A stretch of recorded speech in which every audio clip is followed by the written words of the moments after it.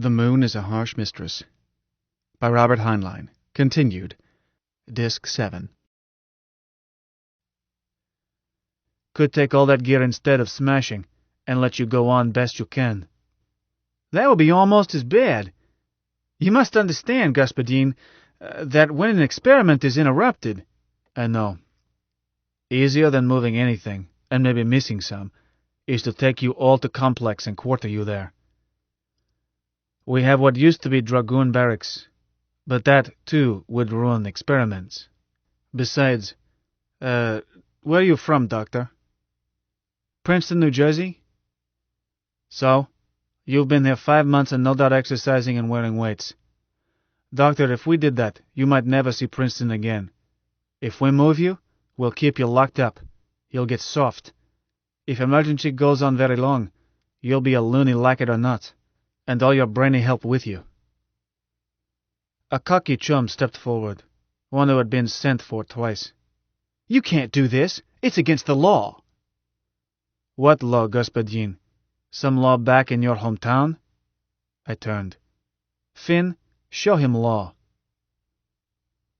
Finn stepped forward and placed the emission bell of gun at man's belly button. Thumb started to press down. Safety switched, I could see. I said, "Don't kill him, Finn." Then went on, "I will eliminate this man if that's what it takes to convince you. So watch each other. One more offense will kill all your chances of seeing home again, as well as ruining researches. Doctor, I warn you to find ways to keep check on your staff." I turned to loonies. "Tovarashi, keep them honest. Work up on guard system. Don't take nonsense. Every earthworm is on probation. If you have to eliminate some, don't hesitate." I turned to the director. "Doctor, any loony can go anywhere, anytime, even your bedroom. Your assistants are now your bosses, so far as security is concerned. If a loony decides to follow you, or anybody, into a WC, don't argue. He might be jumpy." I turned to loonies. "Security first. You each work for some earthworm. Watch him. Split it among you, and don't miss anything. Watch him so close they can't build mousetrap, much less transmitter.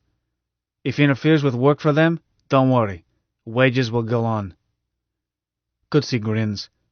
Lab assistant was best job a loony could find those days, but they worked under earthworms who looked down on us, even ones who pretended and were oh so gracious. I let it go at that. When I had been phoned, I had intended to eliminate offenders, but Prof and Mike set me straight. Plan did not permit violence against Terrans that could be avoided. We set up ears, wide-band sensitive receivers, around lab area, since even most directorial rigs spill a little in neighborhood. And Mike listened on all phones in area. After that, we chewed nails and hoped. Presently we relaxed, as news up from Earthside showed nothing. They seemed to accept censored transmissions, without suspicion, and private and commercial traffic and authorities' transmissions all seemed routine. Meanwhile we worked, trying in days what should take months. We received one break in timing. No passenger ship was on Luna, and none was due until 7 July. We could have copped, suckered a ship's officer to dine with Warden or something, then mounted guard on its senders or dismantled them. Could not have lifted without our help. In those days, one drain on ice was providing water for reaction mass. Was not much drain compared with grain shipments. One man ship a month was heavy traffic then, while grain lifted every day.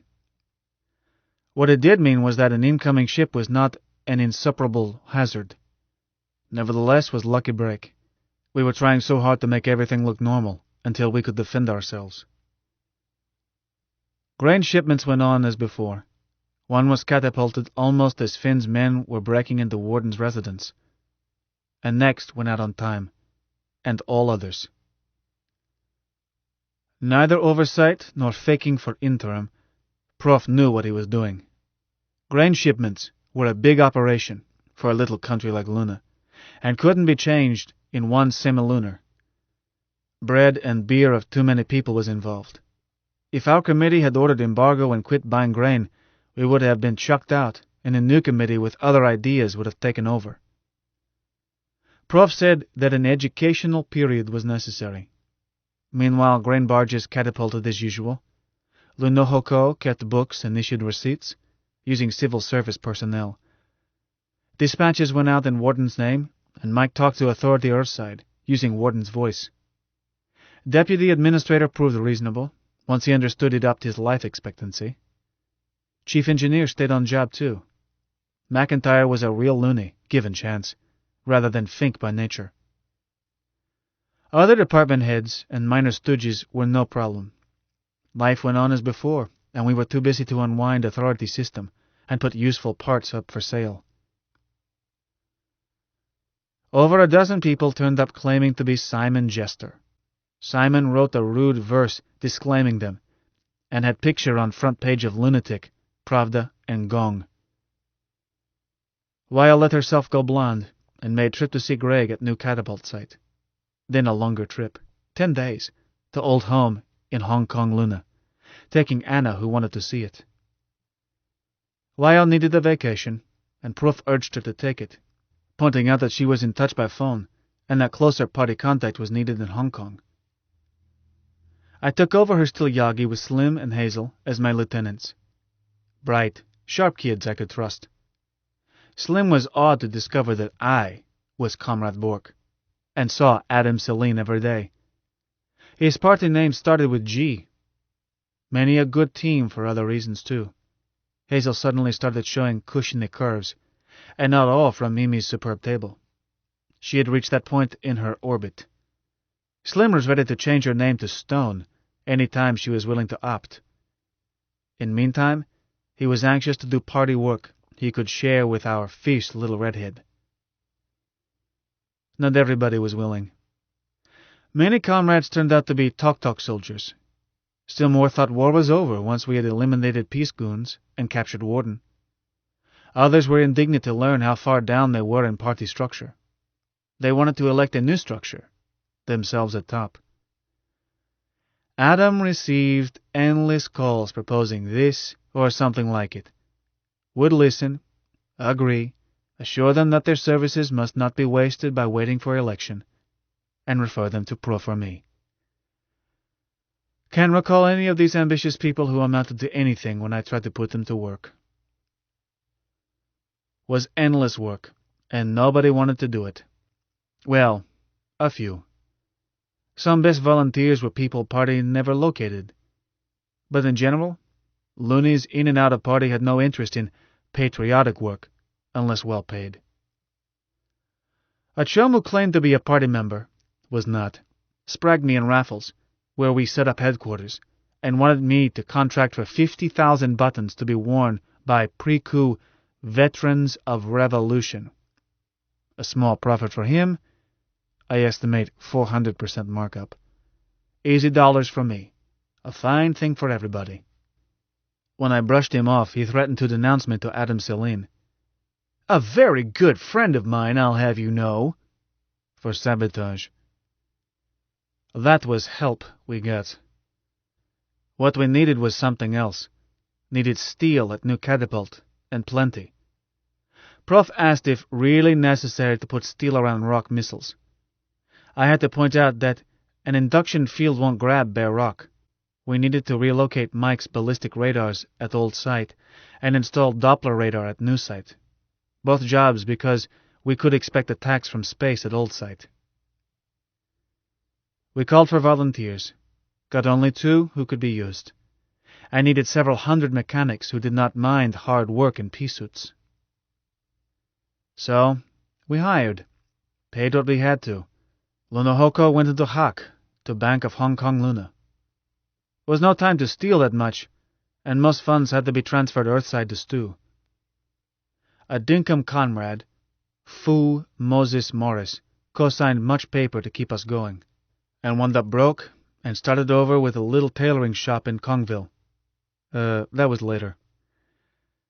Authority script dropped from 3-1 to 17-1 after coup, and civil service people screamed, as Mike was still paying in authority checks, We said they could stay on or resign. Then those we needed, we rehired with Hong Kong dollars, but created a large group not on our side from then on. They longed for good old days and were ready to stab new regime. Grain farmers and brokers were unhappy because payment at Catapult Head continued to be authority scrip at same old fixed prices. "We won't take it," they cried. And Luno Hoko Man would shrug and tell them they didn't have to, but this grain still went to authority Earthside, and did. And authority scrip was all they would get. So, take check, or load your grain back in Rolligan, and get it out of here. Most took it. All grumbled, and some threatened to get out of grain and start growing vegetables or fibers or something that brought Hong Kong dollars. And Proof smiled. We needed every drillman in Luna, especially ice miners who owned heavy-duty laser drills, as soldiers. We needed them so badly that, despite being shy one wing and rusty, I considered joining up, even though it takes muscles to wrestle a big drill, and prosthetic just isn't muscle. Prof told me not to be a fool. Dodge we had in mind would not work well Earthside. A laser beam carrying heavy power works best in vacuum, but there it works just dandy for whatever range its collimation is good for. These big drills, which had carved through rock, seeking pockets of ice, were now being mounted as artillery to repel space attacks. Both ships and missiles have electronic nervous systems, and does electronic gear no good to blast it with up-teen joules placed in a tight beam. If target is pressured, as manned ships are and most missiles, all it takes is to burn a hole, depressure it. If not pressured, a heavy laser beam can still kill it, burn eyes, louse guidance, spoil anything depending on electronics, as most everything does. An H-bomb with circuitry ruined is not a bomb. It's just big tub of lithium deuteride that can't do anything but crash. A ship with eyes gone is a derelict, not a warship. Sounds easy. Is not. Those laser drills were never meant for targets 1,000 kilometers away, or even one, and was no quick way to rig their cradles for accuracy. Gunner had to have guts to hold fire until last few seconds, on a target headed at him maybe 2 kilometers per second. But was best we had. So, we organized 1st and 2nd Volunteer Defense Gunners of Free Luna, 2 regiments, so that 1st could snub lowly 2nd, and 2nd could be jealous of 1st. 1st got older men, 2nd got young and eager. Having called them volunteers, we hired in Hong Kong dollars, and was no accident that ice was paid for in controlled market in waste paper authority scrip. On top of all, we were talking up a war scare. Adam Celine talked over video, reminding that authority was certain to try to regain its tyranny, and we had only days to prepare. Papers quoted him and published stories of their own. We had made special effort to recruit newsmen before coup. People were urged to keep pea suits always near and to test pressure alarms in homes. A volunteer civil defense corps was organized in each warren. What with moonquakes always with us, each warren's pressure co-op always had sealing crews ready at any hour. Even with silicone stay-soft and fiberglass, any warren leaks. In Davis Tunnel, our boys did maintenance on seal every day. But now we recruited hundreds of emergency sealing crews, mostly still Yagi, drilled them with fake emergencies, had them stay in pea suits with helmets open when on duty. They did beautifully. But idiots made fun of them. Play soldiers. Adam's Little Apples. Other names. A team was going through a drill, showing they could throw a temporary lock around one that had been damaged, and one of these pinheads stood by and rode them loudly.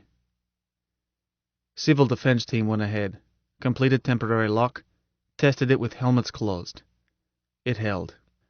Came out, grabbed this joker, took him through the temporary lock, and out into zero pressure. Dumped him. Belittlers kept opinions to themselves after that.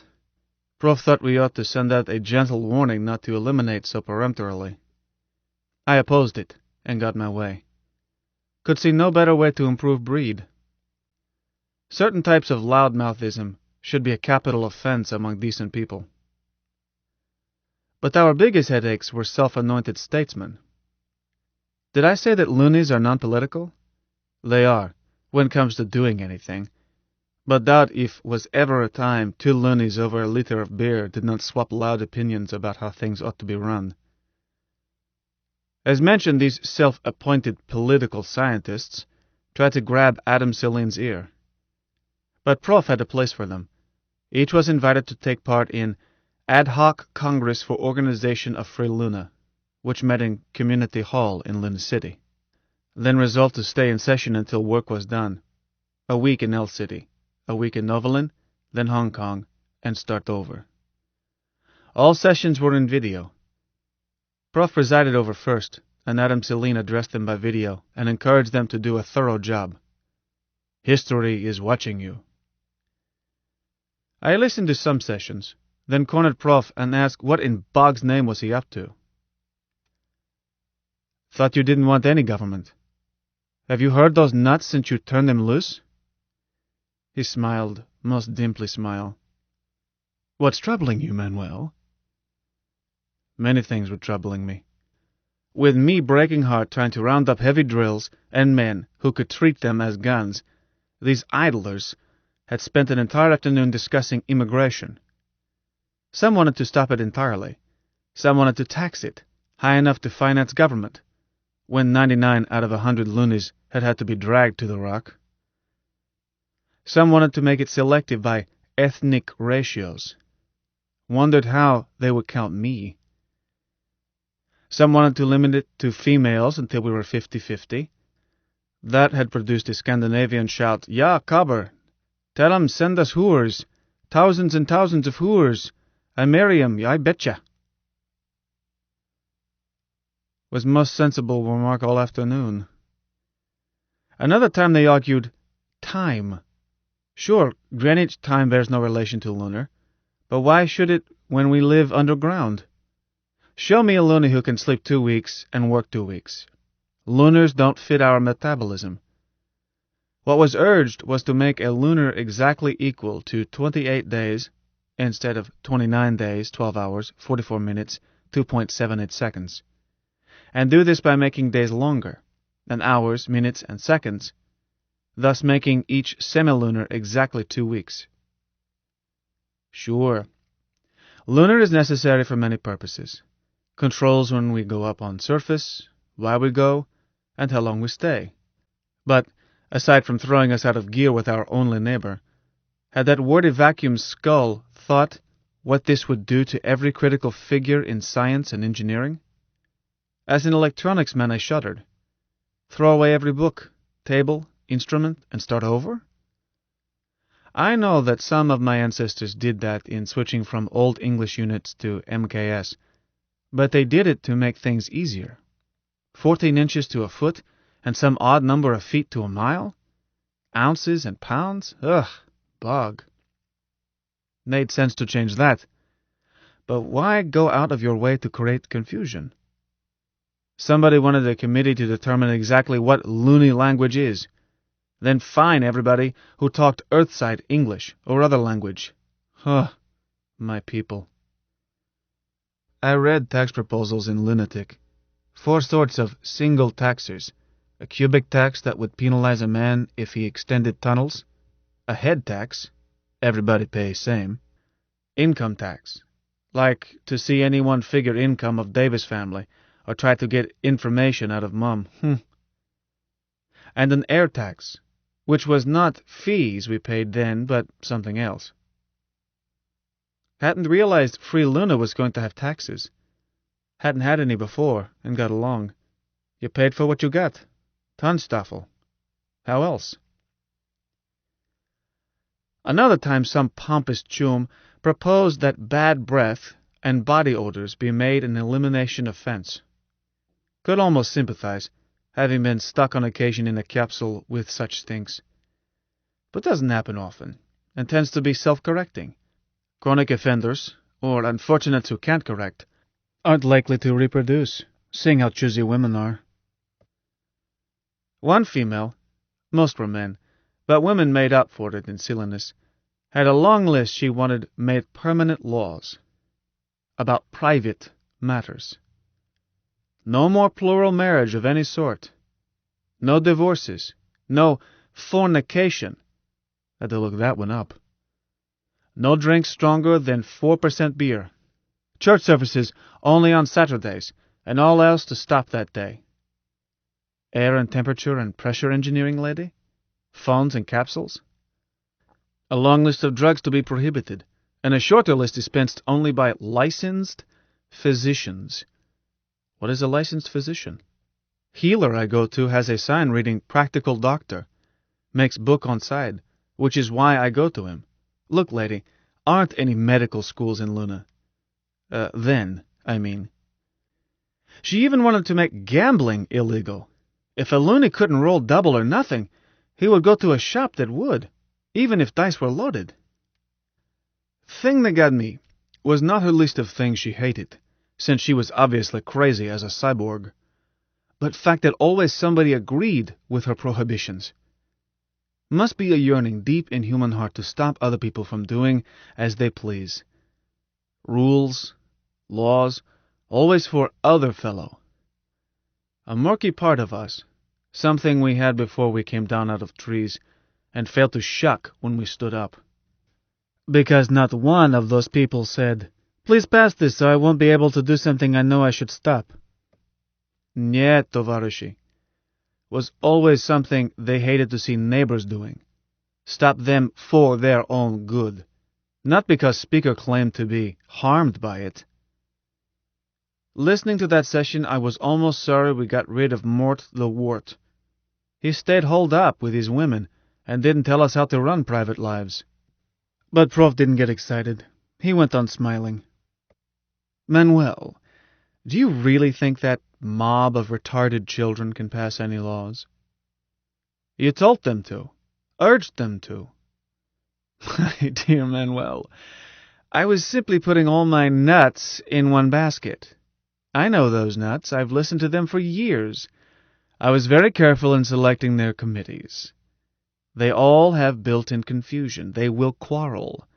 The chairman I forced on them while letting them elect him is a ditherer who could not unravel a piece of string. Thinks every subject needs more study. I almost needn't have bothered. More than 6 people cannot agree on anything. 3 is better, and 1 is perfect for a job that 1 can do. This is why parliamentary bodies all through history, when they accomplished anything, owed it to a few strong men who dominated the rest. Never fear, son. This ad hoc Congress will do nothing. Or if they pass something through sheer fatigue, it will be so loaded with contradictions that it will have to be thrown out. In the meantime, they are out of our hair. Besides, there is something we need them for, later. I thought you said they could do nothing. They won't do this. 1 man will write it, a dead man. And late at night, when they are very tired, they'll pass it by acclamation. Who's this dead man? You don't mean Mike? No, no! Mike is far more alive than those yammerheads. The dead man is Thomas Jefferson, first of the rational anarchists, my boy, and one who almost managed to slip over his non-system through the most beautiful rhetoric ever written. But they caught him at it, which I hope to avoid. I cannot improve on his phrasing. I shall merely adapt it to Luna and the 21st century. Heard of him? Freed slaves, niet? One might say he tried, but failed. Never mind. How are the defenses progressing?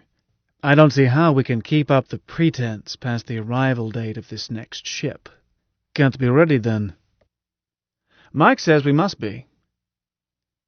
We weren't, but ship never arrived. Those scientists outsmarted me and loonies I had told to watch them. Was a rig at focal point of biggest reflector, and loony assistants believed double talk about astronomical purpose, a new wrinkle in radio telescopes. I suppose it was ultra-microwave, and stuff was bounced at reflector by a waveguide, and thus left scoped, lined up nicely by mirror. Remarkably like early radar. And metal lattice work and foil heat shield of barrels stopped stray radiation. Thus ears I had staked out heard nothing. They put message across, their version, and in detail. First we heard was the man from authority to Warden to deny this hoax. Find hoaxer. Put stop to it. So, instead, we gave them a Declaration of Independence. In Congress assembled, July 4th, 2076. Was beautiful.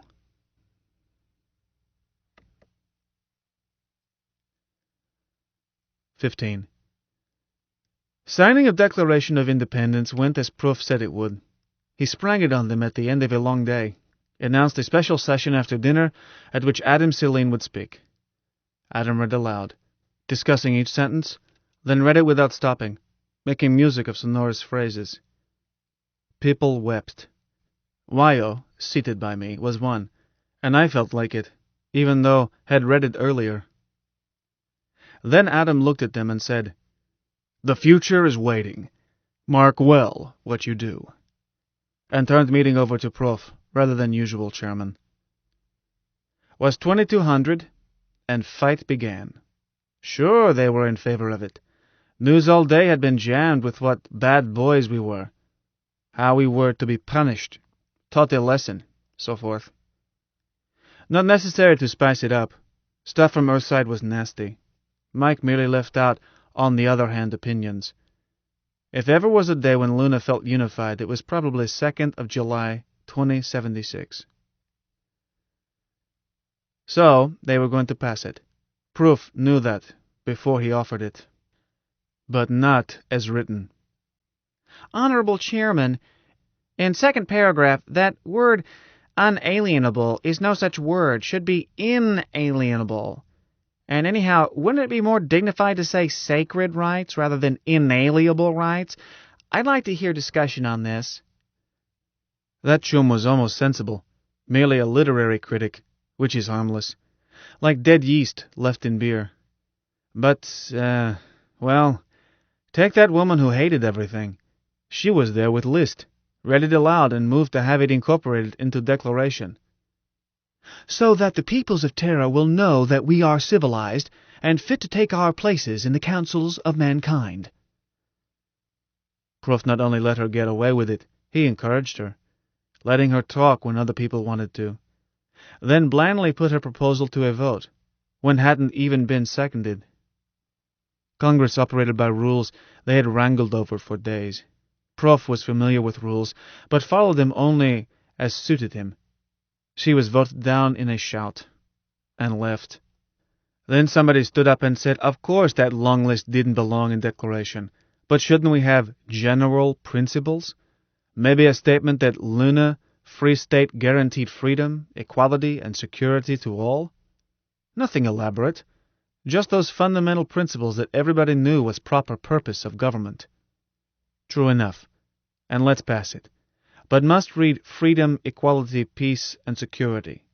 Right, comrade? They wrangled over whether freedom included free air, or was that part of security.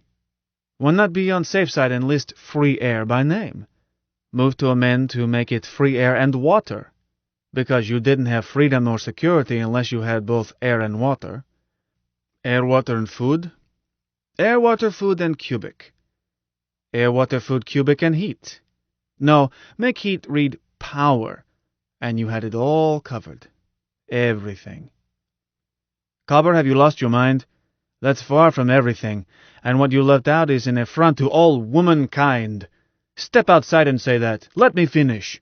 We've got to tell them right from deal that we will permit no more ships to land unless they carry at least as many women as men.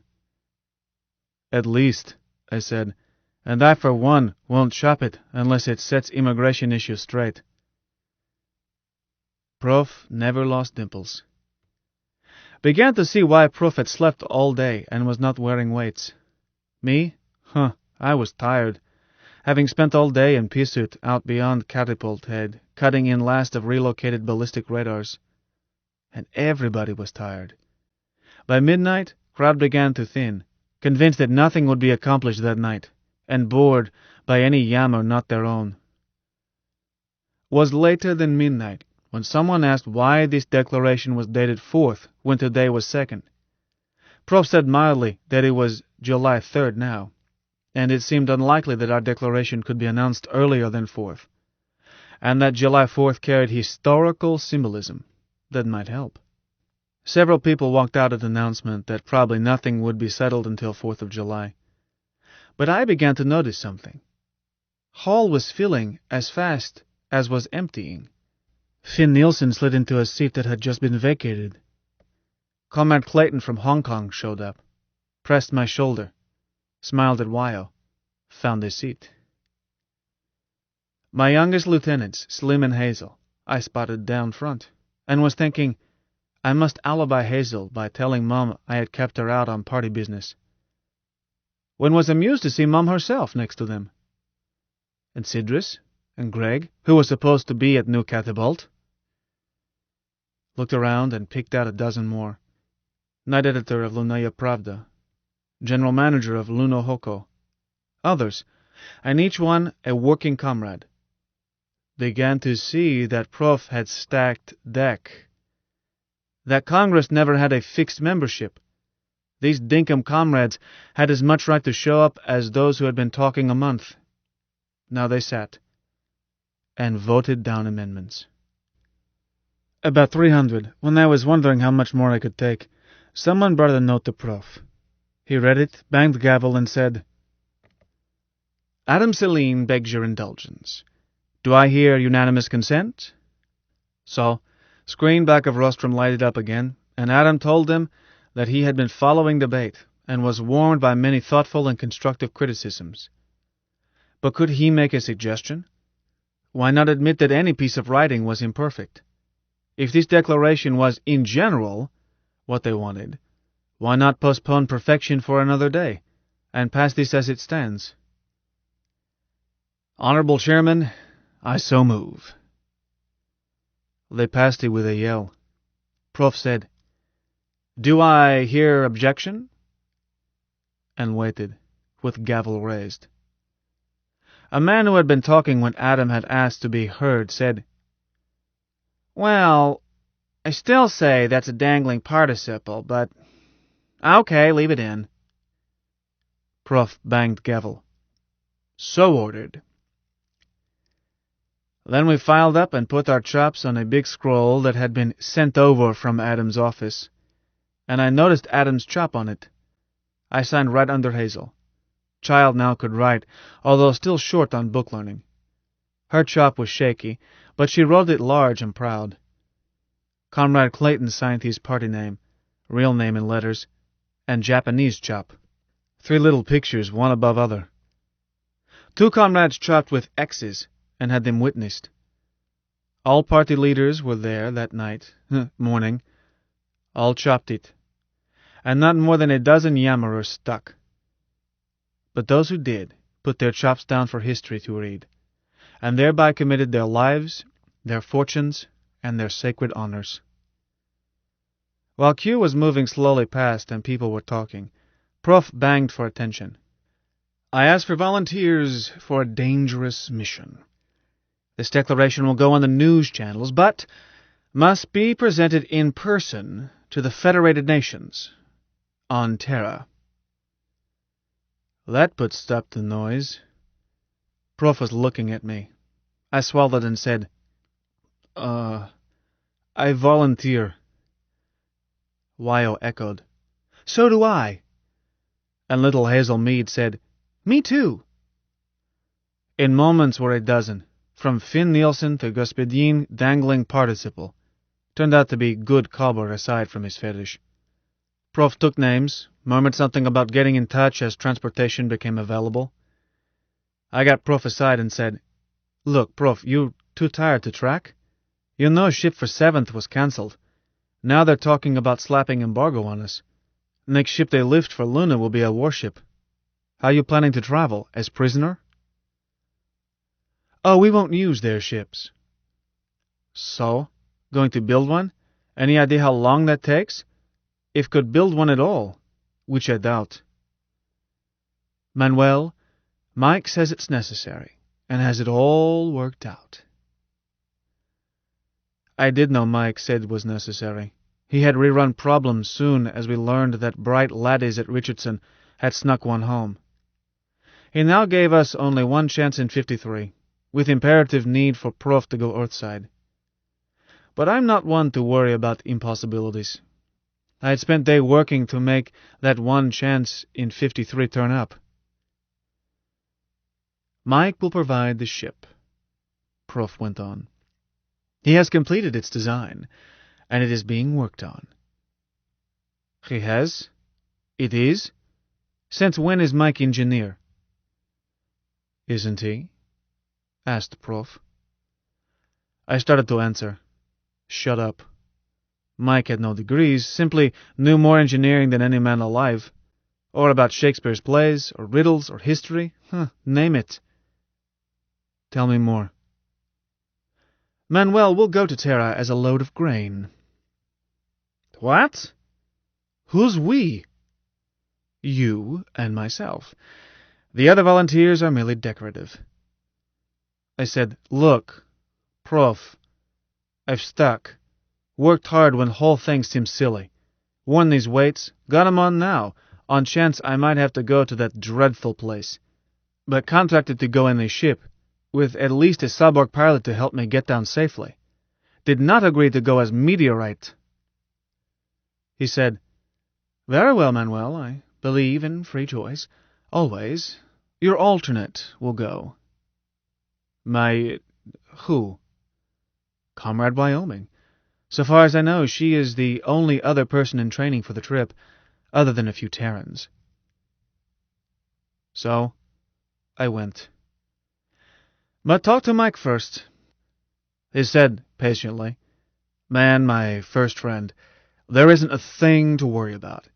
You are scheduled load KM-187, Series 76, and you'll arrive in Bombay with no trouble. But to be sure, and I reassure you, I selected that barge because it will be taken out of parking orbit and landed when India is faced toward me.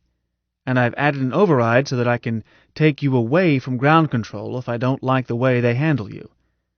Trust me, man. It has all been thought through. Even the decision to continue shipments when security was broken was part of this plan. Might have told me. There was no need to worry you.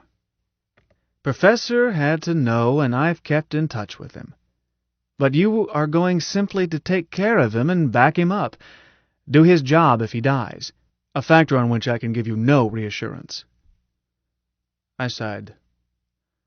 Okay, but Mike, surely you don't think you can pilot the barge into a soft landing at this distance? Speed of light alone would trip you.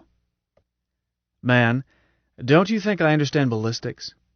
For the orbital position, then, from query through reply and then to command received is under 4 seconds, and you can rely on me not to waste microseconds. Your maximum parking orbit travel in 4 seconds is only 32 kilometers, diminishing asymptotically to 0 at landing. My reflexive time will be effectively less than that of a pilot in a manual landing because I don't waste time grasping a situation and deciding on correct action. So my maximum is 4 seconds, but my effective reflex time is much less, as I project and predict constantly, see ahead, program it out. In effect, I'll stay 4 seconds ahead of you in your trajectory and respond instantly. That steel can doesn't even have an altimeter. It does now. Man, please believe me. I've thought of everything. The only reason I've ordered this extra equipment is to reassure you. Pune Ground Control hasn't made a bobble in the last 5,000 loads. For a computer, it's fairly bright. Okay. Mike, how hard do they splash these bleeding barges? What G? Not high, man. 10 gravities in injection, then that programs down to a steady soft 4 Gs, then you'll be nudged again between 6 and 5 Gs just before splash. The splash itself is gentle, equal to a fall of 50 meters, and you enter ogive first with no sudden shock. less than 3 Gs. Then you surface and splash again, lightly, and simply float at 1 G. Man, those barred shells are built as lightly as possible for economy's sake. We can't afford to toss them around, or they would split their seams. How sweet. Mike, what would 6 to 5 Gs do to you? Split your seams? I conjecture that I was subjected to about 6 gravities when they shipped me up here. 6 gravities in my present condition would shear many of my essential connections. However, I'm more interested in the extremely high transient accelerations I'm going to experience from shock waves when Terra starts bombing us. Data are insufficient for prediction, but I may lose control of my outlying functions, man. This could be a major factor in any tactical situation. Mike, you really think they're going to bomb us? Count on it, man. That is why this trip is so important. Left it at that, and went out to see this coffin. Should have stayed home. Ever looked at one of those silly barges? Just a steel cylinder with retro and guidance rockets, and radio transponder. Resembles a spaceship way a pair of pliers resembles my number 3 arm. They had this one cut open, and were outfitting our living quarters. No galley, no WC, no nothing. Why bother? We were going to be in it only 50 hours. Start empty so that you won't need to honey sack in your suit. Dispense with lounge and bar. You'll never be out of your suit. You'll be drugged and not caring. At least Prof would be drugged almost all time. I had to be alert at landing to try to get us out of this death trap if something went wrong, and nobody came along with a tin opener. They were building a shaped cradle in which backs of our pea suits would fit. We would be strapped into these holes, and stay there, clear to Terra. They seemed more concerned about making total mass equal to displaced wheat, and same center of gravity, and all moment arms adding up correctly, than they did about our comfort. Engineer in charge told me that even padding to be added inside our pea suits was figured in. Was glad to learn we were going to have padding. The soles did not look soft. Returned home in thoughtful condition. Lyle was not at dinner. Unusual. Greg was. More unusual. Nobody said anything about my being scheduled to imitate a falling rock next day, although all knew. But did not realize anything special was on until all Next Generation left table without being told. Then knew why Greg had not gone back to Mariundarum site after Congress adjourned that morning. Somebody had asked for a family talk. Mom looked around and said, "We're all here. Ali, shut that door. That's a dear. Grandpa, will you start us?" Our senior husband stopped nodding over coffee and firmed up. He looked down table and said strongly, "I see that we are all here. I see that children have been put to bed. I see that there is no stranger, no guest. I say that we are met in accordance with customs created by Black Jack Davis, our first husband, and Tilly, our first wife. If there is any matter that concerns safety and happiness of our marriage, haul it out in the light now. Don't let it fester. This is our custom." Grandpa turned to Mum and said softly, "Take it, Mimi," and slumped back into gentle apathy. But for a minute he had been strong, handsome, virile, dynamic man of days of my upbringing, and I thought with sudden tears how lucky I had been. Then didn't know whether I felt lucky or not. Only excuse I could see for a family talk was fact that I was due to be shipped earthside next day, labeled as grain. Could Mum be thinking of trying to set family against it? Nobody had to abide by results of a talk, but one always did. That was strength of our marriage. When it came down to issues, we stood together. Mimi was saying, "Does anyone have anything that needs to be discussed? Speak up, dears." Greg said, "I have." "We'll listen to Greg." Greg is a good speaker. Can stand up in front of a congregation and speak with confidence about matters I don't feel confident about even when alone. But that night he seemed anything but sure of himself. Well, we've always tried to keep this marriage in balance. Some old, some young, a regular alternation, well-spaced, just as it was handed down to us. But we varied sometimes, for good reason. He looked at Ludmilla, and adjusted it later. He looked again at far end of table, at Frank and Ali, on each side of Ludmilla. Over years, as you can see from records, average age of husbands has been about 40, wives about 35, and that age spread was just what our marriage started with, nearly 100 years gone by, for Tilly was 15 when she opted blackjack, and he had just turned 20. Right now I find that average age of husbands is almost exactly 40, while average... Mimi said firmly, "Never mind arithmetic, Greg dear. Simply state it." I was trying to think who Greg could possibly mean. True, I had been much away during past year, and if did get home, was often after everybody was asleep. But he was clearly talking about marriage, and nobody ever proposes another wedding in our marriage without first giving everybody a long, careful chance to look prospect over.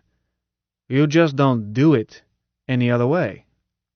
So, I'm stupid. Greg stuttered and said, I propose Wyoming not.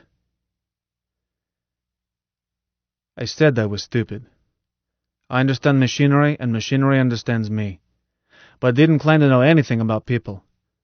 When I get to be senior husband, if live that long, I'm going to do exactly what Grandpa does with Mom. Let Sidris run it. Just same... Well, look, Wyo joined Greg's church. I like Greg, love Greg, and admire him. But you could never feed theology of his church through a computer and get anything but null. Wyo surely knew this, since she encountered it in adult years. Truthfully, I had suspected that Wyo's conversion was proof that she would do anything for our cause. But Wyo had recruited Greg even earlier, and had made most of trips out to New Site, easier for her to get away than me or Proof. Oh well, was taken by surprise. Should not have been. Mimi said, Greg, do you have reason to think that Wyo would accept an opting from us? Yes. Very well. We all know Wyo. I'm sure we've formed our opinions of her. I see no reason to discuss it, unless someone has something to say. Speak up. Was no surprise to Mum, but wouldn't be. Nor to anyone else either, since Mum never let a talk take place unless she was sure of outcome.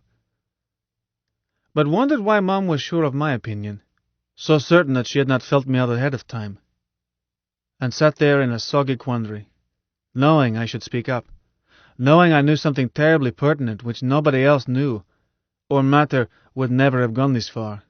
Something that didn't matter to me, but would matter to Mum and all our women. Sat there, miserable coward, and said nothing. Mum said, Very well, let's call the roll. Ludmilla? Me? Why, I love Wyo. Everybody knows that, sure. Lenore, dear? Well, I may try to talk her into going back to being a brownie again. I think we set each other off, but that's her only fault, being blonder than I am. Da. Sidris? Thumbs up. Wyo is our kind of people.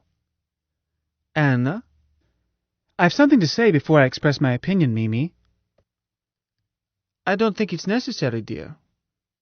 Nevertheless, I'm going to haul it out in the open, just as Tilly always did according to our traditions. In this marriage, every wife has carried her load, given children to the family. It may come as a surprise to some of you to learn that Wyo has had 8 children. Certainly surprised Ali. His head jerked and jaw dropped. I stared at plate. Oh, Wyo, Wyo. How could I let this happen? Was going to have to speak up. And realized Anna was still speaking. So now she can have children of her own. The operation was successful, but she worries about possibility of another defective baby, unlikely as that is according to the head of the clinic in Hong Kong.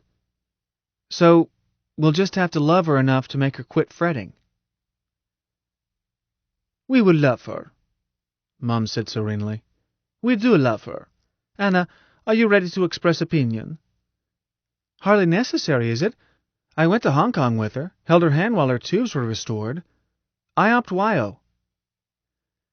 In this family, Mum went on, we have always felt that our husbands should be allowed a veto. Odd of us, perhaps, but Tilly started it, and it has always worked well. Well, Grandpa? Huh? What were you saying, my dear? We are opting Wyoming, Господин Grandpa. Do you give consent? What? Why, of course, of course. Very nice little girl. Say, whatever became of that pretty little afro, named something like that? She get mad at us?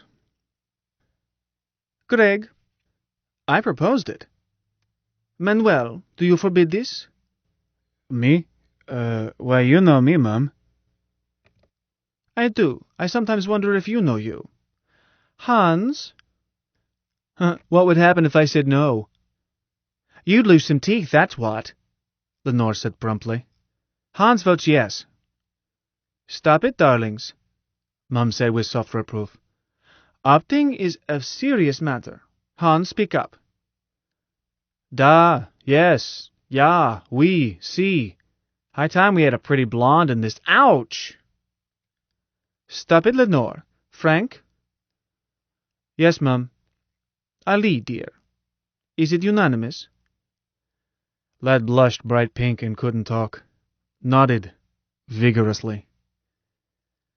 Instead of appointing a husband and a wife to seek out selectee and propose opting for us, Mum sent Ludmilla and Anna to fetch Wyo at once, and turned out she was only as far away as Bantan. Nor was that only irregularity.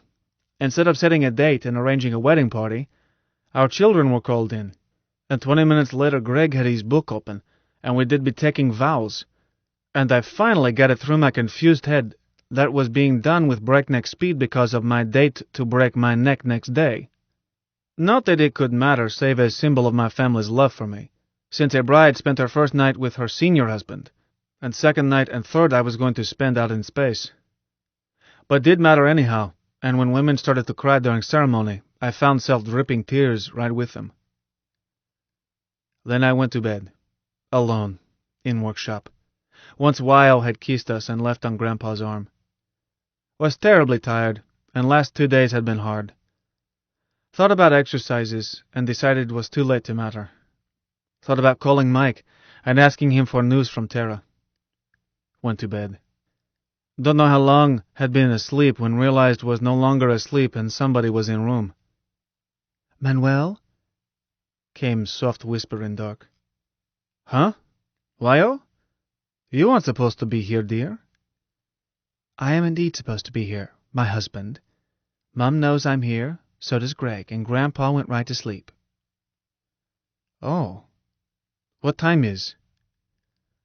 About 400. Please, dear, may I come to bed? What? Oh, certainly. Something I should remember. Oh, yes. Mike. Yes, man, he answered. Switch off, don't listen. If you want me, call me on family phone. So Wyo told me, man. Congratulations. Then her head was pillowed on my stump, and I put right arm around her. What are you crying about, Wyo? I'm not crying. I'm just frightened silly that you won't come back. 16. Woke up scared silly in pitch darkness. Manuel! Didn't know which end was up. Manuel! It called again. Wake up! That brought me out some. Was signal intended to trigger me. Recalled being stretched on a table in infirmary at Complex, staring up at a light and listening to a voice while a drug dripped into my veins. But was 100 years ago. Endless time of nightmares. Unendurable pressure. Pain. Knew now what no end is up feeling was. Had experienced before. Free fall. Was in space. What had gone wrong? Had Mike dropped a decimal point? Or had he given in to childish nature and played a joke, not realizing would kill? Then why, after all years of pain, was I alive? Or was I? Was this normal way for ghosts to feel? Just lonely? Lost? Nowhere? Wake up, Manuel! Wake up, Manuel! Oh, shut up, I snarled. Button your filthy king on ace. Recording went on. I paid no attention. Where was that reeking light switch? No. Doesn't take a century of pain to accelerate to Luna's escape speed at 3 gravities. Merely feels so. 82 seconds. But is one time when human nervous system feels every microsecond. 3 Gs is 18 grim times as much as a loony ought to weigh. Then discovered those vacuum skulls had not put arm back on. For some silly reason they had taken it off when they stripped me to prepare me, and I was loaded with enough don't worry and let's sleep pills not to protest. No haha had they put it on again, but that Dreklik switch was on my left and sleeve of pea suit was empty. Spent next 10 years getting unstrapped with one hand, then a 20-year sentence floating around in dark before managed to find my cradle again, figured out which was head end, and from that hint locate switch by touch. That compartment was not over 2 meters in any dimension. This turns out to be larger than Old Dome in freefall and total darkness. Found it. We had light. And don't ask why that coffin did not have at least 3 lighting systems all working all time. Habit, probably. A lighting system implies a switch to control it, and yet? Thing was built in 2 days. Should be thankful switch worked. Once I had light, cubic shrank to true claustrophobic dimensions, and 10% smaller, and I took a look at Prof. Dead, apparently. Well, he had every excuse. Envied him, but was now supposed to check his pulse and breathing, and such like, in case he had been unlucky and still had such troubles. And was again hampered, and not just by being one-armed. Grain load had been dried and depressured as usual before loading, but that cell was supposed to be pressured. Oh, nothing fancy, just a tank with air in it. Our pea suits were supposed to handle needs such as life's breath for those 2 days. But even best pea suit is more comfortable in pressure than in vacuum, and anyhow, I was supposed to be able to get at my patient. Could not. Did not need to open helmet to know this steel can had not stayed gas tight. Knew at once, naturally, from way pea suit felt. Oh, drugs I had for proof, heart stimulants and so forth, were in field ampules. Could jab them through his suit. But how to check heart and breathing? His suit was cheapest sort, sold for loony who rarely leaves Warren. Had no readouts. His mouth hung open, and eyes stared.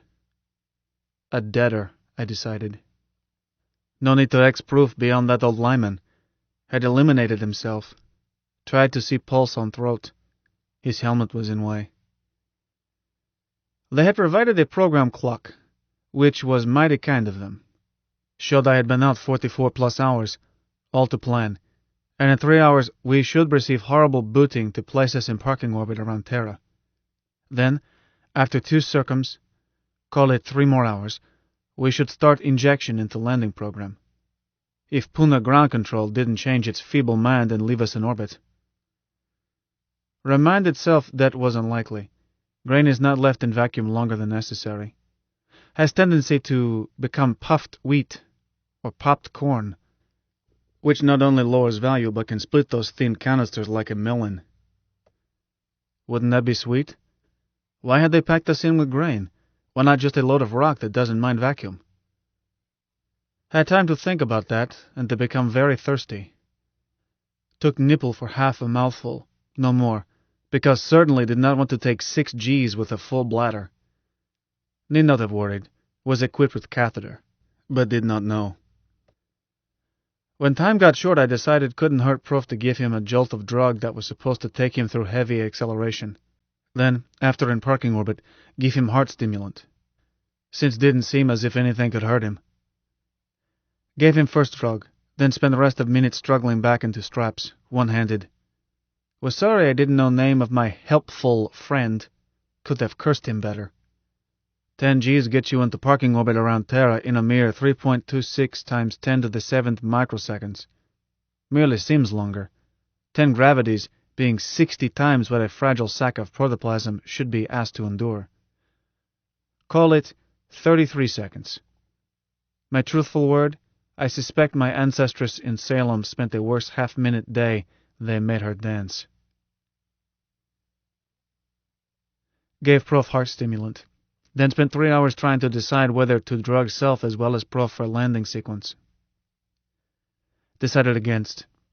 All drug had done for me at catapulting had been to swap a minute and a half of misery and 2 days of boredom for a century of terrible dreams. And besides, if those last minutes were going to be my very last, I decided to experience them. Bad as they would be, they were my very own, and I would not give them up. They were bad. 6 Gs did not feel better than 10. Felt worse. 4 Gs, no relief. Then we were kicked harder. Then suddenly, just for seconds, in free fall again. Then came splash, which was not gentle, and which we took on straps, not pads, as we went in head first. Also, don't think Mac realized that after diving in hard, we would then surface and splash hard again before we damped down into floating. Earthworms call it floating, but it's nothing like floating in freefall. You do it at 1 G, 6 times what is decent, and odd side motions tacked on. Very odd motions. Mac had assured us that solar weather was good, no radiation danger inside that Iron Maiden. But he had not been so interested in Earthside Indian Ocean weather. Prediction was acceptable for landing barges, and suppose he felt that was good enough. And I would have thought so too. Stomach was supposed to be empty, but I filled helmet with sourest, nastiest fluid you would ever go a long way to avoid. Then we turned completely over, and I got it in hair and eyes and some in nose. This is thing earthworms call seasickness, and is one of many horrors they take for granted. Won't go into long period during which we were towed into port. Let it stand that, in addition to seasickness, my air bottles were playing out. They were rated for 12 hours. Plenty for 50-hour orbit, most of which I was unconscious, and none involving heavy exercise, but not quite enough with some hours of towing added. By time barge finally held still, I was almost too dopey to care about trying to break out. Except for one fact. We were picked up, I think, and tumbled a bit, then brought to rest with me upside down. This is a no-good position at best under 1 gravity. Simply impossible when supposed to A. Unstrap self, B. Get out of suit-shaped cavity, C. Get loose a sledgehammer fastened with butterfly nuts to bulkhead, D. Smash same against breakaways guarding escape hatch, E. Batter way out, and F. Finally, drag an old man in a pea suit out after you. Didn't finish step A. Passed out, head downwards. Lucky this was emergency last resort routine. Stu Lejoie had been notified before we left. News services had been warned shortly before we landed. I woke up with people leaning over me. Passed out again. Woke up second time in hospital bed, flat on back with heavy feeling in chest. Was heavy and weak all over. But not ill, just tired, bruised, hungry, thirsty, languid. Was a transparent plastic tent over bed, which accounted for the fact I was having no trouble breathing. I at once was closed in on from both sides. A tiny Hindu nurse with big eyes on one side, Steward Lejoie another. He grinned at me. "Hi, Cabert. How do you feel?" I'm right. But oh bloody. What a way to travel. Prof says it's the only way. What a tough old boy he is. Hold it. Prof said. Prof is dead. Not at all. Not in good shape. We've got him in a pneumatic bed with a round-the-clock watch, and more instruments wired into him than you would believe. But he is alive, and will be able to do his job. But truly, he didn't man the trip. He never knew about it, so he says. Went to sleep in one hospital, woke up in another. I thought he was wrong when he refused to let me wangle it to send a ship, but he was not. The publicity has been tremendous. I said slowly, You say Proof refused to let you send a ship? I should say, Chairman Celine refused. Didn't you see the dispatches, Manny? No. Too late to fight over it. But last few days have been busy. A dinkum word. Here too. Don't recall when I last dosed. You sound like a loony. I am a loony, Manny. Don't ever doubt it. But the sister is looking daggers at me. Stu picked her up, turned her around. I decided he wasn't all loony yet, but Nurse didn't resent. Go play somewhere else, dear. I'll give you your patient back to you, still warm, in a few minutes. He shut the door on her and came back to bed. But Adam was right. This was not only wonderful publicity, but safer. Publicity, I suppose. But safer? Let's not talk about it. Safer, my old. You weren't shot at. Yet they had 2 hours in which they knew right where you were, a big fat target. They couldn't make up their minds what to do. They haven't formed a policy yet. They didn't even dare not bring you down on schedule. The news was full of it. I had stories slanted and waiting. Now they don't dare touch you. You're popular heroes. Whereas, if I had waited to charter a ship and fetch you, well, I don't know. We probably would have been ordered into parking orbit. Then you too, and myself perhaps, would have been taken off under arrest. No skipper is going to risk missiles no matter how much is paid. The proof of the pudding, Cobber. But let me brief you. You're both citizens of the People's Directorate of Chad. Best I could do on short notice. Also, Chad has recognized Luna. I had to buy one prime minister, 2 generals, some tribal chiefs, and a minister of finance. Cheap for such a hurry-up job. I haven't been able to get you diplomatic immunity, but I hope to, before you leave hospital. At present, they haven't even dared arrest you. They can't figure out what you've done. They have guards outside, but simply for your protection. And a good thing, or you would have reporters 9 deep shoving microphones into your face. Just what have we done? That they know about, I mean. Illegal immigration? Not even that many. You never were a consignee, and you have a derivative Pan-African citizenship through one of your grandfathers. No, ha-ha. In Professor de la Paz's case, we dug up proof that he had been granted naturalized Chad citizenship 40 years back, waited for the ink to dry, and used it. You're not even illegally entering here in India. Not only did they bring you down themselves, knowing that you were in that barge, but also a control officer very kindly and fairly cheaply stamped your virgin passports. In addition to that, Prof's exile has no legal existence, as the government that proscribed him no longer exists. And a competent court has taken notice. That was more expensive. Nurse came back in, indignant as a mother cat. Lord Stewart, you must let my patient rest. At once, mon chéri. You're Lord Stewart? Should be Count. Or I can lay a dubious claim to being the MacGregor.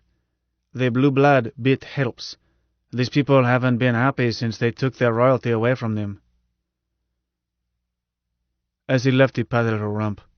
Instead of screaming, she wiggled it. Was smiling as she came over to me. Stu was going to have to watch that stuff when he went back to Luna. If did. She asked how I felt. Told her I was right, just hungry. Sister, did you see some prosthetic arms in our luggage? She had, and I felt better with number 6 in place. Had selected it, and number 2, and social arm, as enough for trip. Number 2 was presumably still in complex. I hoped somebody was taking care of it. But number 6 is most all-around useful arm. With it and Social One, I'd be okay. 2 days later we left for Agra to present credentials to Federated Nations. I was in bad shape, and not just high G. Could do well enough in a wheelchair and could even walk a little, although did not in public. What I had was a sore throat that missed pneumonia only through drugs. Traveler's trots, skin disease on hands and spreading to feet, just like my other trips to that disease-ridden hole Terra. We Lunas don't know how lucky we are, living in a place that has tightest of quarantines, almost no vermin, and what we have controlled by vacuum any time necessary. Or unlucky, since we have almost no immunities if turns out we need them. Still, wouldn't swap. Never heard word venereal until first went earthside and had thought common cold was state of ice miner's feet. And wasn't cheerful for other reason. Stu had fetched us a message from Adam Celine. Buried in it, concealed even from Stu, was news that chances had dropped to worse than 1 in 100. Wondered what point in risking crazy trip if made out worse. Did Mike really know what chances were? Couldn't see any way he could compute them, no matter how many facts he had. But Prof didn't seem worried. He talked to platoons of reporters, smiled at endless pictures, gave out statements, telling world he placed great confidence in Federated Nations and was sure our just claims would be recognized, and that he wanted to thank friends of Free Luna for wonderful help in bringing true story of our small but sturdy nation before good people of Terra. F of FL being Stu, a professional public opinion firm, several thousand chronic petition signers, and a great stack of Hong Kong dollars. This book is continued on Disc 8. The Moon is a Harsh Mistress by Robert Heinlein. Continued. Disc 8. But Prof didn't seem worried.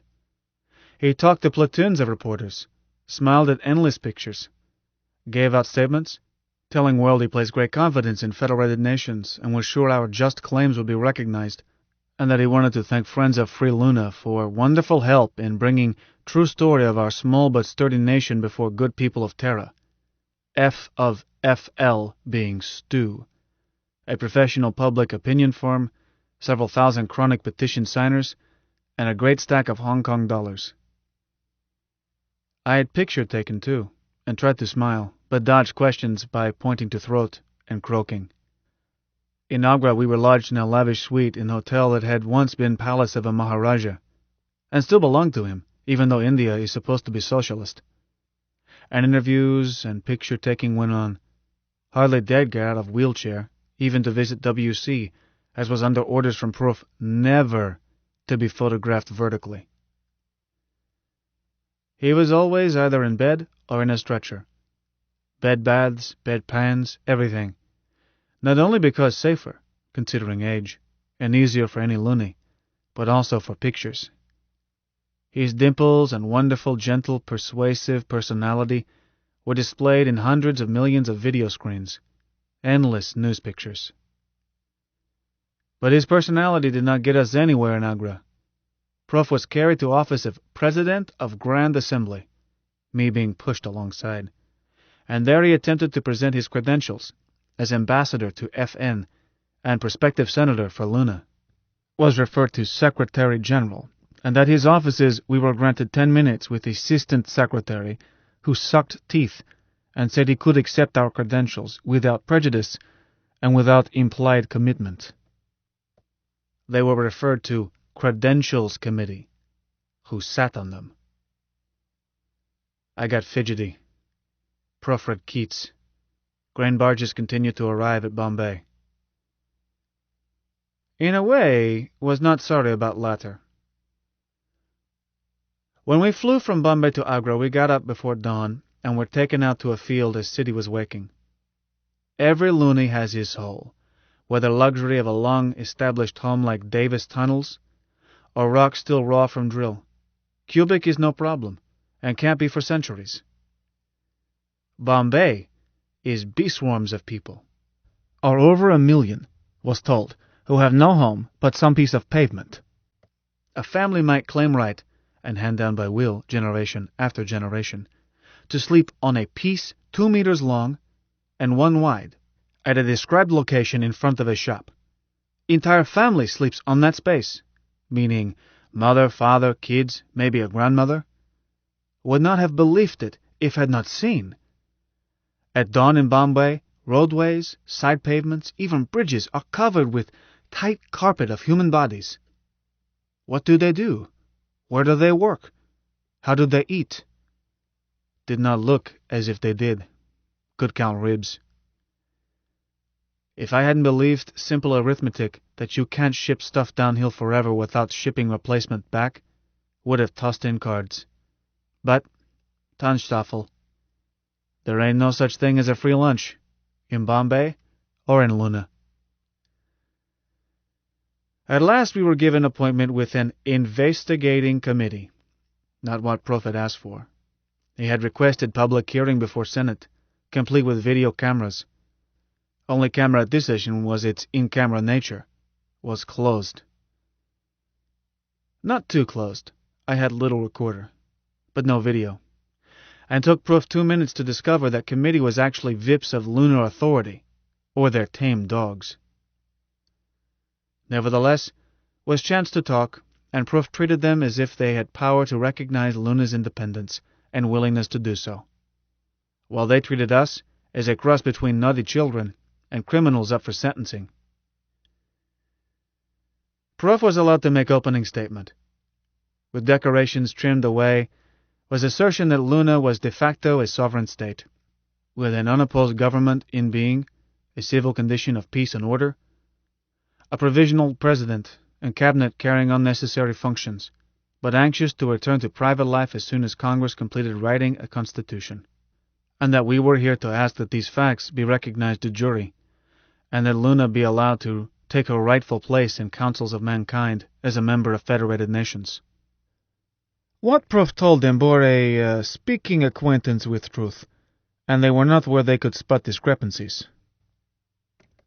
Our provisional president was a computer, and cabinet was Weil, Finn, Comrade Clayton, and Terence Sheehan, editor of Pravda, plus Wolfgang Kosakov, board chairman of Lunohoko, and a director of Bank of Hong Kong in Luna.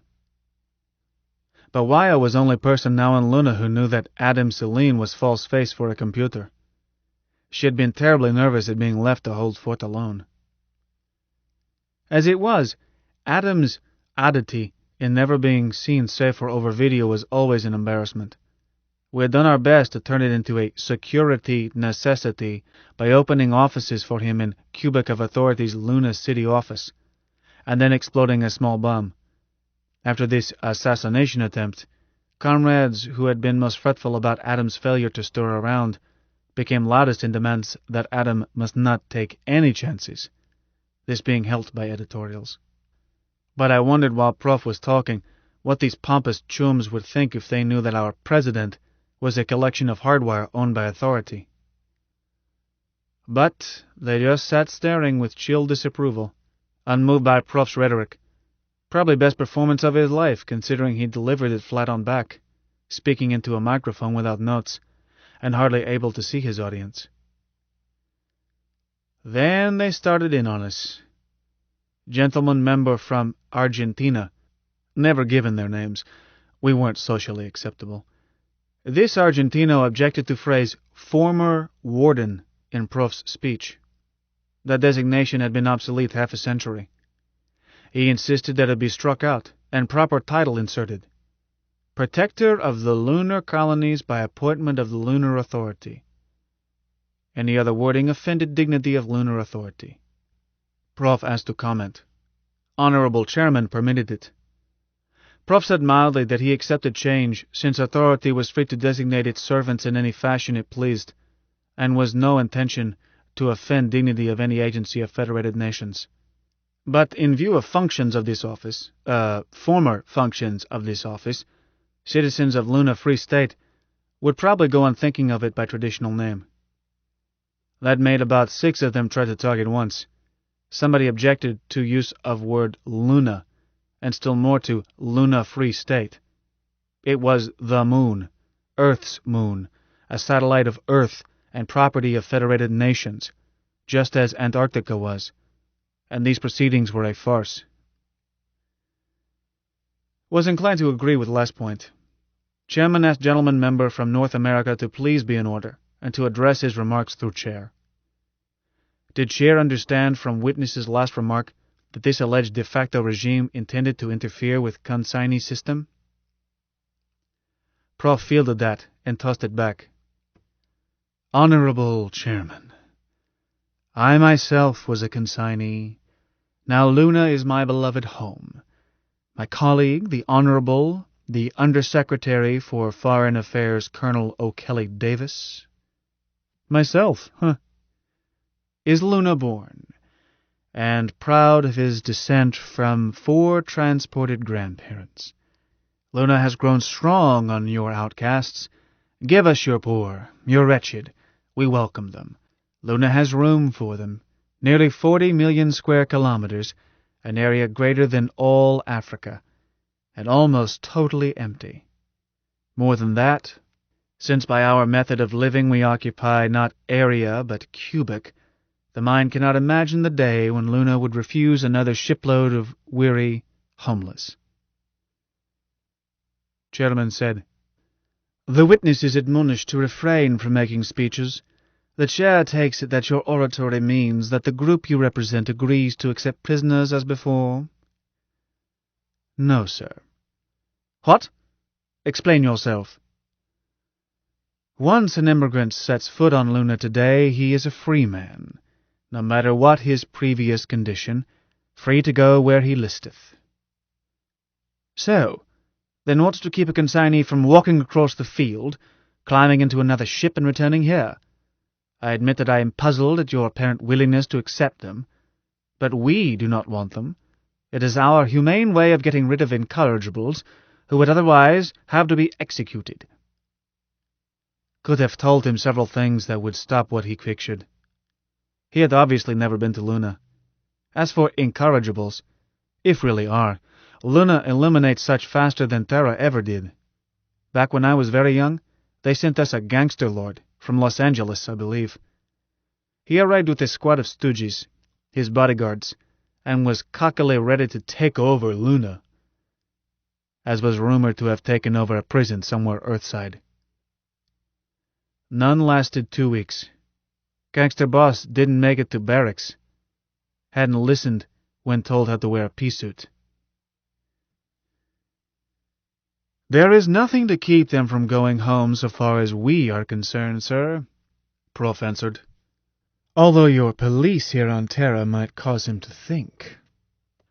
But I have never heard of a consignee arriving with funds enough to buy a ticket home.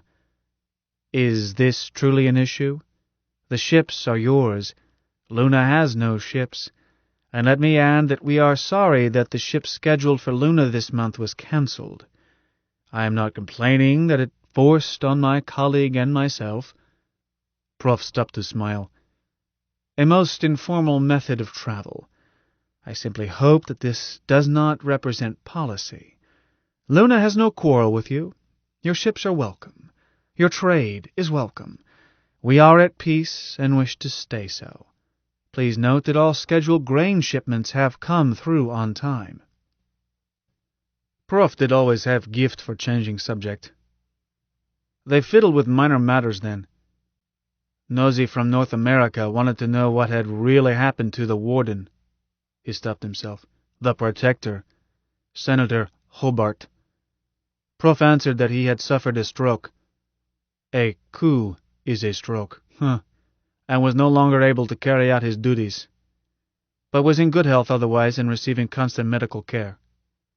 Prof added thoughtfully that he suspected that the old gentleman had been failing for some time, in view of his indiscretions this past year, especially his many invasions of rights of free citizens, including ones who were not and never had been consignees. Story was not hard to swallow.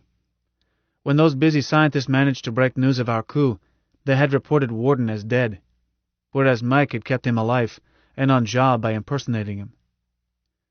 When Authority Urside demanded a report from Warden on this wild rumor, Mike had consulted proof, then had accepted call and given a convincing imitation of senility, managing to deny, confirm, and confuse every detail.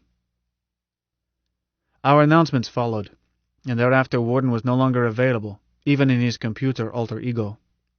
3 days later, we declared independence. This North American wanted to know what reason they had to believe that one word of this was true. Prof smiled most saintly smile, and made effort to spread thin hands before letting them fall to coverlet. The gentleman member from North America is urged to go to Luna, visit Senator Hobart's sickbed, and see for himself. Indeed, all Terran citizens are invited to visit Luna at any time. See anything. We wish to be friends. We are at peace. We have nothing to hide. My only regret is that my country is unable to furnish transportation. For that, we must turn to you. Chinese member looked at Proof thoughtfully. He had not said a word, but missed nothing. Chairman recessed hearing until 1500. They gave us a retiring room and sent in lunch. I wanted to talk, but Proof shook head, glanced around room, tapped ear. So I shut up. Proof napped then, and I leveled out my wheelchair and joined him. On Terra, we both slept all we could. Helped. Not enough. They didn't wheel us back until 1600. Committee was already sitting. Chairman then broke on rule against speeches, and made a long one, more in sorrow than anger. Started by reminding us that Luna Authority was a non-political trusteeship, charged with solemn duty of ensuring that Earth satellite the Moon, Luna as some called it, was never used for military purposes. He told us that Authority had guarded this sacred trust more than a century, while governments fell and new governments rose. Alliances shifted and shifted again. Indeed, Authority was older than Federated Nations, deriving original charter from an older international body. And so well had it kept that trust that it had lasted through wars and turmoils and realignments. This is news, but you see what he was building towards. The Luna Authority cannot surrender its trust, he told us solemnly. However, there appears to be no insuperable obstacle to the lunar colonists, if they show political maturity, enjoying a degree of autonomy. This can be taken under advisement. Much depends on your behavior. The behavior, I should say, of all you colonists. There have been riots and destruction of property. This must not be. I waited for him to mention 90 dead goons. He never did. I will never make a statesman. I don't have high-level approach. Destroyed property must be paid for, he went on. Commitments must be met. If this body you call a Congress can guarantee such things, it appears to this committee that this so-called Congress could, in time, be considered an agency of the Authority for many internal matters. Indeed, it is conceivable that a stable local government might, in time, assume many duties now falling on the Protector, and even be allowed a delegate, non-voting, in the Grand Assembly. But such recognition would have to be earned. But one thing must be made clear. Earth's major satellite, the Moon, is by nature's law forever the joint property of all the peoples of Earth. It does not belong to that handful who by accident of history happen to live there. The sacred trust laid upon the Lunar Authority is, and forever must be, the supreme law of Earth's moon.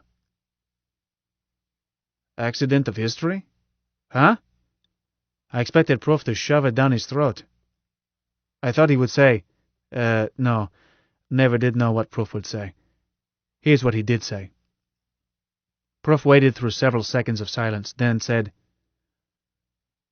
Honorable Chairman, who is to be exiled this time? What did you say? Have you decided which one of you is to go into exile? Your deputy warden won't take the job. This was true. He preferred to stay alive. He is functioning now only because we have asked him to. If you persist in believing that we are not independent, Then you must be planning to send up a new warden. Protector. Warden, let us not mince words. Though if we knew who he is to be, we might be happy to call him ambassador. We might be able to work with him. It might not be necessary to send him with armed hoodlums to rape and murder our women. Order! Order! The witness will come to order! It is not I who was not in order, Honourable Chairman. Rape it was, and murder most foul. But that is history, and now we must look to the future. Whom are you going to exile? Prof struggled to raise self on elbow, and I was suddenly alert. Was a cue. For you all know, sir, that it is a one-way trip. I was born here. You can see what effort it is for me to return even temporarily to the planet which has disinherited me. We are outcasts of Earth who... He collapsed. Was up out of my chair, and collapsed myself, trying to reach him. Was not all play acting, even though I answered a cue. It's terrible strain on heart to get up suddenly on Terra. Thick feel grabbed and smashed me to floor. 17. Neither of us was hurt, and it made juicy news breaks. For I put recording in Stu's hand, and he turned it over to his hired men. Nor were all headlines against us. Stu had recording cut, edited, and slanted. Authority to play odd man out? Lunar ambassador collapses under grilling. Outcasts, he cries. Prof Paz points finger of shame. Story, page 8. Not all were good. Nearest to a favorable story in India was editorial in New India Times inquiring whether authority was risking bread of masses in failing to come to terms with lunar insurgents. Was suggested that concessions could be made if would ensure increased grain deliveries. Was filled with inflated statistics. Luna did not feed 100 million Hindus, unless you choose to think of our grain as making difference between malnutrition and starvation. On other hand, biggest New York paper opined that authority had made mistake in treating with us at all, since only thing convicts understood was taste of lash. Troops should land, set us in order, hang guilty, leave forces to keep order. Was a quick mutiny, quickly subdued, in Peace Dragoons regiment from which our late oppressors had come. One started by rumor that they were to be shipped to Moon. Mutiny not hushed up perfectly. Stu hired good men. Next morning a message reached us inquiring if Professor de la Paz was well enough to resume discussions. We went, and committee supplied doctor and nurse to watch over Prof. But this time we were searched, and a recorder removed from my pouch. I surrendered it without much fuss. Was Japanese job supplied by Stu, to be surrendered. Number 6 arm has recess intended for a power pack, but near enough size of my mini recorder. Didn't need power that day, and most people, even hardened police officers, dislike to touch a prosthetic. Everything discussed day before was ignored, except that chairman started session by scolding us for breaking security of a closed meeting. Prof replied that it had not been closed so far as we were concerned, and that we would welcome newsmen, video cameras, a gallery, anyone, as Luna Free State had nothing to hide. Chairman replied stiffly that so-called Free State did not control these hearings. These sessions were closed, not to be discussed outside this room, and that it was so ordered. Proof looked at me. Will you help me, Colonel? I touched controls of chair, scooted around, was shoving his stretcher wagon with my chair toward door before Chairman realized bluff had been called. Prof allowed himself to be persuaded to stay without promising anything. Hard to coerce a man who faints if he gets overexcited. Chairman had said there had been many irrelevancies yesterday, and matters discussed best left undiscussed, and that he would permit no digressions today. He looked at Argentino, then at North American. He went on. Sovereignty is an abstract concept, one that has been redefined many times as mankind has learned to live in peace. We need not discuss it. The real question, Professor, or even Ambassador de facto if you like, we shan't quibble, the real question is this. Are you prepared to guarantee that the lunar colonies will keep their commitments? What commitments, sir? All commitments, but I have in mind specifically your commitments concerning grain shipments. I know of no such commitments, sir, Prof answered with bland innocence. Sherman's hand tightened on gavel, but he answered quietly, Come, sir, there is no need to spar over words. I refer to the quota of grain shipments, and to the increased quota, a matter of 13% for this new fiscal year. Do we have your assurance that you will honor those commitments? This is a minimum basis for discussion. Else these talks can go no further. Then I am sorry to say, sir, that it would appear that our talks must cease. You aren't being serious? Quite serious, sir. The sovereignty of Free Luna is not the abstract matter you seem to feel it is. These commitments you speak of were the authority contracting with itself. My country is not bound by such. Any commitments from the sovereign nation I have the honor to represent are still to be negotiated. Rabble, growled the North American. I told you you were being too soft on them, jailbirds, thieves, and whores. They don't understand decent treatment. Order. Just remember I told you. If I had them in Colorado, we would teach them a thing or two. We know how to handle their sort. The gentleman member will please be in order. I'm afraid, said Hindu member, Parsi, in fact, but committeeman from India. I'm afraid I must agree in essence with the gentleman member from the North American Directorate. India cannot accept the concept that the grain commitments are mere scraps of paper. Decent people do not play politics with hunger. And besides, the Argentino put in, they breed like animals. Pigs. Prof made me take a tranquilizing drug before that session. Had insisted on seeing me take it.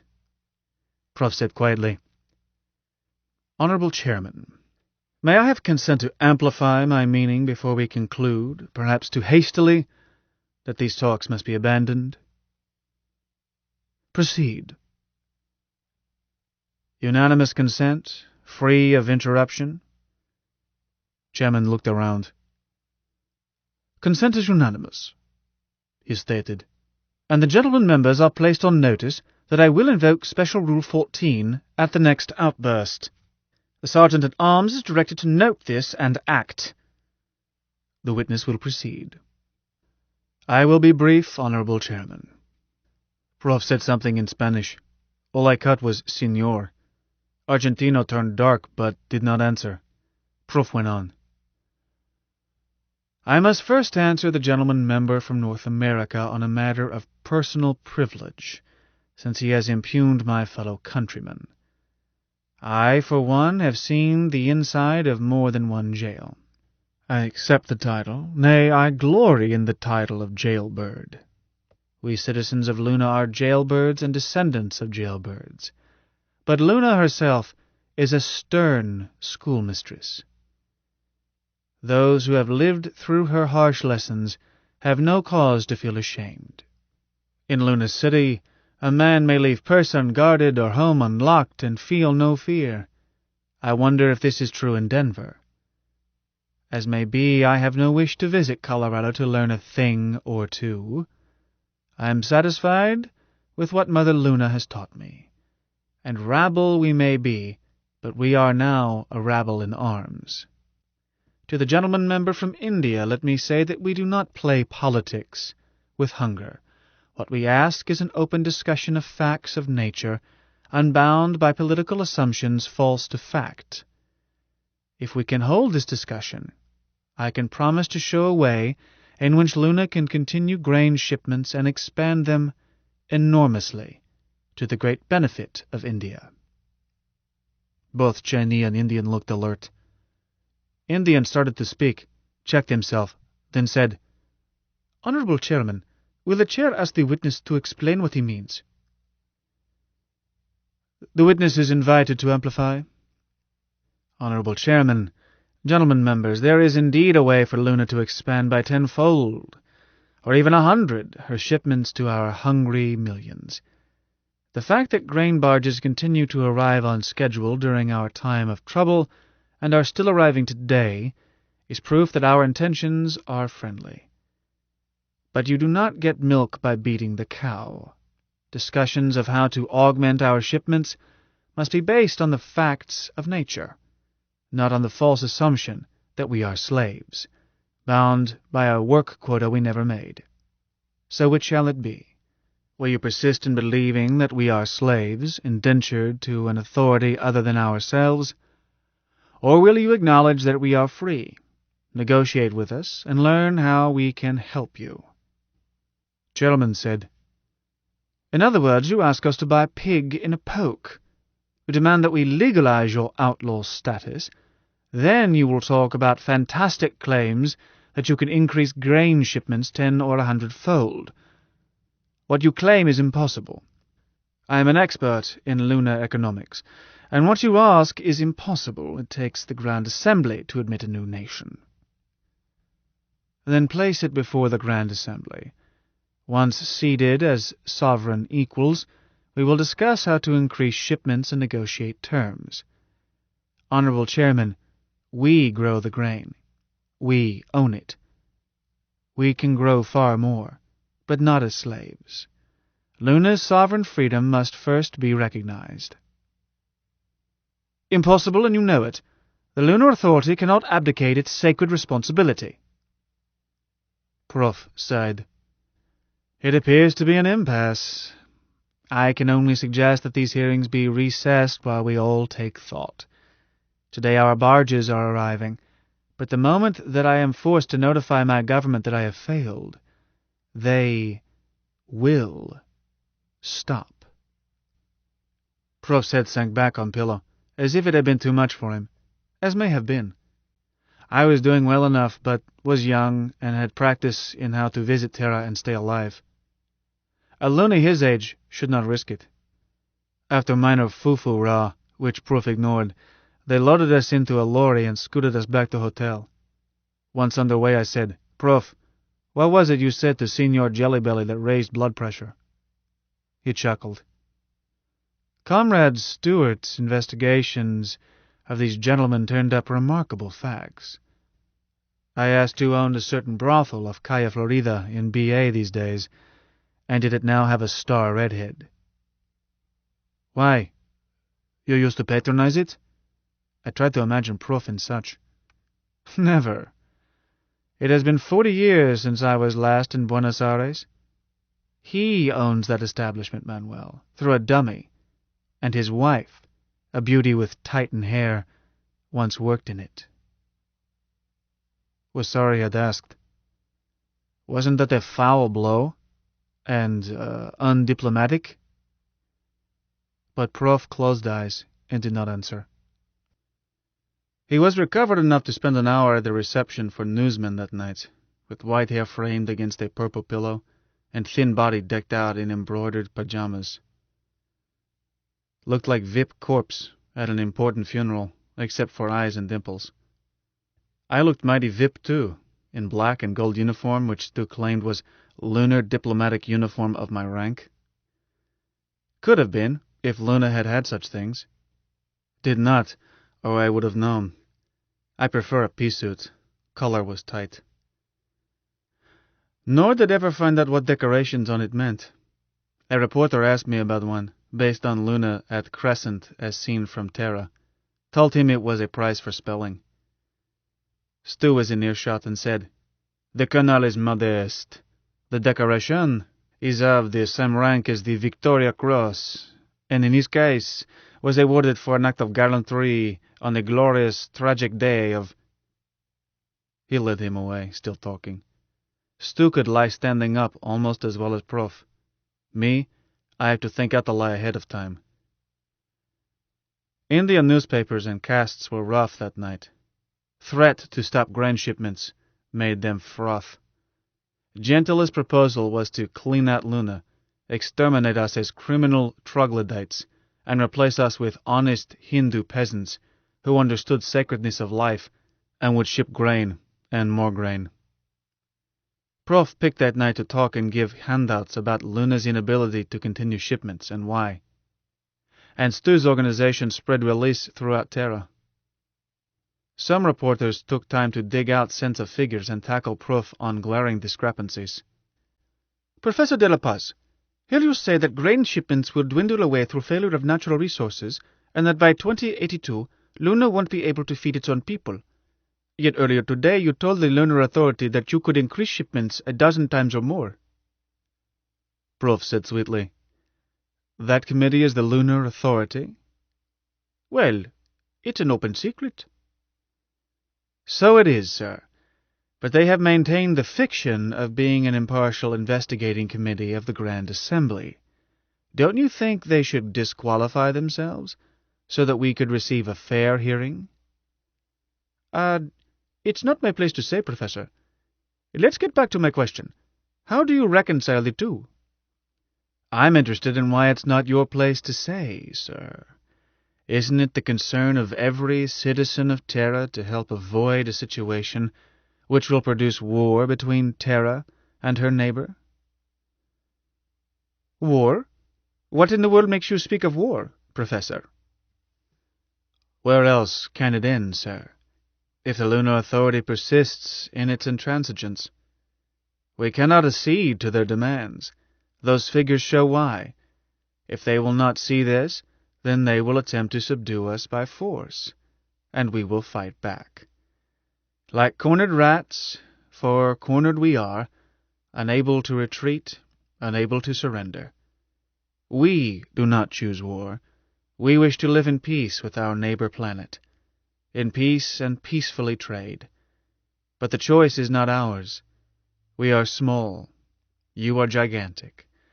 I predict that the next move will be for the Lunar Authority to attempt to subdue Luna by force. This peacekeeping agency will start the first interplanetary war. The journalist frowned. Aren't you overstating it? Let's assume that the Authority, or the Grand Assembly, as the Authority hasn't any warships of its own, let's suppose the nations of Earth decide to displace your, government. You might fight on Luna. I suppose you would. But that hardly constitutes interplanetary war. As you pointed out, Luna has no ships. To put it bluntly, you can't reach us. I had chair close to Prof's stretcher, listening. He turned to me. "Tell him, Colonel." I parroted it. Prof and Mike had worked out stock situations. I had memorized and was ready with answers. I said, "Do you gentlemen remember the Pathfinder? How she came plunging in out of control?" They remembered. Nobody forgets greatest disaster of early days of spaceflight, when unlucky Pathfinder hit a Belgian village. "We have no ships," I went on, "but would be possible to throw these barge loads of grain instead of delivering them into parking orbit." Next day this evoked the headline, "Loonies threaten to throw rice." At moment it produced awkward silence. Finally, journalists said, "Nevertheless, I would like to know how you reconcile your two statements. No more grain after 2082, and 10 or 100 times as much." "There is no conflict," Prof answered. "They are based on different sets of circumstances. The figures you have been looking at show the present circumstances, and the disaster they will produce in only a few years through drainage of Luna's natural resources.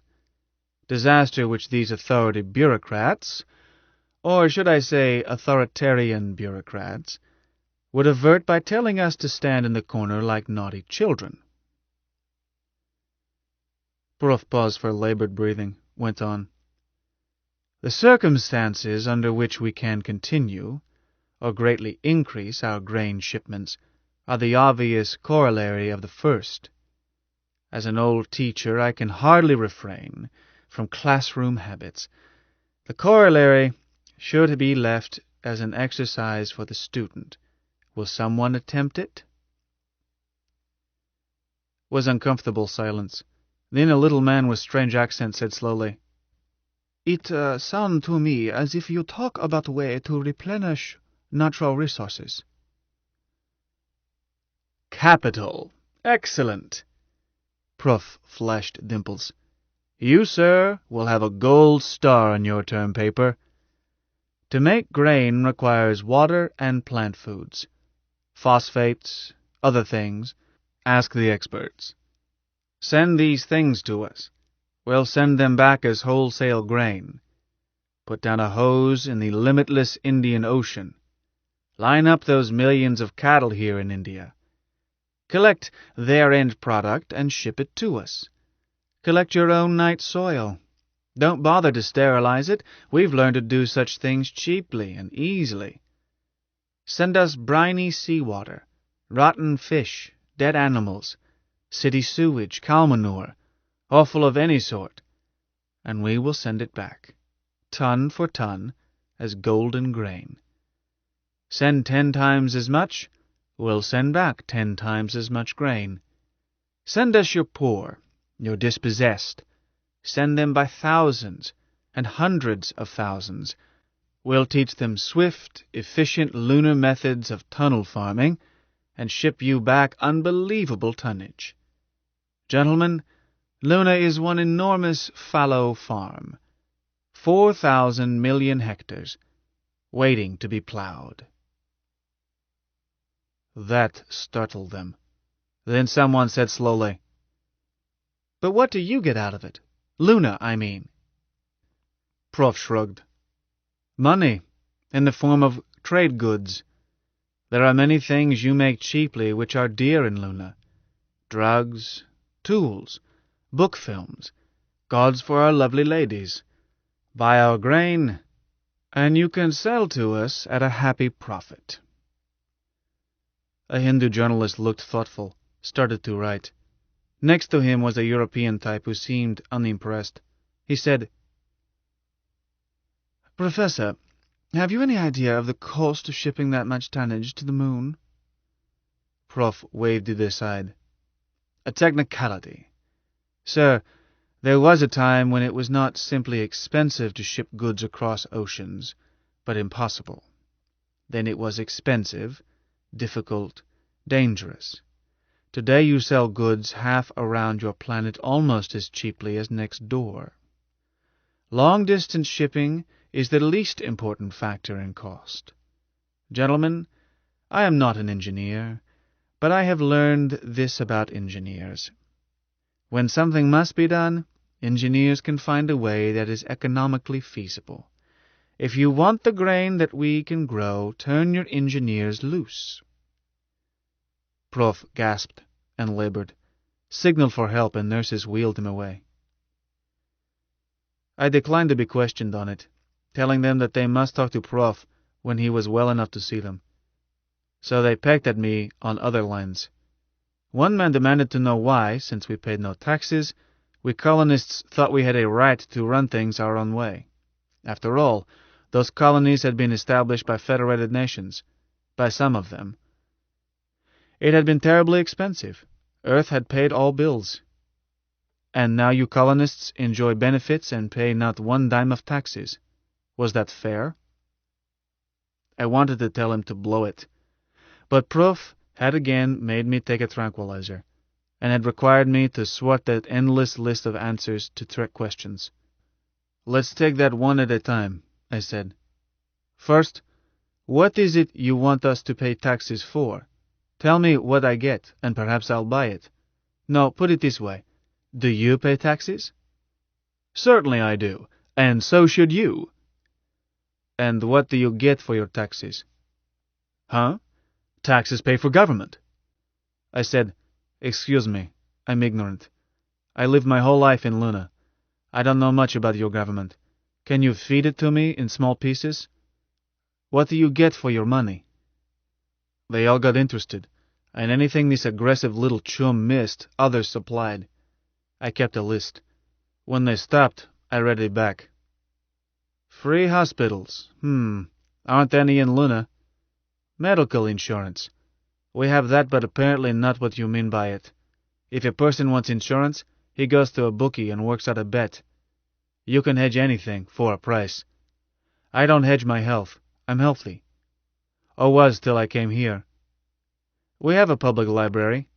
One Carnegie Foundation started with a few book films. It gets along by charging fees. Public roads. I suppose that would be our tubes. But they are no more free than air is free. Sorry, you have free air here, don't you? I mean, our tubes were built by companies who put up money and are downright nasty about expecting it back, and then some. Public schools. There are schools in all Warrens, and I never heard of them turning away pupils, so I guess they are public. But they pay well, too, because anyone in Luna who knows something useful and is willing to teach it charges all the traffic will bear. I went on. Let's see what else. Social Security. I'm not sure what that is, but whatever it is, we don't have it. Pensions. You can buy a pension. Most people don't. Most families are large, and old people, say 100 and up, either fiddle along at something they like, or sit and watch video, or sleep. They slip a lot, after, say, 120.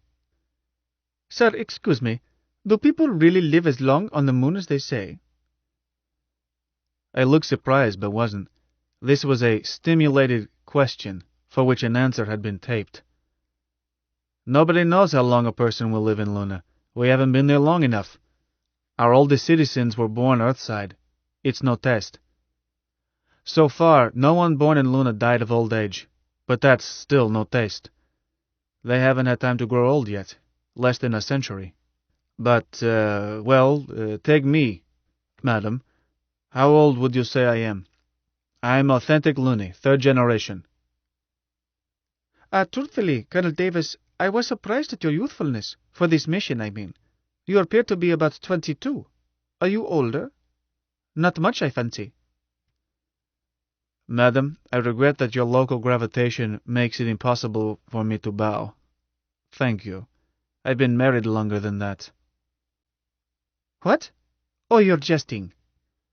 Madam, I would never venture to guess a lady's age, but if you will emigrate to Luna, you will keep your present youthful loveliness much longer, and add at least 20 years to your life. I looked at List. I'll lump the rest of this together by saying we don't have any of it in Luna, so I can't see any reason to pay taxes for it. On that other point, sir, surely you know that the initial cost of the colonies has long since been repaid several times over, through grain shipments alone. We are being bled white of our most essential resources, and not even being paid an open market price. That's why the Lunar Authority is being stubborn. They intend to go on bleeding us. The idea that Luna has been an expense to Terra, and the investment must be recovered is a lie, invented by the Authority to excuse their treating us as slaves. The truth is that Luna has not cost Terra one dime this century, and the original investment has long since been paid back. He tried to rally. Oh, surely you're not claiming that the lunar colonies have paid all the billions of dollars it took to develop spaceflight? I could present a good case. However, there is no excuse to charge that against us. You have spaceflight, you people of Terra. We do not. Luna has not one ship. So why should we pay for what we've never received? It's like the rest of this list. We don't get it. Why should we pay for it? Had been stalling, waiting for a claim that Prof had told me I was sure to hear, and got it at last. Just a moment, please, came a confident voice. You ignored the two most important items on that list. Police protection and armed forces. You boasted that you were willing to pay for what you get. So how about paying almost a century of back taxes for those two? It should be quite a bill. Quite a bill. He smiled smugly. Wanted to thank him. Thought Proof was going to chide me for failing to yank it out. People looked at each other and nodded. Pleased I had been scored on. Did best to look innocent. Please? Don't understand. Luna has neither police nor armed forces. You know what I mean. You enjoy the protection of the peace forces of the Federated Nations. And you do have police, paid for by the Lunar Authority.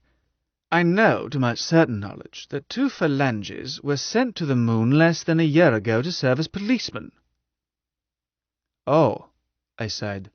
Can you tell me how FN peace forces protect Luna? I did not know that any of your nations wanted to attack us. We are far away and have nothing anyone envies. Or did you mean we should pay them to leave us alone? If so, there is an old saying that once you pay Dengelt, you never get rid of the Dane. Sir, we will fight FN armed forces if we must. We shall never pay them. Now about those so-called policemen. They were not sent to protect us. Our Declaration of Independence told the true story about those hoodlums. Did your newspapers print it? Some had, some hadn't, depending on country. They went mad and started raping and murdering. And now they are dead. So don't send us any more troops. Was suddenly tired and had to leave. Really was tired. Not much of an actor. And making that talk come out way Proof thought it should was strain. 18. Was not told till later that I had received an assist in that interview. Lead about police and armed forces had been fed by Stooge. Stu Lejoie took no chances. But by time I knew, I had had experience in handling interviews. We had them endlessly. Despite being tired, was not through that night. In addition to press, some Agra diplomatic corps had risked showing up. Few, and none officially, even from Chad. But we were curiosities, and they wanted to look at us. Only one was important, a Chinese. Was startled to see him. He was Chinese member of committee. I met him simply as Dr. Chan, and we pretended to be meeting first time. He was that Dr. Chan, who was then senator from Great China, and also Great China's longtime #1 boy in Lunar Authority, and much later, vice chairman and premier, shortly before his assassination. After getting out point I was supposed to make, with bonus through others that could have waited, I guided chair to bedroom, and was at once summoned to proofs. Manuel, I'm sure you noticed our distinguished visitor from the Middle Kingdom. Old Chinese from committee? Try to curb the loony talk, son. Please don't use it at all here, even with me. Yes, he wants to know what we meant by 10-fold or 100-fold. So tell him. Straight or swindle? The straight. This man is no fool. Can you handle the technical details? Done my homework, unless he's expert in ballistics. He's not. But don't pretend to know anything you don't know, and don't assume that he's friendly. But he could be enormously helpful if he concludes that our interests and his coincide. But don't try to persuade him. He's in my study. Good luck. And remember, speak standard English. Dr. Chan stood up as I came in. I apologized for not standing. He said that he understood difficulties that a gentleman from Luna labored under here, and for me not to exert myself. Shook hands with himself, and sat down. I'll skip some formalities. Did we or did we not have some specific solution when we claimed there was a cheap way to ship massive tonnage to Luna? Told him was a method, expensive in investment but cheap in running expenses. It's the one we use on Luna, sir. A catapult. An escape speed induction catapult. His expression changed not at all. Colonel, are you aware that such has been proposed many times and always rejected for what seemed good reasons? Something to do with air pressure? Yes, Doctor. But we believe, based on extensive analysis by computer and our experience with catapulting, that today the problem can be solved. Two of our larger firms, the Lunoho Company and the Bank of Hong Kong in Luna, are ready to head a syndicate to do it as a private venture. They would need help here on Earth and might share voting stock, though they would prefer to sell bonds and retain control. Primarily, what they need is a concession from some government, a permanent easement on which to build the catapult. Probably India. Above was a set speech. Lunoho Co. was bankrupt if anybody examined books, and Hong Kong Bank was strained. was acting as central bank for country undergoing upheaval. Purpose was to get in last word. India. Prufat coached me that this word must come last. Dr. Chan answered, Never mind financial aspects. Anything which is physically possible can always be made financially possible. Money is a bugaboo of small minds. Why do you select India? Well, sir, India now consumes, I believe, over 90% of our grain shipments. 93.1%. Yes, sir. India is deeply interested in our grain, so it seemed likely that she would cooperate. She could grant us land, make labor and materials available, and so forth. But I mentioned India because she holds a wide choice of possible sites. Very high mountains not too far from Terra's equator. The latter is not essential, just helpful. But the site must be a high mountain. It's that air pressure you spoke of, or air density. The catapult head should be at as high altitude as feasible, but the ejection end, where the load travels over 11 kilometers per second, must be an air so thin that it approaches vacuum, which calls for a very high mountain. Take the peak Nanda Devi, around 400 kilometers from here. It has a railhead 60 kilometers from it, and a road almost to its base. It is 8,000 meters high. I don't know that Nanda Devi is ideal. It is simply a possible site with good logistics. The ideal site would have to be selected by Terran engineers. A higher mountain would be better? Oh, yes, sir, I assured him. A higher mountain would be preferred over one nearer the equator. The catapult can be designed to make up for loss in free ride from Earth's rotation. The difficult thing is to avoid so far as possible this pesky thick atmosphere. Excuse me, Doctor. I did not mean to criticize your planet. There are higher mountains. Connor, tell me about this proposed catapult. I started to. The length of an escape speed catapult is determined by the acceleration. We think, or the computer calculates, that an acceleration of 20 gravities is about optimum. For Earth's escape speed, this requires a catapult 323 kilometers in length. Therefore, stop, please. Connor, are you seriously proposing to bore a hole over 300 kilometers deep? Oh, no. Construction has to be above ground to permit shockwaves to expand. The stator would stretch nearly horizontally, rise perhaps 4 kilometers in 300, and in a straight line, almost straight, as Coriolis acceleration and other minor variables make it a gentle curve. The lunar catapult is straight so far as the eye can see, and so nearly horizontal that the barges just miss some peaks beyond it. Oh, I thought that you were overestimating the capacity of present-day engineering. We drill deeply today, not that deeply. Go on. Doctor, it may be that common misconception which caused you to check me is why such a catapult has not been constructed before this. I've seen those earlier studies. Most assume that a catapult would be vertical, or that it would have to tilt up at the end to toss the spacecraft into the sky, and neither is feasible, nor necessary. I suppose the assumption arose from the fact that your spaceships do boost straight up, or nearly. I went on. But they do that to get above atmosphere, not to get into orbit.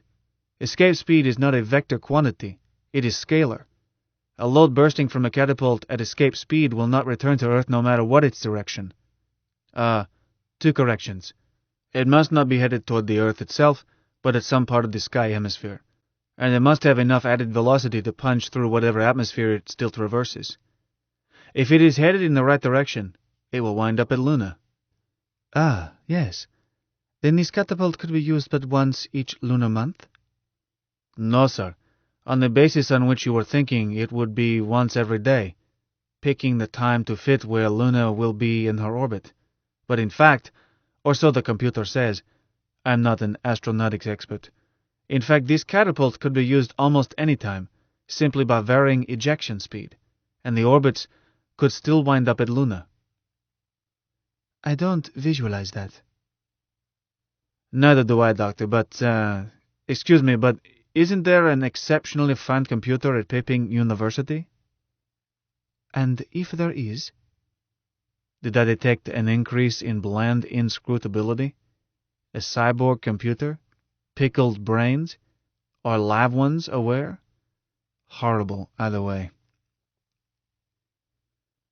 Why not ask a top-notch computer for all possible ejection times for such a catapult, as I have described? Some orbits go far outside Luna's orbit before returning to where they can be captured by Luna, taking a fantastically long time. Others hook around Terra, then go quite directly. Some are as simple as the ones we use from Luna. There are periods each day when short orbits may be selected. But a load is in the catapult less than 1 minute. The limitation is how fast the loads can be made ready. It is even possible to have more than one load going up the catapult at a time if the power is sufficient and computer control is versatile. The only thing that worries me is these high mountains, they are covered with snow? Usually, he answered. Ice and snow and bare rock. Well, sir, being born in Luna, I don't know anything about snow. The stator would not only have to be rigid under heavy gravity of this planet, but would have to withstand dynamic thrusts at 20 gravities. I don't suppose it could be anchored to ice or snow. Or could it be? I'm not an engineer, Colonel, but it seems unlikely. Snow and ice would have to be removed and kept clear. Weather would be a problem, too. Weather I know nothing about, Doctor. All I know about ice is that it has a heat of crystallization of 335 million joules per ton. I have no idea how many tons would have to be melted to clear the site, or how much energy would be required to keep it clear. But it seems to me that it might take as large a reactor to keep it free of ice as to power the catapult. We can build reactors. We can melt ice. Our engineers can be sent north for re-education until they do understand ice. Dr. Chen smiled, and I shivered. However, the engineering of ice and snow was solved in Antarctica years ago. Don't worry about it. A clear solid rock site about 350 kilometers long at a high altitude. Anything else I should know? Not much, sir. Melted ice could be collected near the catapult head, and thus be the most massy part of what will be shipped to Luna. Quite the saving. Also, the steel canisters would be reused to ship grain to Earth, thus stopping another drain that Luna can't take. No reason why a canister should not make the trip hundreds of times. At Luna, it would be much the way barges are now landed off Bombay. Solid charge retro rockets programmed by ground control. Except that it would be much cheaper. 2.5 km/s change of motion versus 11 plus, a squared factor of about 20. But actually even more favorable, as retros are parasitic weight, and the payload improves accordingly. There is even a way to improve that. How? Doctor, this is outside my specialty, but everybody knows that your best ships use hydrogen as reaction mass heated by a fusion reactor. But hydrogen is expensive in Luna, and any mass could be reaction mass. It just would not be as efficient. Can you visualize an enormous brute force space tug designed to fit lunar conditions? It would use raw rock, vaporized, as reaction mass, and would be designed to go up into parking orbit, pick up those shipments from Terra, bring them down to Luna's surface. It would be ugly, all the fancy stripped away. Might not be manned even by a cyborg. It can be piloted from the ground by computer. Yes, I suppose such a ship could be designed. But let's not complicate things. Have you covered the essentials about this catapult?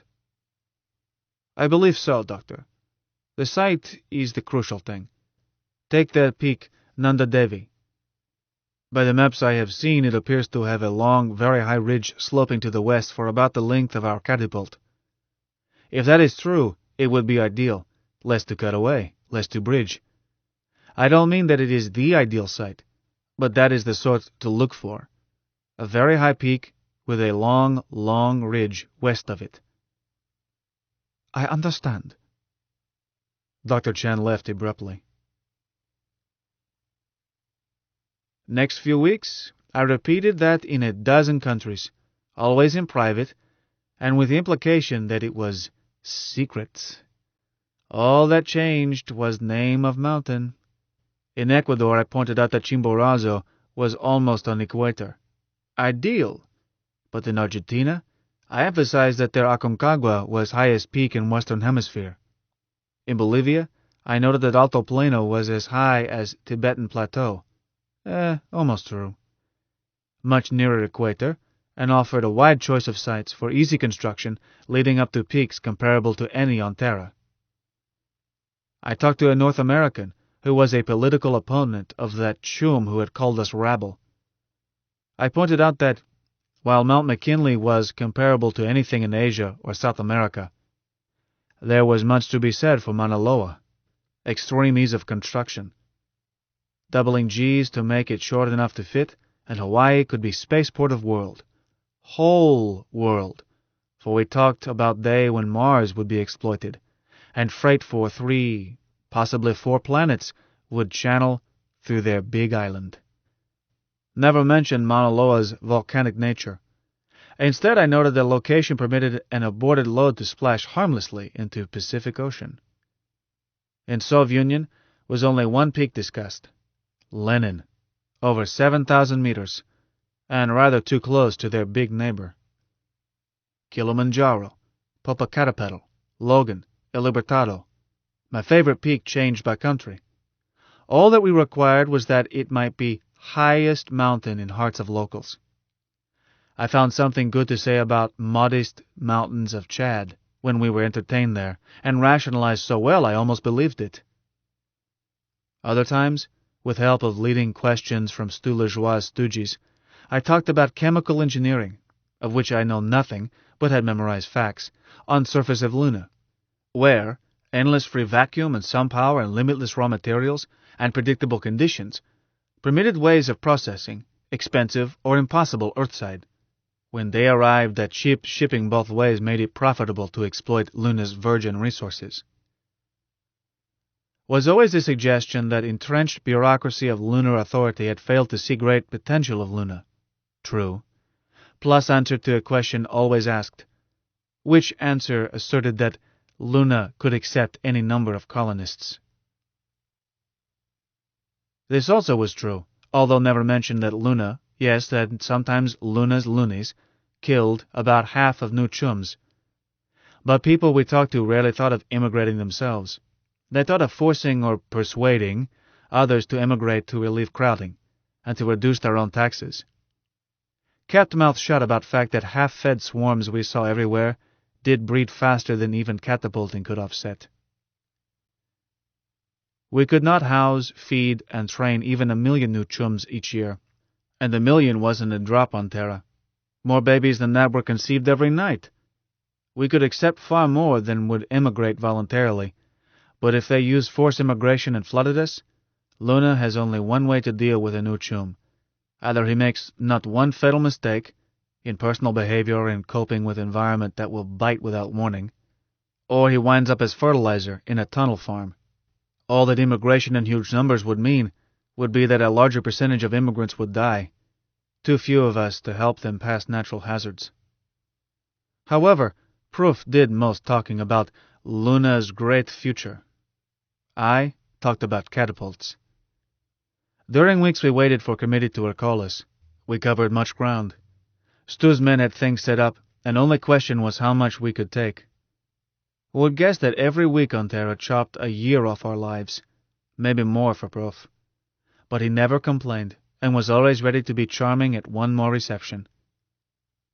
We spent extra time in North America, date of our Declaration of Independence, exactly 300 years after that of North American British colonies, turned out to be wizard propaganda, and Stu's manipulators made most of it.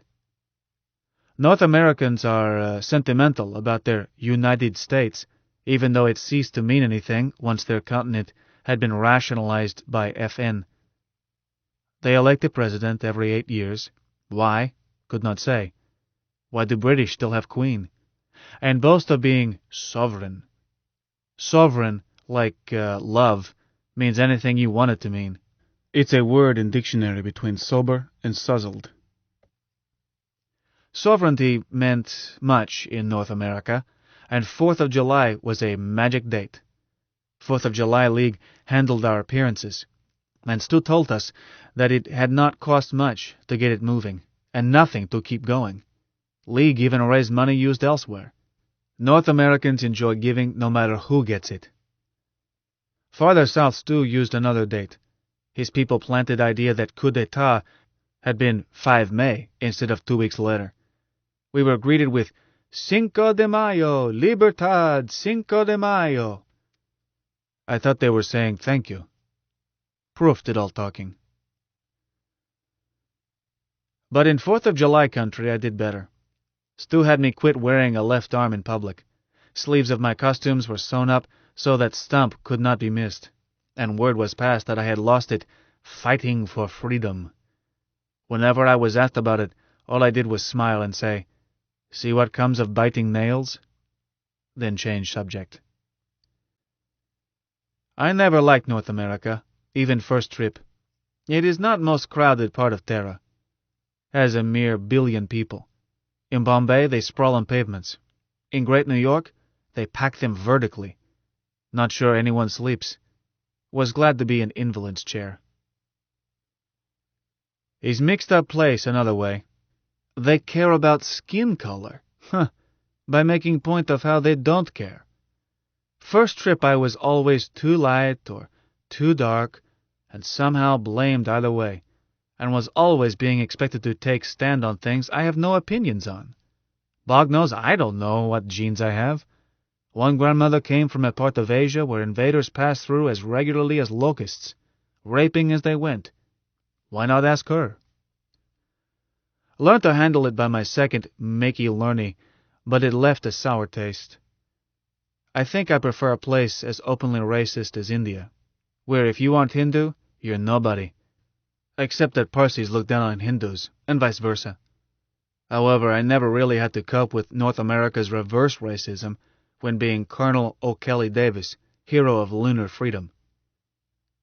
We had swarms of bleeding hearts around us, anxious to help. I let them do 2 things for me, things I had never had time, money, or energy for as a student. I saw Yankees play and visited Salem. Should have kept my illusions. Baseball is better over video. You can really see it and aren't pushed in by 200,000 other people. Besides, somebody should have shot that outfield. I spent most of that game dreading moment when they would have to get my chair out through crowd. That, and assuring host that I was having a wonderful time. Salem was just a place, no worse and no better than rest of Boston. After seeing it, I suspected that they had hanged the wrong witches. But day wasn't wasted. I was filmed laying a wreath on a place where a bridge had been in another part of Boston, Concord, and made a memorized speech. Bridge is still there, actually. You can see it, down through glass. Not much of a bridge. This book is continued on Disc 9. The Moon is a Harsh Mistress, by Robert Heinlein. Continued. Disc 9. I was filmed laying a wreath on a place where a bridge had been in another part of Boston, Concord, and made a memorized speech. Bridge is still there, actually. You can see it, down through glass. Not much of a bridge. Prof enjoyed it all, rough as it was on him. Prof had great capacity for enjoying. He always had something new to tell about great future of Luna. In New York, he gave managing director of a hotel chain, one with Rabbit trademark, a sketch of what could be done with resorts in Luna, once excursion rates were within reach of more people. Visits too short to hurt anyone, escort service included, exotic side trips, gambling, no taxes. Last point grabbed attention, so Prof expanded it into longer old age theme. a chain of retirement hostels where an earthworm could live on Terran old age pension and go on living 20, 30, 40 years longer than on Terra. As an exile, but which was better? A live old age in Luna or a funeral crypt on Terra? His descendants could pay visits and fill those resort hotels. Prof embellished with pictures of nightclubs with acts impossible in Terra's horrible gravity, sports to fit our decent level of gravitation. Even talked about swimming pools and ice skating and possibility of flying. Thought he had tripped his safeties. He finished by hinting that Swiss cartel had tied it up. Next day he was telling Foreign Divisions Manager of Chase International Panagra that a Luna City branch should be staffed with paraplegics, paralytics, heart cases, amputees, others who found high gravity a handicap. Manager was a fat man who wheezed. He may have been thinking of it personally, but his ears picked up at no taxes. We didn't have it all our own way. News was often against us, and were always hecklers. Whenever I had to take them on without Prof's help, I was likely to get tripped. One man tackled me on Prof's statement to committee that we owned grain grown in Luna. He seemed to take it for granted that we did not. Told him I did not understand question. He answered, "Isn't it true, Colonel, that your provisional government has asked for membership in Federated Nations?" Should have answered no comment, but fell for it and agreed. "Very well," he said. "The impediment seems to be the counterclaim that the moon belongs to the Federated Nations, as it always has, under supervision of the Lunar Authority. Either way, by your own admission, that grain belongs to the Federated Nations, in trust." I asked how he reached that conclusion. He answered, "Colonel, you style yourself Undersecretary of Foreign Affairs. Surely you are familiar with the Charter of the Federated Nations." I had skimmed it. "Reasonably familiar," I said. Cautiously, I thought. "Then you know that the first freedom guaranteed by the Charter and its current application through F&A Control Board Administrative Order Number 1176, dated 3 March of this year. You concede, therefore, that all grain grown on the moon in excess of the local ration is ab initio and beyond contest the property of all, title held in trust by the Federated Nations through its agencies for distribution as needed." He was writing as he talked. "Have you anything to add to that concession?"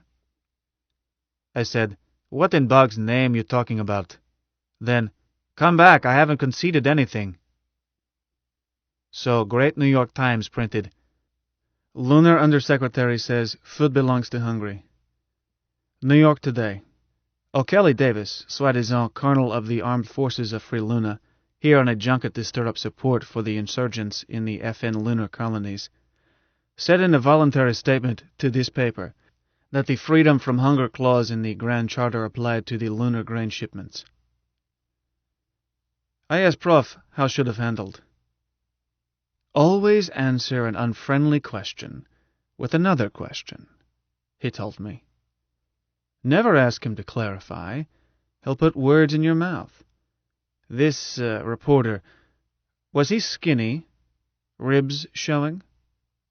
"No, heavy set." "Not living on 1,800 calories a day, I take it, which is the subject of that order he cited. Had you known, you could have asked him how long he had conformed to the ration, and why he quit. Or asked him what he had for breakfast, and then looked unbelieving no matter what he answered. Or, when you don't know what a man is getting at, let your counter-question shift the subject to something you do want to talk about. Then, no matter what he answers, make your point and call on someone else. Logic does not enter into it, just tactics." "Prof, nobody here is living on 1,800 calories a day. Bombay, maybe. Not here." "Less than that in Bombay. Manuel, that equal ration is a fiction. Half the food on this planet is in the black market, or is not reckoned through one ruling or another. Or they keep 2 sets of books. and figures submitted to the FN have nothing to do with the economy. Do you think that grain from Thailand and Burma and Australia is correctly reported to the Control Board by Great China? I'm sure that the India representative on that food board doesn't. But India keeps quiet because she gets the lion's share from Luna, and then plays politics with hunger, a phrase you may remember, by using our grain to control her elections. Kerala had a planned famine last year. Did you see it in the news? No, because it wasn't in the news. A managed democracy is a wonderful thing, Manuel, for the managers, and its greatest strength is a free press, when free is defined as responsible, and the managers define what is irresponsible. Do you know what Luna needs most? More ice. A news system that does not bottleneck through one channel. Our friend Mike is our greatest danger. Huh? Don't you trust Mike? Manuel, on some subjects I don't trust even myself. Limiting the freedom of news just a little bit is in the same category with the classic example, a little bit pregnant. We are not yet free, nor will we be as long as anyone, even our ally Mike, controls our news. Someday I hope to own a newspaper independent of any source or channel. I would happily set print by hand, like Benjamin Franklin. I gave up. Prof, suppose these talks fail and grain shipments stop. What happens? People back home will be vexed with us, and many here on Terra would die. Have you read Malthus? Don't think so. Many would die. Then a new stability would be reached with somewhat more people, more efficient people, and better fed. This planet isn't crowded. It is just mismanaged. And the unkindest thing you can do for a hungry man is to give him food. Give. Read Malthus. It is never safe to laugh at Dr. Malthus. He always has the last laugh. A depressing man. I'm glad he's dead. But don't read him until this is over. Too many facts hamper a diplomat, especially an honest one. I'm not especially honest. But you have no talent for dishonesty, so your refuge must be ignorance and stubbornness. You have the latter. Try to preserve the former. For the nonce, lad, Uncle Bernardo is terribly tired. I said, sorry, and wheeled out of his room. Prof was hitting too hard a pace. I would have been willing to quit if would ensure his getting into a ship and out of that gravity. But traffic stayed one way. Grain barges, not else. But Prof had fun. As I left and waved lights out, noticed again a toy he had bought, one that delighted him like a kid on Christmas. A brass cannon. A real one from sailing ship days. Was small, barrel about half a meter long, and massing with wood and carriage only kilos 15. A signal gun, its paper said. Reeked of ancient history. Pirates, men walking plank. A pretty thing, but I asked Prof why. If we ever managed to leave, price to lift that mast to Luna would hurt. I was resigned to abandoning a pea suit with years more wear in it. Abandon everything but 2 left arms and a pair of shorts. If pressed, might give up social arm. If very pressed, would skip shorts. He reached out and stroked shiny barrel. Manuel, once there was a man who held a political make-work job, like so many here in this directorate, shining brass cannon around a courthouse. Why would courthouse have cannon? Never mind. He did this for years. It fed him and let him save a bit. But he was not getting ahead in the world. So one day he quit his job, drew out his savings, bought a brass cannon, and went into business for himself. Sounds like idiot. No doubt. And so were we, when we tossed out the warden. Manuel, you'll outlive me. When Luna adopts a flag, I would like it to be a cannon, or on field sable, crossed by bar sinister gules of our proudly ignoble lineage. Do you think it could be managed? Suppose so, if you'll sketch. But why a flag, not a flagpole in all Luna? It can fly in our hearts, a symbol for all fools so ridiculously impractical as to think they can fight City Hall. Will you remember, Manuel? Sure. That is, we'll remind you when time comes. Didn't like such talk. He had started using oxygen tent in private, but would not use in public. Guess I'm ignorant and stubborn. Was both in place called Lexington, Kentucky, in central managerial area. One thing no doctrine about, no memorized answers, was life in Luna. Prof said to tell truth and emphasize homely, warm, friendly things, especially anything different. Remember, Manuel, the thousands of Terrans who have made short visits to Luna are only a tiny fraction of 1%. To most people, we will be as weirdly interesting as strange animals in a zoo. Do you remember that turtle on exhibition in Old Dome? That's us.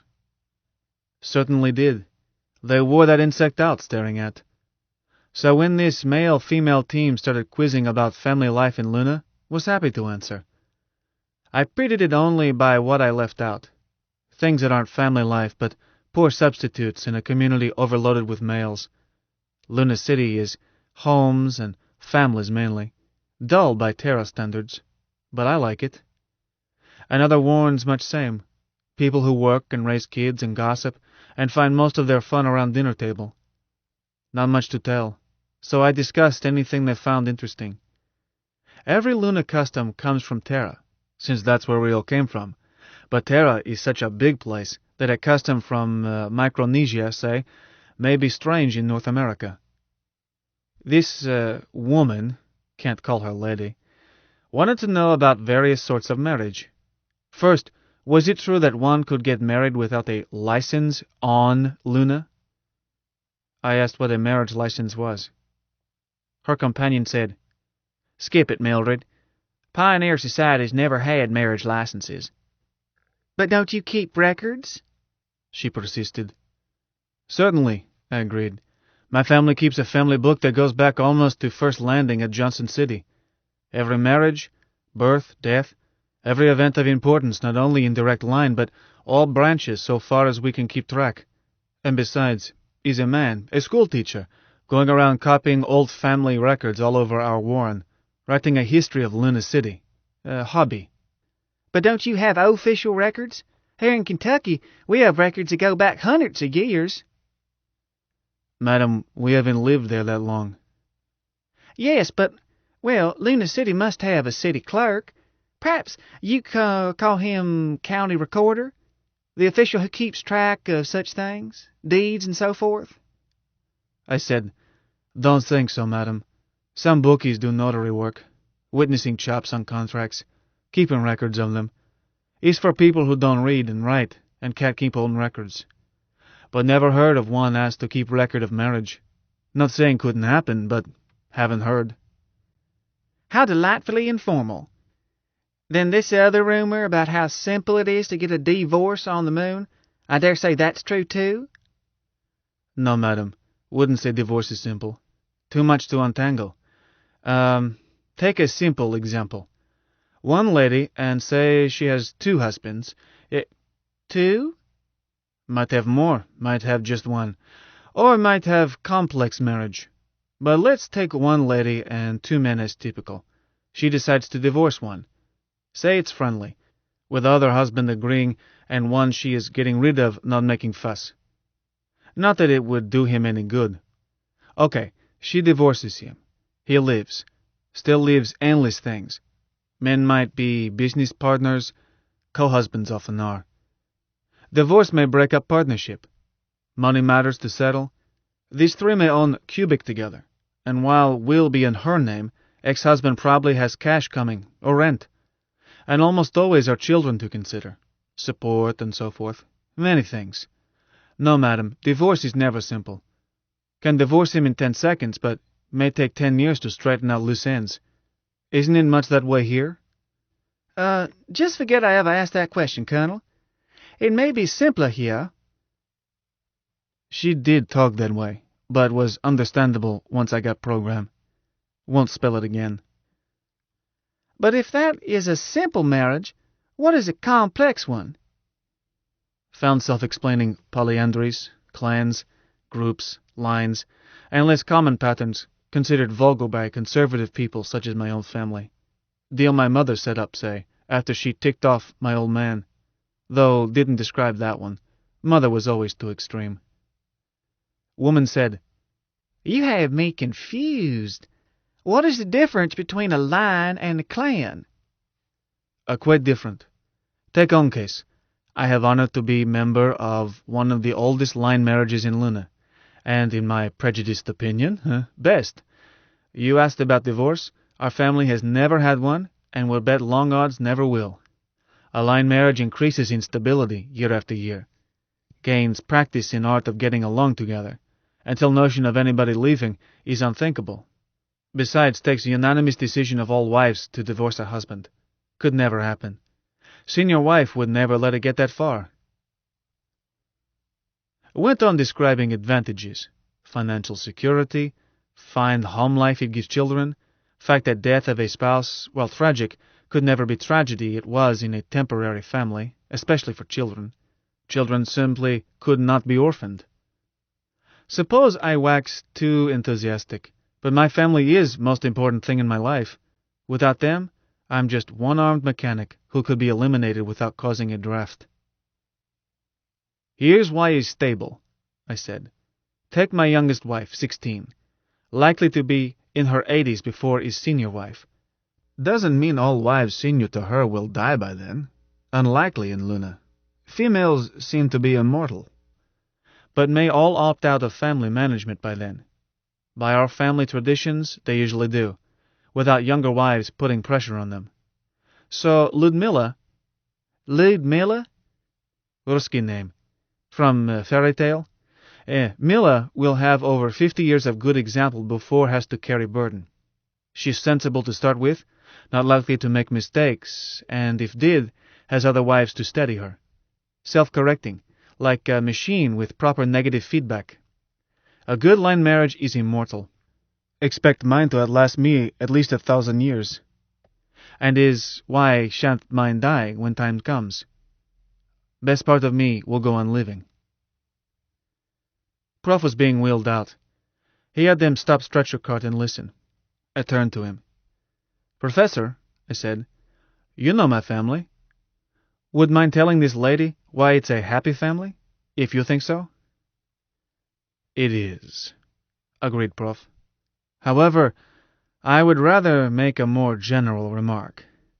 Dear madam, I gather you find our lunar marriage customs somewhat exotic.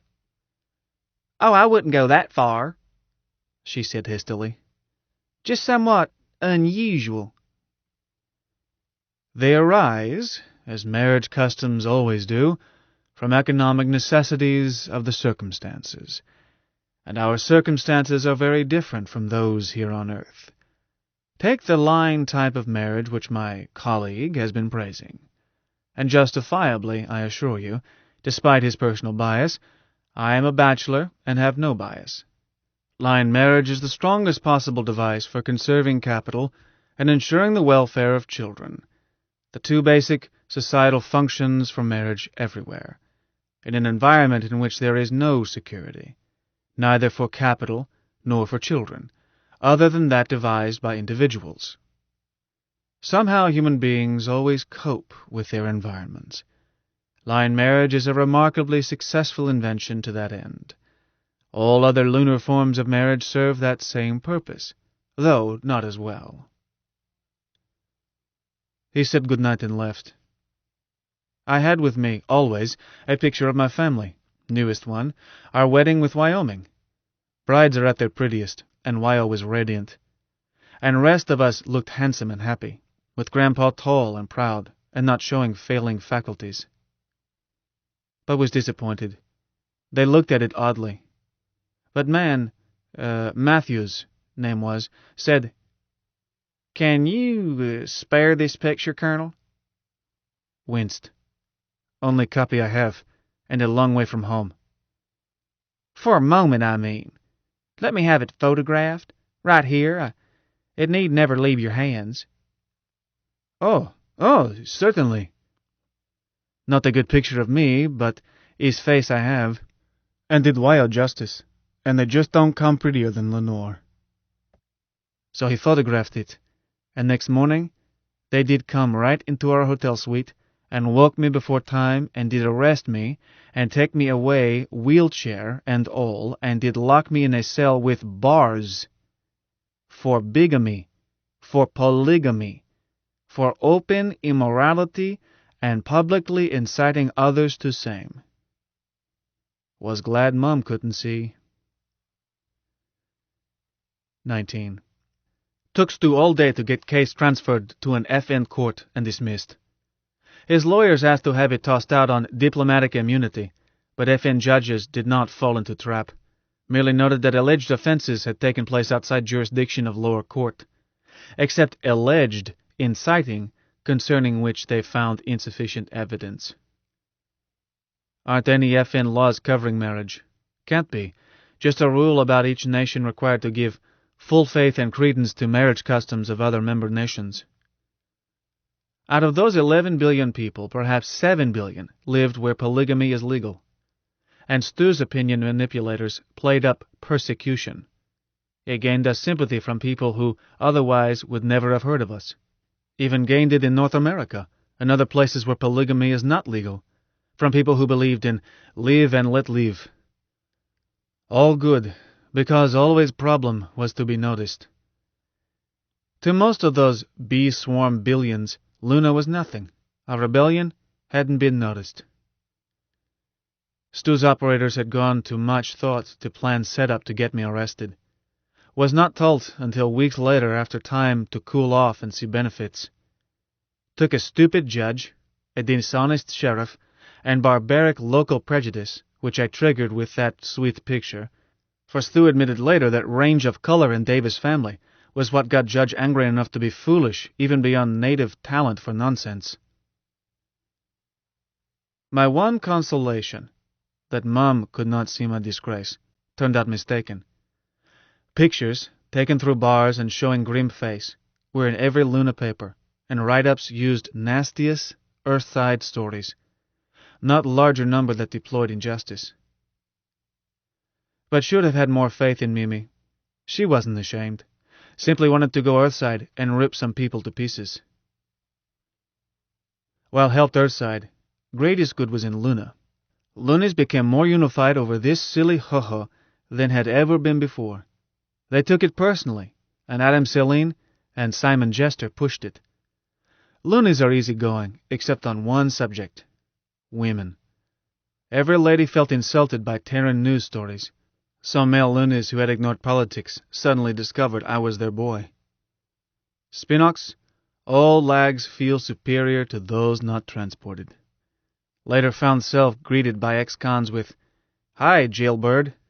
A lodge greeting. I was accepted. But saw nothing good about it then. Pushed around, treated like cattle, fingerprinted, photographed, given food we wouldn't offer hogs, exposed to endless indignity, and only that heavy field kept me from trying to kill somebody. Had I been wearing number 6 arm when grabbed, might have tried. But steadied down once I was freed. Hour later we were on way to Agra. Had at last been summoned by committee. Felt good to be back in suite in Maharaja's palace, but 11-hour zone change in less than 3 did not permit rest. We went to hearing bleary-eyed and held together by drugs. Hearing, was one-sided. We listened while chairman talked. Talked an hour. I'll summarize. Our preposterous claims were rejected. Lunar Authority's sacred trust could not be abandoned. Disorders on Earth's moon could not be tolerated. Moreover, recent disorders showed that authority had been too lenient. Omission was now to be corrected by an activist program, a 5-year plan in which all phases of life in authorities' trusteeship would be overhauled. A code of laws was being drafted. Civil and criminal courts would be instituted for benefit of client employees, which meant all persons in trust area, not just consignees with uncompleted sentences. Public schools would be established, plus indoctrinal adult schools for client employees in need of same. An economic, engineering, and agricultural planning board would be created to provide fullest and most efficient use of Moon's resources and labor of client employees. An interim goal of quadrupling grain shipments in 5 years had been adopted as a figure easily obtainable once scientific planning of resources and labor was in effect.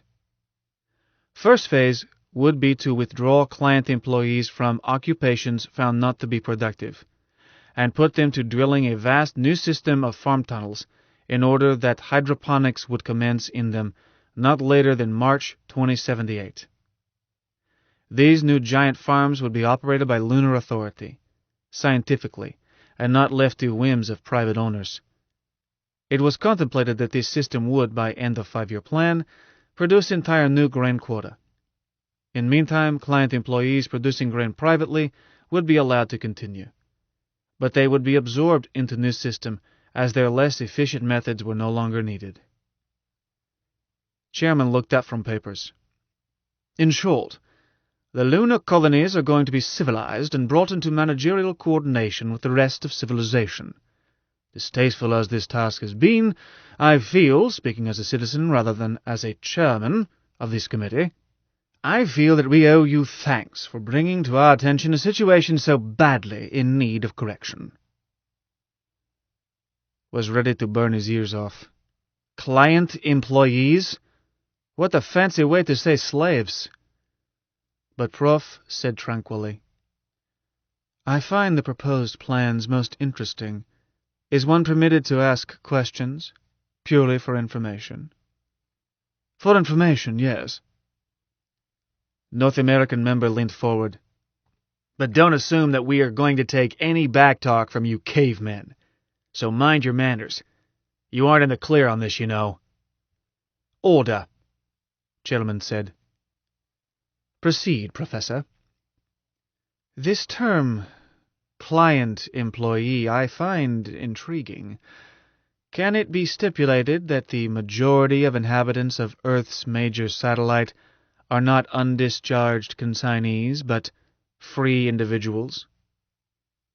Certainly, Chairman agreed blandly. All legal aspects of the new policy have been studied. With minor exceptions, some 91% of the colonists have citizenship, original or derived, in various member nations of the Federated Nations. Those who wish to return to their home countries have a right to do so. You will be pleased to learn that the authority is considering a plan under which loans for transportation can be arranged, probably under supervision of International Red Cross and Crescent. I might add that I myself am heartily backing this plan, as it renders nonsensical any talk about slave labor. He smiled smugly. I see, agreed Prof. Most humane. Has the committee, or the authority, pondered the fact that most, effectively all, I should say, considered the fact that inhabitants of Luna are physically unable to live on this planet, that they have undergone involuntary permanent exile through irreversible physiological changes, and can never again live in comfort and health in a gravitational field 6 times greater than that to which their bodies have become adjusted? Scoundrel pursed his lips, as if considering totally new idea. Speaking again for myself, I would not be prepared to stipulate that what you say is necessarily true. It might be true of some, might not be others. People vary widely. Your presence here proves that it is not impossible for a lunar inhabitant to return to Earth. In any case, we have no intention of forcing anyone to return. We hope that they will choose to stay, and we hope to encourage others to emigrate to the moon. But these are individual choices, under the freedoms guaranteed by the Great Charter. But as to this alleged physiological phenomenon, it is not a legal matter. If anyone deems it prudent, or thinks he would be happier to stay on the moon, that's his privilege. I see, sir. We are free to remain in Luna and work, at tasks and for wages set by you, or free to return to Earth and die. Chairman shrugged. You assume that we are villains. We're not. Why, if I were a young man, I would emigrate to the moon myself. Great opportunities. In any case, I am not troubled by your distortions. History will justify us. Was surprised at Prof. He was not fighting. Worried about him. Weeks of strain and a bad night on top. All he said was, "Honorable Chairman, I assume that shipping to Luna will soon be resumed. Can passage be arranged for my colleague and myself in the first ship? For I must admit, sir, that this gravitational weakness of which I spoke is, in our cases, very real. Our mission is completed. We need to go home." Not a word about grain barges, nor about throwing rocks, nor even futilely of beating a cow. Prof just sounded tired. Chairman leaned forward and spoke with grim satisfaction. "Professor, that presents difficulties. To put it bluntly, you appear to be guilty of treason against the Great Charter, indeed, against all humanity, and an indictment is being considered. I doubt if anything more than a suspended sentence would be invoked against a man of your age and physical condition, however. Do you think it would be prudent of us to give you passage back to the place where you committed these acts, there to stir up more mischief?" Prof sighed. "I understand your point. Then, sir, may I be excused? I am weary." "Certainly. Hold yourself at the disposal of this committee. The hearing stands adjourned. Colonel Davis." "Sir?" I was directing wheelchair around to get Prof out at once. Our attendants had been sent outside. "A word with you, please, in my office." Looked at Prof. Eyes were closed and seemed unconscious. But he moved one finger, motioning me to him. "Honorable Chairman, I am more nurse than diplomat. Have to look after him. He's an old man. He's ill." "The attendants will take care of him." Well, got as close to Prof as I could from chair. Leaned over him. "Prof, are you right?" He barely whispered. "See what he wants. Agree with him. But stall." Moments later was alone with Chairman. Soundproof door locked. Meant nothing. Room could have a dozen ears, plus one in my left arm. He said, "A drink? Coffee?" I answered, "No, thank you, sir. Have to watch my diet here." "Oh, I suppose so. Are you really limited to that chair? You look healthy." I said, "I could, if had to, get up and walk across room. Might faint, or worse. Prefer not to risk. Weigh 6 times what I should. Heart's not used to it." "I suppose so. Colonel, I hear you had some silly trouble in North America. I'm sorry, I truly am. Barbaric place. Always hate to have to go there. I suppose you're wondering why I wanted to see you." "No, sir. Assume you'll tell me when suits you. Instead, was wondering why you still call me Colonel." He gave a barking laugh. "Ha! Habit, I suppose. A lifetime of protocol. Yet it might be well for you to continue with that title. Tell me, what do you think of our 5-year plan?" Thought it stunk. Seems to have been carefully thought out. "Much thought went into it, Colonel. You seem to be a sensible man. I know you are. I know not only your background, but practically every word you've spoken. Almost your thoughts, ever since you set foot on Earth. You were born on the moon, Do you regard yourself as a patriot of the moon? Suppose so. Though I tend to think of what we did just as something that had to be done. Between ourselves, yes. That old fool Hobart. Colonel, that is a good plan, but lacks an executive.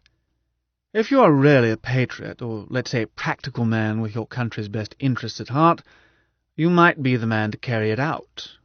He held up hand. Don't be hasty. I'm not asking you to sell out, turn traitor, or any nonsense like that. This is your chance to be a real patriot, not some phony hero who gets himself killed in a lost cause. Put it this way. Do you think it is possible for the lunar colonies to hold out against all the force that the Federated Nations of Earth can bring to bear? You're not really a military man, I know, and I'm glad you're not. But you are a technical man, and I know that too. In your honest estimation, how many ships and bombs do you think it would take to destroy the lunar colonies? I answered, 1 ship, 6 bombs. Correct. My God, it's good to talk to a sensible man. 2 of them would have to be awfully big, perhaps specially built. A few people would stay alive for a while, in smaller warrens beyond the blast areas, but 1 ship would do it, in 10 minutes. I said, Conceded, sir, but Professor de la Paz pointed out that you don't get milk by beating a cow, and certainly can't by shooting it. Why do you think we've held back? Done nothing for over a month. That idiot colleague of mine, I won't name him, spoke of back talk. Back talk doesn't fret me. It's just talk, and I'm interested in results. No, my dear Colonel, we won't shoot the cow, but we would, if forced to, let the cow know that it could be shot. H-missiles are expensive toys, but we could afford to expend some as warning shots, wasted on bare rock to let the cow know what could happen. But that is more force than one likes to use. It might frighten the cow and sour its milk. He gave another barking laugh. Ha! Better to persuade old Bossy to give down willingly. I waited. Don't you want to know how? He asked. How? I agreed. Through you. Don't say a word and let me explain. He took me up on that high mountain and offered me kingdoms of Earth, or of Luna. Take job of Protector Pro Tem, with understanding was mine permanently if I could deliver. Convince loonies they could not win. Convince them that this new setup was to their advantage. Emphasize benefits. Free schools, free hospitals, free this and that. Details later, but an everywhere government just like on Terra. Taxes starting low and handled painlessly by automatic checkoff and through kickback revenues from grain shipments. But, most important, this time authority would not send a boy to do a man's job. 2 regiments of police at once. Those damned peace dragoons were a mistake, he said. One we won't make again. Between ourselves, the reason it has taken us a month to work this out is that we had to convince the Peace Control Commission that a handful of men could not police 3 million people spread through 6 largish warrens and 50 and more small ones. So you'll start with enough police. Not combat troops, but military police, used to quelling civilians with a minimum of fuss. Besides that, this time they'll have female auxiliaries, a standard 10%. No more rape complaints. Well, sir, think you can swing it, knowing it's best in the long run for your own people? I said I ought to study it in detail, particularly plans and quotas for 5-year plan, rather than make snap decision. Certainly, certainly, he agreed. I'll give you a copy of the white paper we've made up. Take it home, study it, sleep on it. Tomorrow we'll talk again. Just give me your word as a gentleman to keep it under your hair. No secret, really, but these things are best settled before they are publicized. Speaking of publicity, you'll need help, and you'll get it. We'll go to the expense of sending up top-notch men, pay them what it's worth, Have them centrifuge the way those scientists do, you know. This time we're doing it right. That fool Hobart, he's actually dead, isn't he? No, sir. Senile, however. Should have killed him. Here's your copy of the plan. Sir, speaking of old men, Professor de la Paz can't stay here. Won't leave 6 months. That's best, isn't it?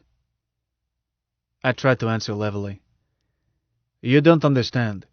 He is greatly loved and respected. Best thing would be for me to convince him that you mean business with those H-missiles, and that it is his patriotic duty to salvage what we can. But either way, if I return without him, well, not only could not swing it, wouldn't live long enough to try. Sleep on it. We'll talk tomorrow, say 14 o'clock. I left, and as soon as was loaded into lorry, gave way to shakes. Just don't have high-level approach. Stu was waiting with Prof. Well, said Prof. I glanced around, tapped ear. We huddled, heads over Prof's head and 2 blankets over us all. Stretcher wagon was clean, and so was my chair. I checked them each morning. But for room itself seemed safer to whisper under blankets. Started in. Prof stopped me. Discuss his ancestry and habits later. The facts. He offered me job of warden. I trust you accepted. 90%. I'm to study this garbage and give answer tomorrow. Stu, how fast can we execute Plan Scoot? Started. We were waiting for you to return. If they let you return. Next 50 minutes were busy. Stu produced a gaunt Hindu in a dhoti. In 30 minutes he was a twin of Prof, and Stu lifted Prof off wagon onto a divan. Duplicating me was easier. Our doubles were wheeled into Sweet's living room just at dusk, and dinner was brought in. Several people came and went, among them elderly Hindu woman in sari, on arm of Stuart Lejoie. A plump babu followed them. Getting Prof up steps to roof was worst. He had never worn power walkers, had no chance to practice, and had been flat on back for more than a month. But Stu's arm kept him steady. I gritted teeth and climbed those 13 terrible steps by myself. By the time I reached roof, heart was ready to burst. Was put to it not to black out. A silent little flitter craft came out of gloom right on schedule, and 10 minutes later, we were in chartered ship we had used past month. 2 minutes after that, we jetted for Australia. Don't know what it cost to prepare this dance and keep it ready against need, but was no hitch. Stretched out by Prof and caught breath, then said, "How you feel, Prof?" Okay, a bit tired, frustrated. Jada frustrated. Over not seeing the Taj Mahal, I mean. I never had opportunity as a young man, and here I've been within a kilometre of it twice, once for several days, now for another day. And still, I haven't seen it, and never shall. Just a tomb. And Helen of Troy was just a woman. Sleep, lad. We landed in Chinese half of Australia, place called Darwin, and were carried straight into a ship, placed in acceleration couches and dosed. Prof was already out, and I was beginning to feel dopey when Stu came in, grinning, and strapped down by us. I looked at him. "You too? Who's minding shop?" "The same people who've been doing the real work all along. It's a good setup, and doesn't need me any longer. Manual cubber. I did not want to be marooned a long way from home. Luna, I mean, in case you have doubts. This looks like the last train from Shanghai." "What's Shanghai got to do with?" "Ha! Forget I mentioned it. Money. I'm flat broke. Concave. I owe money in all directions. Debts that will be paid only if certain stocks move the way Adam Celine convinced me they would move shortly after this point in history. And I'm wanted, or will be, for offences against the public peace and dignity. Put it this way, I'm saving them the trouble of transporting me. Do you think I can learn to be a drillman at my age? Was feeling foggy, drug taking hold. Stu, in Luna, you aren't old. Barely started. Anyway, eat our table forever. Mimi likes you. Thanks, Cabert. I might. Up, warning lads. Deep breath. Suddenly was kicked by 10G. 20. Our craft was a ground-to-orbit ferry type used for manned satellites, for supplying FN ships in patrol orbit, and for passengers too, and from pleasure and gambling satellites. She was carrying 3 passengers instead of 40. No cargo except 3 pea suits and a brass cannon. Yes, silly toy was along. Pea suits and Prof's Bang Bang were in Australia a week before we were. And good ship Lark had been stripped. Total crew was skipper and a cyborg pilot. She was heavily overfueled. We made, was told, normal approach on Elysium satellite, then suddenly scooted from orbital speed to escape speed, a change even more violent than liftoff. This was scanned by FN Skytrack. We were commanded to stop and explain. I got this second-hand from Stu. Self still recovering and enjoying the luxury of no G with 1 strap to anchor. Prof was still out.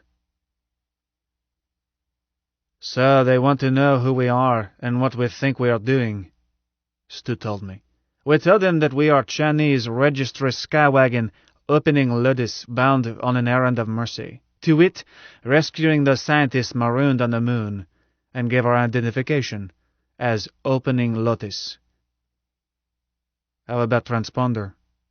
Money! If I got what I paid for, our transponder identified us as the Lark up to 10 minutes ago. And now has ID'd us as the Lotus. Soon we will know. Just 1 ship is in position to get a missile off, and it must blast us in, He stopped to look. Another 27 minutes, according to the wired-up gentleman booting this bucket. Or its chances of getting us are poor to 0. So if it worries you, if you have prayers to say, or messages to send, or whatever it is one does at such times, now is the time. Think we ought to rouse Prof? Let him sleep. Can you think of a better way to make the jump than from peaceful sleep instantaneously into a cloud of radiant gas? Unless you know that he has religious necessities to attend to, he never struck me as a religious man, orthodoctrinally speaking. He's not, but if you have such duties, don't let me keep you. Thank you. I took care of what seemed necessary before we left ground. How about yourself, Manny? I'm not much of a padre, but I'll do my best if I can help. Any sins on your mind, old cubber? If you need to confess, I know quite a little about sin. Told him my needs did not run that way. Then did recall sins. Some I cherished, and gave him a version more or less true. That reminded him of some of his own, which reminded me. 0 time came and went before we ran out of sins. Stu Lejoie is a good person to spend last minutes with, even if don't turn out to be last. We had 2 days with naught to do but undergo drastic routines to keep us from carrying up-teen plagues to Luna. But didn't mind shaking from induced chills and burning with fever. Freefall was such a relief and was so happy to be going home. Or almost happy. Prof asked what was troubling me. Nothing, I said. Can't wait to be home, but truth is ashamed to show face after we failed. Prof, what did we do wrong? Failed, my boy? Don't see what else can call it. Asked to be recognized? Not what we got. Manuel, I owe you an apology. You will recall Adam Celine's projection of our chances just before we left home? Stu was not in earshot, but Mike was word we never used. Was always Adam Celine for security. Certainly do. 1 in 53.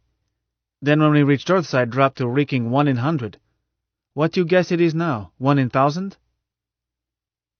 I've had new projections every few days, which is why I owe you an apology. The last, received just before we left, included the then untested assumption that we would escape, get clear of Terra, and home safely, or that at least one of us three would make it, which is why Comrade Stu was summoned home, he having a Terran's tolerance of high acceleration. 8 projections, in fact, ranging from 3 of us dead, through various combinations up to 3 surviving. Would you care to stake a few dollars on what that last projection is? Setting a bracket and naming your own odds? I'll give a hint. You are far too pessimistic. No, damn it, just tell. The odds against us are now only 17 to 1, and they've been shortening all month, which I couldn't tell you. Was amazed, delighted, overjoyed, hurt. What do you mean, couldn't tell me? Look, Prof, if not trusted, deal me out and put Stu in executive cell. Please, son. That's where he will go if anything happens to any of us. You, me, or dear Wyoming.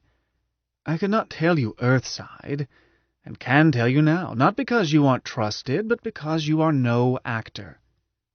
You could carry out your role more effectively if you believed that our purpose was to achieve recognition of independence. Now he tells. Manuel, we had to fight hard every instant, and lose. So, am big enough boy to be told? Please, Manuel. Keeping you temporarily in the dark greatly enhanced our chances. You can check this with Adam. May I add that Stewart accepted his summons to Luna blithely, without asking why? Comrade, that committee was too small. Its chairman, too intelligent. There was always the hazard that they might offer an acceptable compromise. That first day, there was grave danger of it. Had we been able to force our case before the Grand Assembly, there would have been no danger of intelligent action. But we balked. The best I could do was to antagonize the committee, even stooping to personal insult to make certain of at least one holdout against common sense. Guess I never will understand high-level approach. Possibly not, but your talents and mine complement each other. And, well, you wish to see Luna free. You know I do. You also know that Terra can defeat us. Sure, no projection ever gave anything close to even money. So don't see why you set out to antagonize. Please! Since they can inflict their will on us, our only chance lies in weakening their will. That was why we had to go to Terra, to be divisive, to create many opinions. The shrewdest of the great generals in China's history once said that perfection in war lay in so sapping the opponent's will that he surrenders without fighting. In that maxim lies both our ultimate purpose and our most pressing danger. Suppose, as seemed possible that first day, we had been offered an inviting compromise, a governor in place of a warden, possibly from our own number, local autonomy, a delegate in the Grand Assembly, a higher price for grain at the catapult head, plus a bonus for increased shipments, a disavowal of Hobart's policies combined with an expression of regret over the rape and the killings, with handsome cash settlements to the victims' survivors. Would it have been accepted back home? They did not offer that.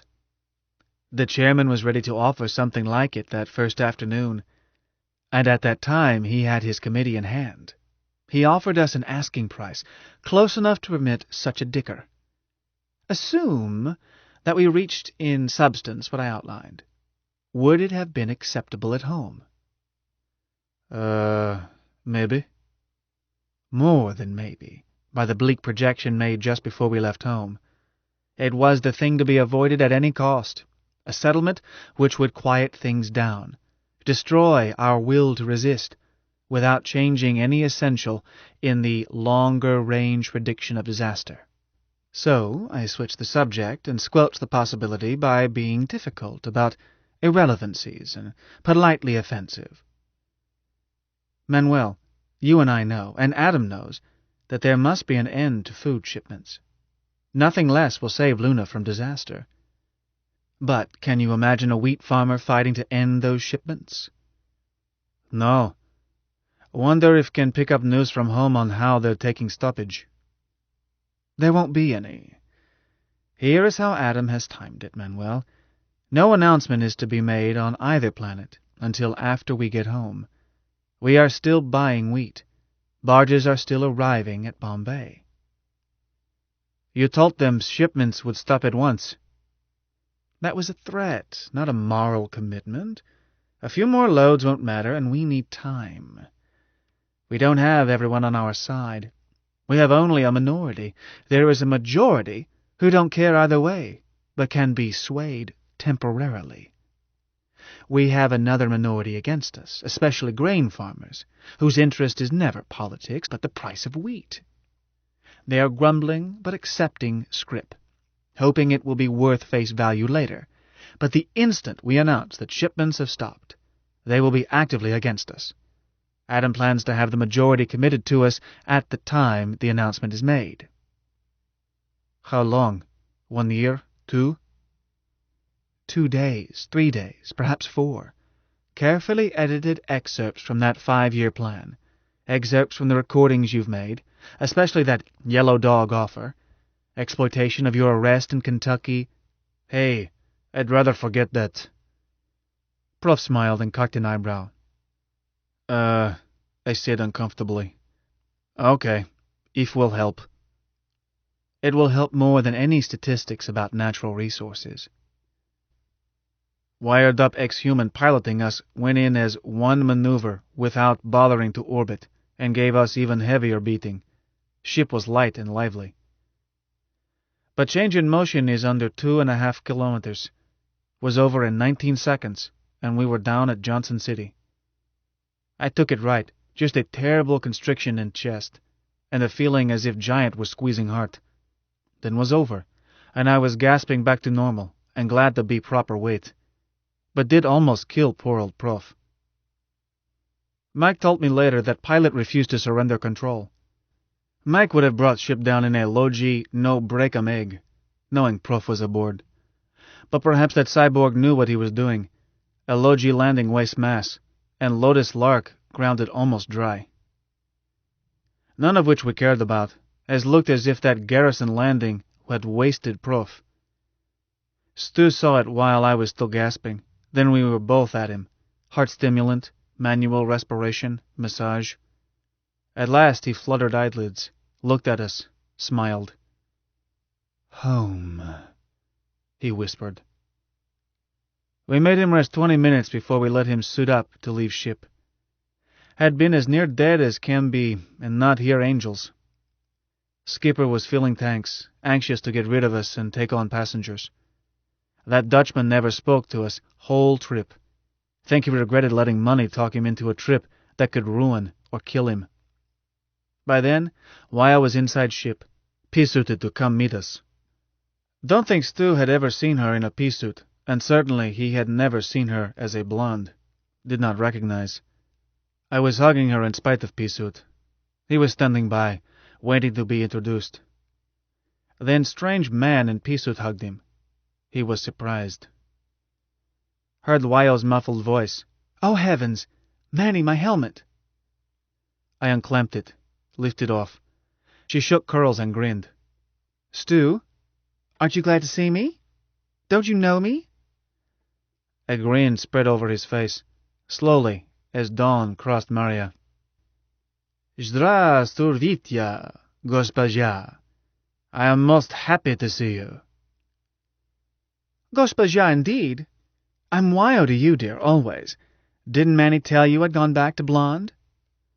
Yes, he did. But knowing it and seeing are not the same. You'll get used to it. She stopped to bend over Prof, kiss him, giggle at him, then straightened up and gave me a no-helmet welcome home that left us both with tears despite pesky suit. Then turned again to Stu, started to kiss him. He held back a little. She stopped. Stu, Am I going to have to put on brown makeup to welcome you? Stu glanced at me, then kissed her.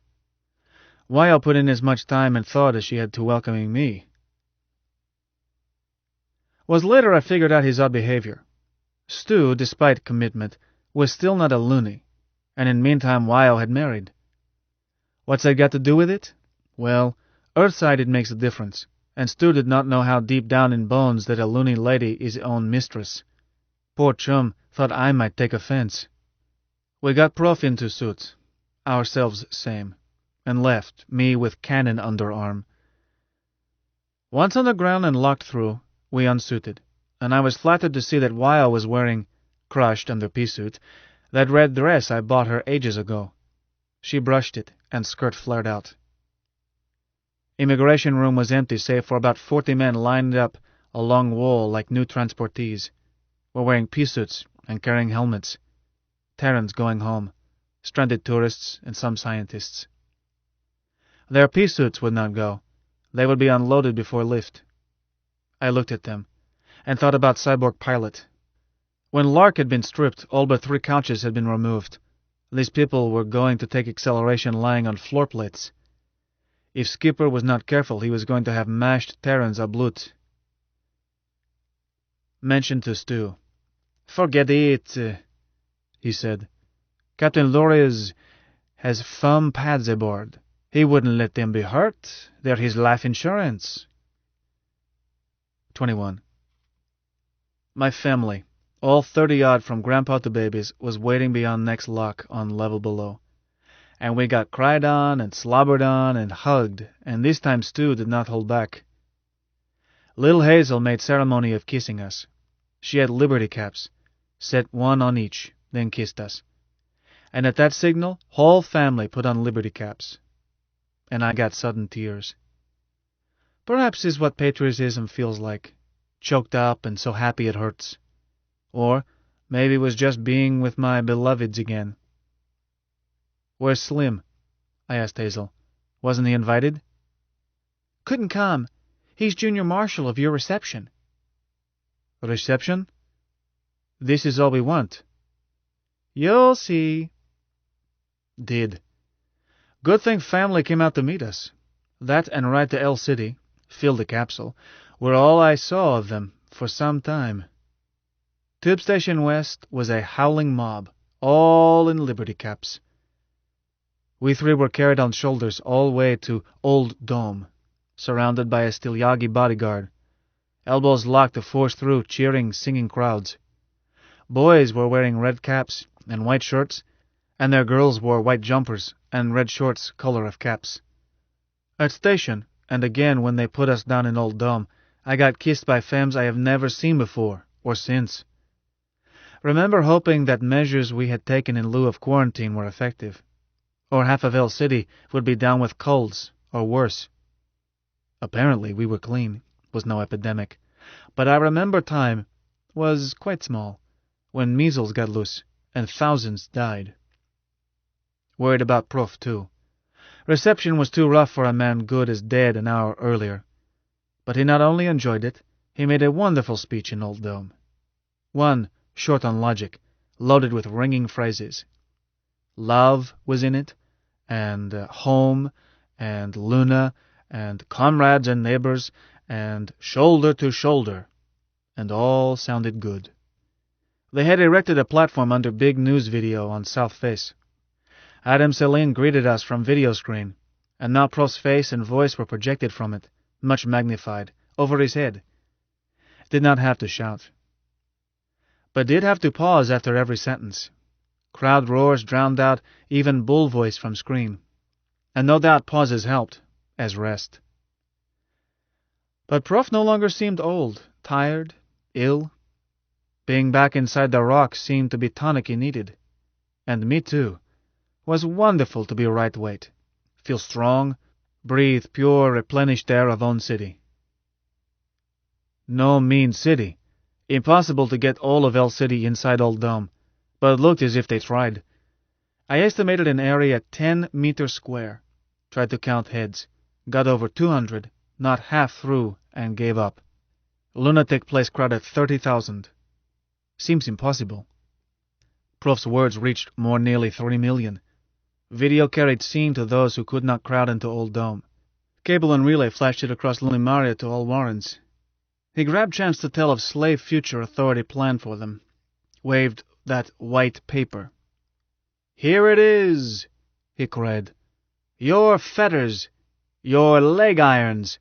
Will you wear them?" "No!" "They say you must. They say they will H-bomb, then survivors will surrender and be put on these chains. Will you?" "No! Never!" "Never," agreed Prof. "They threaten to send troops. More and more troops to rape and murder. We shall fight them." "Da!" "We shall fight them on the surface. We shall fight them in the tubes. We shall fight them in the corridors. If die we must, we shall die free." "Yes! Ja, da! Tell him! "And if we die, let history write, this was Luna's finest hour. Give us liberty, or give us death." Some of that sounded familiar, but his words came out fresh and new. I joined in roars. Look, I knew we couldn't whip Terra. I'm tech by trade and know that an H-bomb doesn't care how brave you are, but was ready to. If they wanted to fight, let's have it. Prof let them roar, then led them in Battle Hymn of the Republic, Simon's version. Adam appeared on screen again, took over leading it, and sang with them. And we tried to slip away, off back of platform, with help of Still Yagi, led by Slim. But women didn't want to let us go, and lads aren't at their best in trying to stop ladies. They broke through. Was 2200 before we four, Yo, Prof, Stu, Self, were locked in room L of Raffles, where Adam, Mike, joined us by video. I was starved by then. All were, so I ordered dinner, and Prof insisted that we eat before reviewing plans. Then we got down to business. Adam started by asking me to read aloud white paper, for his benefit and for Comrade Wyoming. "But first, Comrade Manuel, if you have the recordings you made Earthside, could you transmit them by phone at high speed to my office? I'll have them transcribed for study. All I have so far are the coded summaries Comrade Stewart sent up." I did so, knowing Mike would study them at once. Phrasing was part of Adam's Celine myth, and decided to talk to Prof about letting Stu in on facts. If Stu was to be in executive cell, pretending was too clumsy. Feeding recordings into Mike at over speed took 5 minutes. Reading aloud, another 30. That done, Adam said, "Professor, the reception was more successful than I had counted on, due to your speech. I think we should push the embargo through Congress at once. I can send out a call tonight for a session at noon tomorrow. Comments?" I said, "Look, those yammerheads will kick it around for weeks. If you must put it up to them, can't see why, do as you did with Declaration. Start late, jam it through after midnight using own people." Adam said, "Sorry, Manuel. I'm getting caught up on events Earthside, and you have catching up to do here. It's no longer the same group. Comrade Wyoming?" "Manny, dear, it's an elected Congress now. They must pass it. Congress is what government we have." I said slowly, "You held election and turned things over to them? Everything? Then what are we doing?" Looked at Prof, expecting explosion. My objections would not be on his grounds, but couldn't see any use in swapping one talk for another. At least first group had been so loose we could pack it. This new group would be glued to seats. Prof was undisturbed, fitted fingertips together and looked relaxed. "Manuel, I don't think the situation is as bad as you seem to feel that it is. In each age it is necessary to adapt to the popular mythology. At one time, kings were anointed by deity, so the problem was to see to it that deity anointed the right candidate. In this age, the myth is the will of the people, but the problem changes only superficially. Comrade Adam and I have had long discussions about how to determine the will of the people. I venture to suggest that this solution is one we can work with. Well, okay, but why weren't we told? Stu, did you know? No, Manny. There was no reason to tell me. He shrugged. I'm a monarchist. I wouldn't have been interested. But I go along with proof that in this day and age elections are a necessary ritual. This book is continued on disc. The Moon is a Harsh Mistress by Robert Heinlein. Continued. Disc 10. I venture to suggest that this solution is one we can work with. Well, okay, but why weren't we told? Stu, did you know? No, Manny. There was no reason to tell me. He shrugged. I'm a monarchist. I wouldn't have been interested. But I go along with proof that in this day and age elections are a necessary ritual. Proof said, Manuel, it wasn't necessary to tell us till we got back. You and I had other work to do. Comrade Adam and dear Comrade Wyoming handled it in our absence. So let's find out what they did before we judge what they've done. Sorry. Well, Wyo? Manny, we didn't leave everything to chance. Adam and I decided that a Congress of 300 would be about right. Then we spent hours going over the party lists, plus prominent people not in the party. At last we had a list of candidates, a list that included some from the ad hoc Congress. Not all were yammerheads. We included as many as we could. Then Adam phoned each one and asked him, or her, if he would serve, binding him to secrecy in the meantime. Some we had to replace. When we were ready, Adam spoke on video, announced that it was time to carry out the party's pledge of free elections, set a date, said that everybody over 16 could vote, and that all anyone had to do to be a candidate was to get 100 chops on a nominating petition and post it in Old Dome, or the public notice place for his warren. Oh yes, 30 temporary election districts, 10 congressmen from each district. That let all but the smallest warrens be at least one district. So you had it lined up and party ticket went through? Oh, no, dear. There wasn't any party ticket officially. But we were ready with our candidates, and I must say my Stilyagi did a smart job getting chops on nominations. Our optings were posted the first day. Many other people posted. There were over 2,000 candidates. But there was only 10 days from announcement to election, and we knew what we wanted, whereas the opposition was split up. It wasn't necessary for Adam to come out publicly and endorse candidates. It worked out. You won by 7,000 votes, dear, while your nearest rival got less than 1,000. I won? You won? I won? Professor won. Comrade Clayton won, and just about everybody we thought should be in the Congress. It wasn't hard, although Adam never endorsed anyone. I didn't hesitate to let our comrades know who was favored. Simon poked his finger in, too. And we do have good connections with newspapers. I wish you had been here election night, watching the results. Exciting. How did you go about nose counting? Never known how election works. Write names on a piece of paper? Oh, no. We used a better system. Because, after all, some of our best people can't write. We used banks for voting places, with bank clerks identifying customers and customers identifying members of their families and neighbors who didn't have bank accounts. And people voted orally, and the clerks punched the votes into the bank's computers, with the voter watching, and results were all tallied at once in Luna City Clearinghouse. We voted everybody in less than 3 hours, and results were printed out just minutes after voting stopped. Suddenly, a light came on in my skull, and I decided to question Wyo privately. No, not Wyo. Mike. Get past his Adam Celine dignity and hammer truth out of his neuristers. Recalled a check $10 million too large, and wondered how many had voted for me. 7,000? 700? or just my family and friends.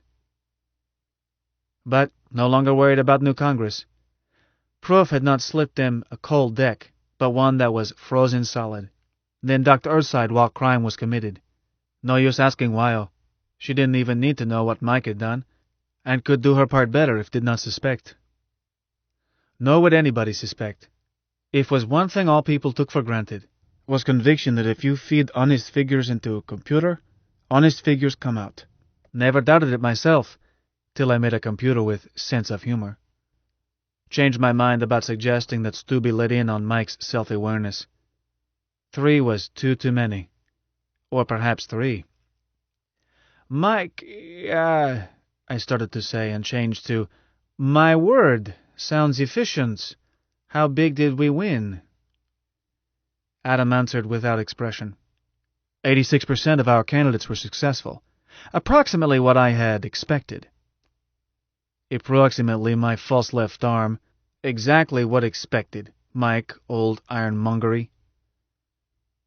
Withdrawal objection to noon session. I'll be there.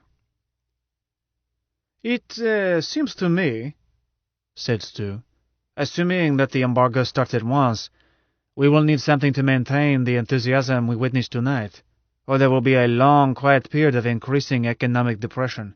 From the embargo, I mean, and growing disillusionment. Adam, you first impressed me through your ability to make shrewd guesses as to future events. Do my misgivings make sense? They do. Well? Adam looked at us in turn, and was almost impossible to believe that this was a false image, and Mike was simply placing us through binaural receptors. Comrades, it must be turned into open war as quickly as possible. Nobody said anything. One thing to talk about war, another to face up to it. At last I sighed and said, when do we start throwing rocks? We do not start, Adam answered. They must throw the first one. How do we antagonize them into doing so? I will reserve my thoughts to the last. Comrade Manuel? Don't look at me. Way I feel would start with a nice big rock smack on Agra. A bloke there who is a waste of space. But not what you are after. No, it is not, Adam answered seriously. You would not only anger the entire Hindu nation, a people intensely opposed to destruction of life, but you would also anger and shock people throughout Earth by destroying the Taj Mahal. Including me, said Prof. Don't talk dirty, Manuel. Look, I said, didn't say to do it. Anyhow, good miss, Taj. Manuel, said Prof. As Adam pointed out, our strategy must be to antagonize them into striking the first blow. The classic Pearl Harbor maneuver of game theory. A great advantage in Weltpolitik. The question is how. Adam, I suggest that what is needed is to plant the idea that we are weak and divided, and that all it takes is a show of force to bring us back into line. Stu, your people Earthside should be useful. Suppose the Congress repudiated myself and Manuel. The effect? Oh, no, said Wyo. Oh, yes, dear Wyo. Not necessary to do it, but simply to put it over news channels to Earth. Perhaps still better to put it out over a clandestine beam attributed to the Terran scientists still with us, while our official channels display the classic stigmata of tight censorship. Adam? I'm noting it as a tactic which probably will be included in the strategy, but it will not be sufficient alone. We must be bombed. Adam, said Dwyer, why do you say so? Even if Luna City can stand up under their biggest bombs, something I hope never to find out, we know that Luna can't win an all-out war. You've said so many times. Isn't there some way to work it out so that they will just plain leave us alone? Adam pulled at right cheek, and I thought, Mike, if you don't knock off play acting, you'll have me believing in you myself. Was annoyed at him and looked forward to a talk. one in which I would not have to defer to Chairman Celine. "Comrade Wyoming," he said soberly, "it's a matter of game theory in a complex, non-zero-sum game.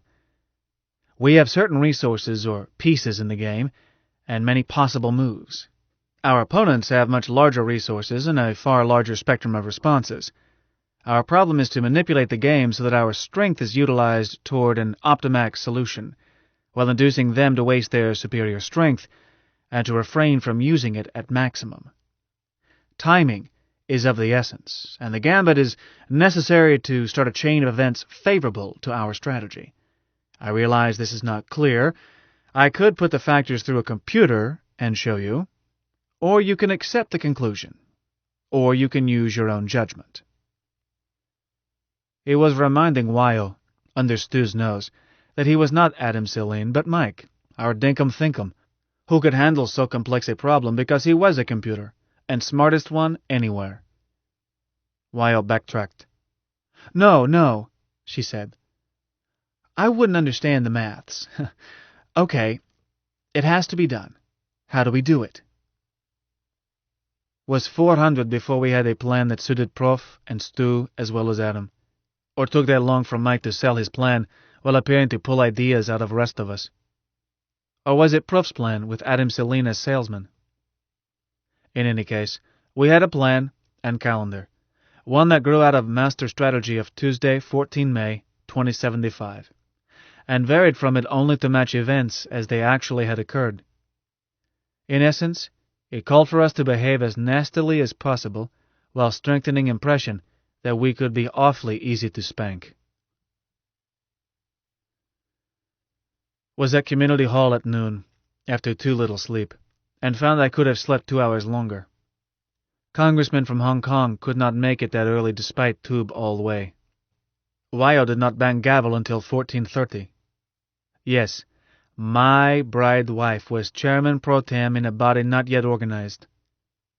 Parliamentary rulings seemed to come naturally to her, and she was not a bad choice. A mob of loonies behaves better when a lady bangs gavel.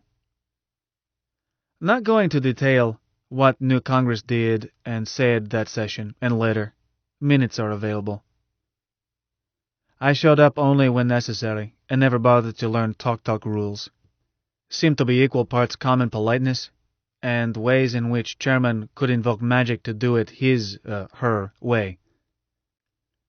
No sooner had Wyo banged them to order, but a cobber jumped up and said, "Gojbaja, Chairman, move we suspend rules and hear from Comrade Professor de la Paz," which brought a whoop of approval. Wyo banged again. "Motion is out of order and member from Lower Churchill will be seated. This House recessed without adjourning, and Chairman of Committee on Permanent Organization, Resolutions, and Government Structure still has the floor." Turned out to be Wolfgang Korsakov, member of Taiko Wonder, and a member of Prof Cell, and our #1 finagler of Luno Hoko. And he not only had floor, he had it all day, yielding time as he saw fit, i.e., picking out whom he wanted to speak, rather than letting just anyone talk. But nobody was too irked. This mob seemed satisfied with leadership. Were noisy, but not unruly. By dinner time, Luna had a government to replace co-opted provisional government, i.e., dummy government we had opted ourselves, which sent Prof and me to Earth. Congress confirmed all acts of provisional government, thus putting face on what we had done, thanked outgoing government for services, and instructed Wolfgang's committee to continue work on permanent government structure. Prof was elected President of Congress, and ex officio Prime Minister of interim government until we acquired a constitution. He protested age and health, then said would serve if could have certain things to help him. Too old and too exhausted from trip earthside to have responsibility of presiding, except on occasions of state. So he wanted Congress to elect a speaker, and speaker pro tem. And besides that, he felt that Congress should augment its numbers by not more than 10% by itself electing members at large, so that Prime Minister, whoever he might be, could opt cabinet members or ministers of state who might not now be members of Congress. especially ministers without portfolio, to take load off his shoulders. They balked. Most were proud of being congressmen and already jealous of status, but Prof just sat looking tired and waited, and somebody pointed out that it still left control in hands of Congress. So they gave him what he asked for. Then somebody squeezed in a speech by making it a question to chair. Everybody knew, he said, that Adam Celine had refrained from standing for Congress on grounds that chairman of emergency committee should not take advantage of position to elbow way into new government. But could Honorable Chairlady tell member whether there was any reason not to elect Adam Celine a member at large? As gesture of appreciation for great services? To let all Luna, yes, and all those earthworms, especially ex-lunar ex-authority, know that we are not repudiating Adam Celine? On contrary, he was our beloved elder statesman, and was not president simply because he chose not to be? More whoops that went on and on. You can find in minutes who made that speech, but one gets you 10, Proof wrote it, and Weil planted it. Here is how it wound up, over course of days. Prime Minister and Secretary of State for Foreign Affairs, Professor Bernardo de la Paz. Speaker, Finn Nielsen. Speaker Pro Tem, Wyoming Davis. Under-Secretary of State for Foreign Affairs and Minister of Defense, General O'Kelly Davis. Minister of Information, Terence Sheehan. Sheeny turned Pravda over to managing editor to work with Adam and Stu. Special Minister without portfolio in Ministry of Information, Stuart René Lajoie, Congressman at Large. Secretary of State for Economics and Finance and Custodian of Enemy Property, Wolfgang Korsakov. Minister of Interior Affairs and Safety, Comrade Clayton Watanabe. Minister without portfolio and Special Advisor to Prime Minister, Adam Celine. Plus a dozen ministers and ministers without portfolio from warrens other than Luna City. See where it left things? Rush away fancy titles, and B-Cell was still running things as advised by Mike, backed by a Congress in which we could not lose a test vote, but did lose others we did not want to win, or did not care about. But at time could not see sense in all that talk. During evening session, Prof reported on trip, and then yielded to me, Committee Chairman Korsakov consenting, so that I could report what 5-year plan meant, and how authority had tried to bribe me.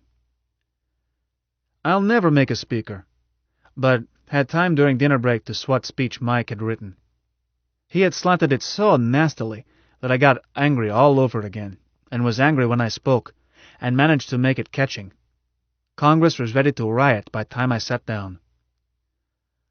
Prof stepped forward, thin and pale, and said quietly, "Comrade members, what shall we do?" "I suggest," Comrade Korsakov consenting, "that we discuss informally how to treat this latest insolence to our nation." One member from Novelin wanted to declare war, and they would have done so right then if Prof had not pointed out that they were still hearing committee reports. More talk, all bitter. At last Comrade Member Chang Jones spoke. "Fellow Congressman, Господин Chairman Korsakov, I'm a rice and wheat farmer. Mean I used to be, because back in May I got a bank loan, and sons and I are converting to variety farming. We are broke. Had to borrow tube fare to get here. But family is eating, and someday we might pull square with bank. At least I'm no longer raising grain. But others are.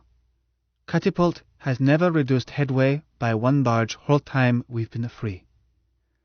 We still shipping, hoping their checks will be worth something someday. But now we know. They've told us what they mean to do with us. To us. I say only way to make those scoundrels know we mean business is stop shipments right now. Not another ton, not a kilo, until they come here and dicker honestly for honest price. Around midnight they passed embargo. then adjourned subject to call standing committees to continue. Wyo and I went home, and I got reacquainted with my family. Was nothing to do. Mike, Adam, and Stu had been working on how to hit them with it earthside, and Mike had shut Catapult down. Technical difficulties with ballistic computer, 24 hours earlier. Last barge in trajectory would be taken by Puna ground control in slightly over 1 day, and Earth would be told, nastily, that was last they would ever get.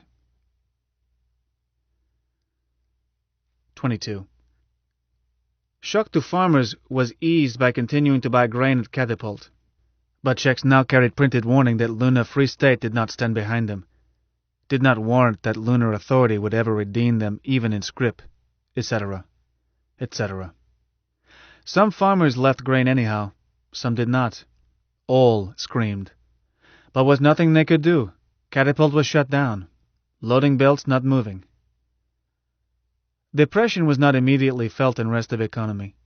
Defense regiments had depleted ranks of ice miners so much that selling ice on free market was profitable. Lunahoko Steel subsidiary was hiring every able-bodied man he could find, and Wolfgang Korsakov was ready with paper money. National dollars, printed to resemble Hong Kong dollar, and in theory, pegged to it. Luna had plenty of food, plenty of work, plenty of money. People were not hurting. Beer, betting, women, and work went on as usual. Nationals, as they were called, were inflation money, war money, fiat money, and were discounted a fraction of a % on day of first issue, concealed as exchange service charge. They were spendable money and never did drop to zero, but were inflationary, and exchange reflected it increasingly. New government was spending money it did not have. But that was later. Challenge to Earth, to authority, and federated nations was made intentionally nasty. FN vessels were ordered to stay clear of Luna by 10 diameters and not orbit at any distance under pain of being destroyed without warning. No mention of how, since we could not. Vessels of private registry would be permitted to land if A. Permission was requested ahead of time with ballistic plan, B. A vessel thus cleared placed itself under Luna ground control, Mike, at a distance of 100,000 kilometers while following approved trajectory, and C. was unarmed save for 3 handguns permitted 3 officers. Last was to be confirmed by inspection on landing, before anybody was allowed to leave ship, and before ship was serviced with fuel and/or reaction mass. Violation would meet confiscation of ship. No person allowed to land at Luna other than ship's crew in connection with loading, unloading, or servicing, save citizens of Terran countries who had recognized Free Luna. Only Chad, and Chad had no ships. Prof expected some private vessels to be re-registered under Chad merchant flag. Manifesto noted that Terran scientists still in Luna could return home in any vessel which conformed to our requirements. It invited all freedom-loving Terran nations to denounce wrongs done us, and which the authority planned against us, recognize us, and enjoy free trade and full intercourse, and pointed out that there were no tariffs or any artificial restrictions against trade in Luna, and was policy of Luna government to keep it that way. We invited immigration, unlimited, and pointed out that we had a labor shortage, and any immigrant could be self-supporting at once. We also boasted of food. Adult consumption over 4,000 calories per day, high in protein, low in cost, no rationing. Stu had Adam Mike stick in price of 100 proof vodka, 50 cents HKL per liter, less in quantity, no taxes. Since this was less than 1/10 retail price of 80 proof vodka in North America, Stu knew it would hit home. Adam, by nature a teetotaler, hadn't thought of it. One of Mike's few oversights. Lunar Authority was invited to gather at one spot well away from other people, say in unirrigated part of Sahara, and receive one last barge of free grain, straight down at terminal velocity. This was followed by a snotty lecture, which implied that we were prepared to do the same to anyone who threatened our peace, there being a number of loaded barges at Catapult Head, ready for such unceremonious delivery. Then we waited. But we waited busily.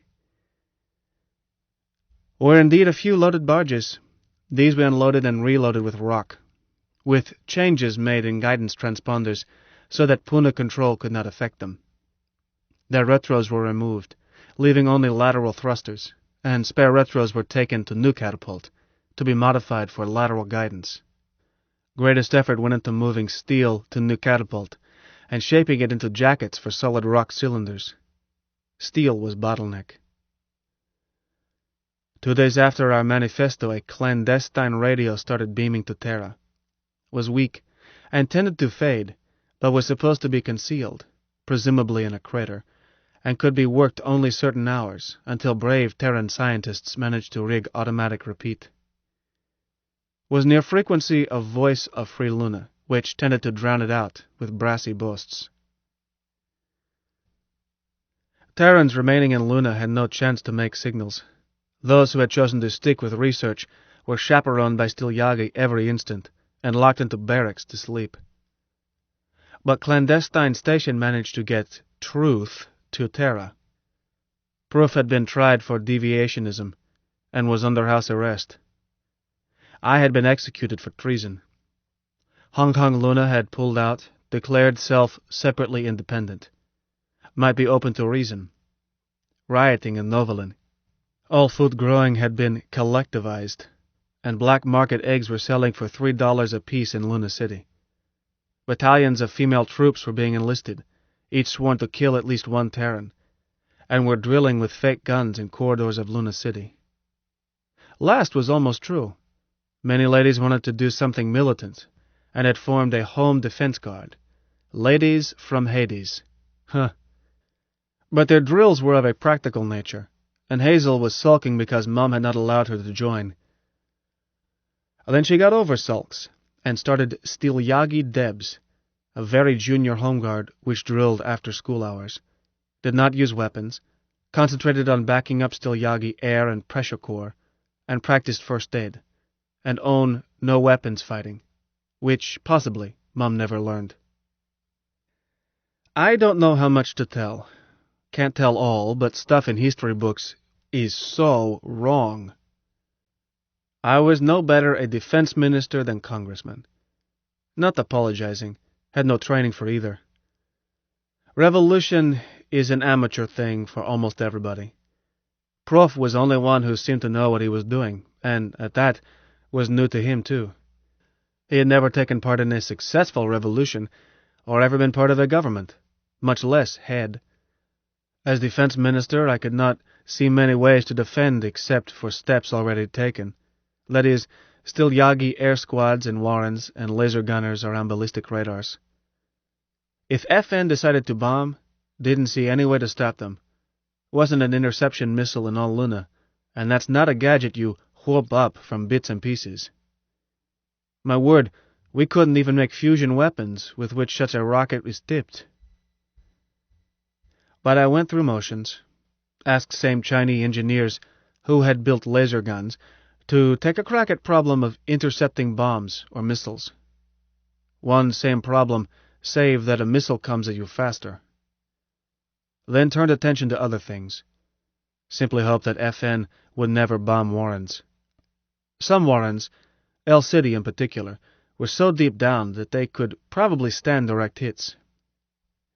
1 cubic, lowest level of complex where a central part of Mike lived, had been designed to withstand bombing. On the other hand, Tycho Under was a big natural bubble cave, like Old Dome, and roof was only meters thick. Sealer on underside was kept warm with hot water pipes to make sure new cracks sealed. Would not take much of a bomb to crack Tycho Under. But is no limit to how big a fusion bomb can be. FN could build one big enough to smash El City, or theoretically even a doomsday job that would split Luna like a melon and finish job some asteroid started at Tycho. If they did, couldn't see any way to stop them, so didn't worry. Instead, put time on problems I could manage. Helping at new catapult, trying to work up better aiming arrangements for laser drills around radars, and trying to get drillmen to stick. Half of them quit once price of ice went up. Trying to arrange decentralized standby engineering controls for all warrens. Mike did designing on this. We grabbed every general-purpose computer we could find, paying in nationals with ink barely dry. And I turned job over to McIntyre, former chief engineer for Authority. Was a job within his talents, and I couldn't do all rewiring and so forth, even if I'd tried. Held out biggest computer, one that did accounting for Bank of Hong Kong and Luna, and also was clearinghouse there. Looked over its instruction manuals and decided it was a smart computer for one that could not talk. So asked Mike if he could teach it ballistics. We made temporary link-ups to let two machines get acquainted, and Mike reported it could learn simple job we wanted it for. Standby for new catapult, although Mike would not care to ride in ship controlled by it. Was too matter-of-fact and uncritical. Stupid, really. Well, didn't want it to whistle tunes or crack jokes. Just wanted it to shove loads out of catapult at right millisecond and at correct velocity, then watch load approach Terra and give a nudge. HK Bank was not anxious to sell, but we had Patriots on their board. We promised to return it when emergency was over and moved it to new site, by Rolligan, too big for tubes, and took all one dark semi-lunar. Had to jerry-rig a big airlock to get it out of Kong Warren. I hooked it to Mike again, and he undertook to teach art of ballistics against possibility that his linkage to new site might be cut in an attack. You know what bank used to replace computer? 200 clerks working abacuses. Abacusi? You know, slipsticks with beads, oldest digital computer. So far back in prehistory that nobody knows who invented. Ruski and Chinese and Nips have always used them, and small shops today. Trying to improve laser drills into space defense weapons was easier but less straightforward. We had to leave them mounted on original cradles. Was neither time, steel, nor metalsmiths to start fresh. So we concentrated on better aiming arrangements. Call went out for telescopes. Scarce. What con fetches along a spyglass when transported? What market later to create supply? Surveying instruments and helmet binoculars were all we turned up, plus optical instruments confiscated in Terran labs. But we managed to equip drills with low-power big-field sights to couch on with, and high-power scopes for fine sighting, plus terrain and elevation circles, and phones so that Mike could tell them where to point. 4 drills we equipped with self-synchronous repeater drives, so that Mike could control them himself. Liberated these Celsons at Richardson. Astronomers used them for Bosch cameras and Schmitz in sky mapping. But big problem was men. Wasn't money. We kept upping wages. No, a drillman likes to work, or wouldn't be in that trade. Standing by in a ready room day after day, waiting for alert that always turns out to be just another practice, drove 'em crackers. They quit. One day in September I pulled an alert and got only 7 drills manned. Talked it over with Wyo and Sidris at night. Next day, Wyo wanted to know if Prof and I would okay Bolshoi expense money. They formed something Wyo named Lesistrata Corps. Never inquired into duties or cost, because next time I inspected a ready room, found 3 girls and no shortage of drillmen. Girls were in uniform of 2nd Defense Gunners, just as men were. Drillmen hadn't bothered much with authorized uniform up to then, and one girl was wearing sergeant stripes with gun captain's badge. Made my inspection very short. Most girls don't have muscle to be a drillman, and I doubted if this girl could wrestle a drill well enough to justify that badge.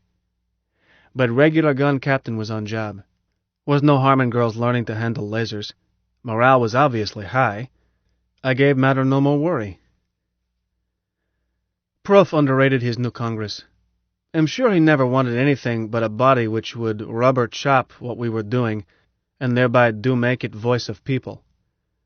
But fact that new congressmen were not yammerheads resulted in them doing more than Prof intended, especially Committee on Permanent Organization, Resolutions, and Government Structure.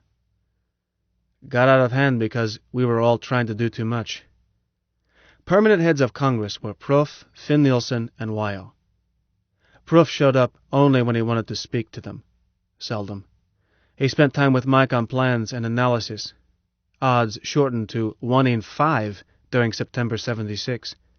Time when Stu and Shini Sheehan on propaganda, controlling official news to Earthside, very different news that went via clandestine radio, and reslanting news that came up from Earthside. Besides that, he had finger in everything. I reported to him once a day, and all ministries, both real and dummy, did same. I kept Finn Nielsen busy. He was my commander of armed forces. He had his laser gun infantry to supervise. 6 men with captured weapons on day we nabbed Warden. Now 800 scattered all through Luna and armed with Kongville monkey copies. Besides that, Wyo's organization, Still Yagi Air Corps, Still Yagi Debs, Ladies from Hades, Irregulars, kept for morale and were named Peter Pan's Pirates. And Les Estrada Corps, all these halfway military groups reported through Wyo to Finn. I shoved it onto him. I had other problems, such as trying to be a computer mechanic as well as a statesman when jobs such as installing that computer at New Catapult site had to be done. Besides which, I am not an executive, and Finn had talent for it. I shoved 1st and 2nd defense gunners under him too. But first I decided that these 2 skeleton regiments were a brigade, and made Judge Brody a brigadier. Brody knew as much about military matters as I did. 0. But was widely known, highly respected, had unlimited hard sense, and had been drillman before he lost leg. Finn was not drillman, so couldn't be placed directly over them. They wouldn't have listened. I thought about using my co-husband Greg, but Greg was needed at Mariandarum Catapult. Was only mechanic who had followed every phase of construction. Wyo helped Prof, helped Stu, had her own organizations, made trips out to Mariandarum, and had little time to preside over Congress. Task fell on Senior Committee Chairman, Wolf Korsakov, who was busier than any of us. Luna Hoko was running everything authority used to run, and many new things as well. Wolf had a good committee. Prof should have kept closer eye on it. Wolf had caused his boss, Moshe Baum, to be elected vice chairman, and had in all seriousness outlined for his committee problem of determining what permanent government should be. Then Wolf turned back on it. Those busy laddies split up and did it. Studied forms of government in Carnegie Library. Held subcommittee meetings, 3 or 4 people at a time. Few enough to worry Prof, had he known, and when Congress met early in September to ratify some appointments and elect some congressmen at large, instead of adjourning, Comrade Baum had gavel and they recessed, and met again and turned selves into Committee of the Whole, and passed a resolution, and next thing we knew, entire Congress was a Constitutional Convention, divided into working groups, headed by those subcommittees. I think Prof was shocked. But he couldn't undo it. Had all been proper under rules he himself had written. But he rolled with punch. Went to Novelin, where Congress now met, more central, and spoke to them with usual good nature and simply cast doubts on what they were doing, rather than telling them flatly they were wrong. After gracefully thanking them, he started picking early drafts to pieces. Comrade members, like fire and fusion, government is a dangerous servant and a terrible master. You now have freedom, if you can keep it. But do remember that you can lose this freedom more quickly to yourselves than to any other tyrant. Move slowly, be hesitant, puzzle out the consequences of every word. I would not be unhappy if this convention sat for 10 years before reporting, but I would be frightened if you took less than a year. Distrust the obvious. Suspect the traditional. For in the past mankind has not done well when saddling itself with governments. For example, I note in one draft report a proposal for setting up a commission to divide Luna into congressional districts and to reapportion them from time to time according to population. This is the traditional way. Therefore it should be suspect, considered guilty until proved innocent. Perhaps you feel that this is the only way. May I suggest others? Surely where a man lives is the least important thing about him. Constituencies might be formed by dividing people by occupation, or by age, or even alphabetically. Or they might not be divided, every member elected at large. And do not object that this would make it impossible for any man not widely known throughout Luna to be elected. That might be the best possible thing for Luna. You might even consider installing the candidates who receive the least number of votes. Unpopular men may be just the sort to save you from a new tyranny. Don't reject the idea merely because it seems preposterous. Think about it. In past history, popularly elected governments have been no better and sometimes far worse than overt tyrannies.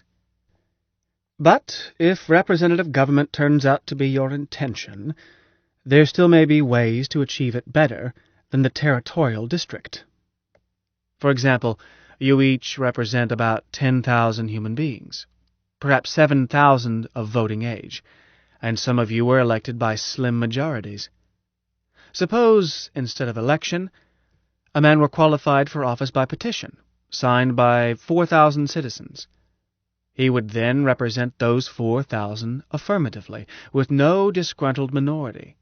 For what would have been a minority in a territorial constituency would all be free to start other petitions or join in them.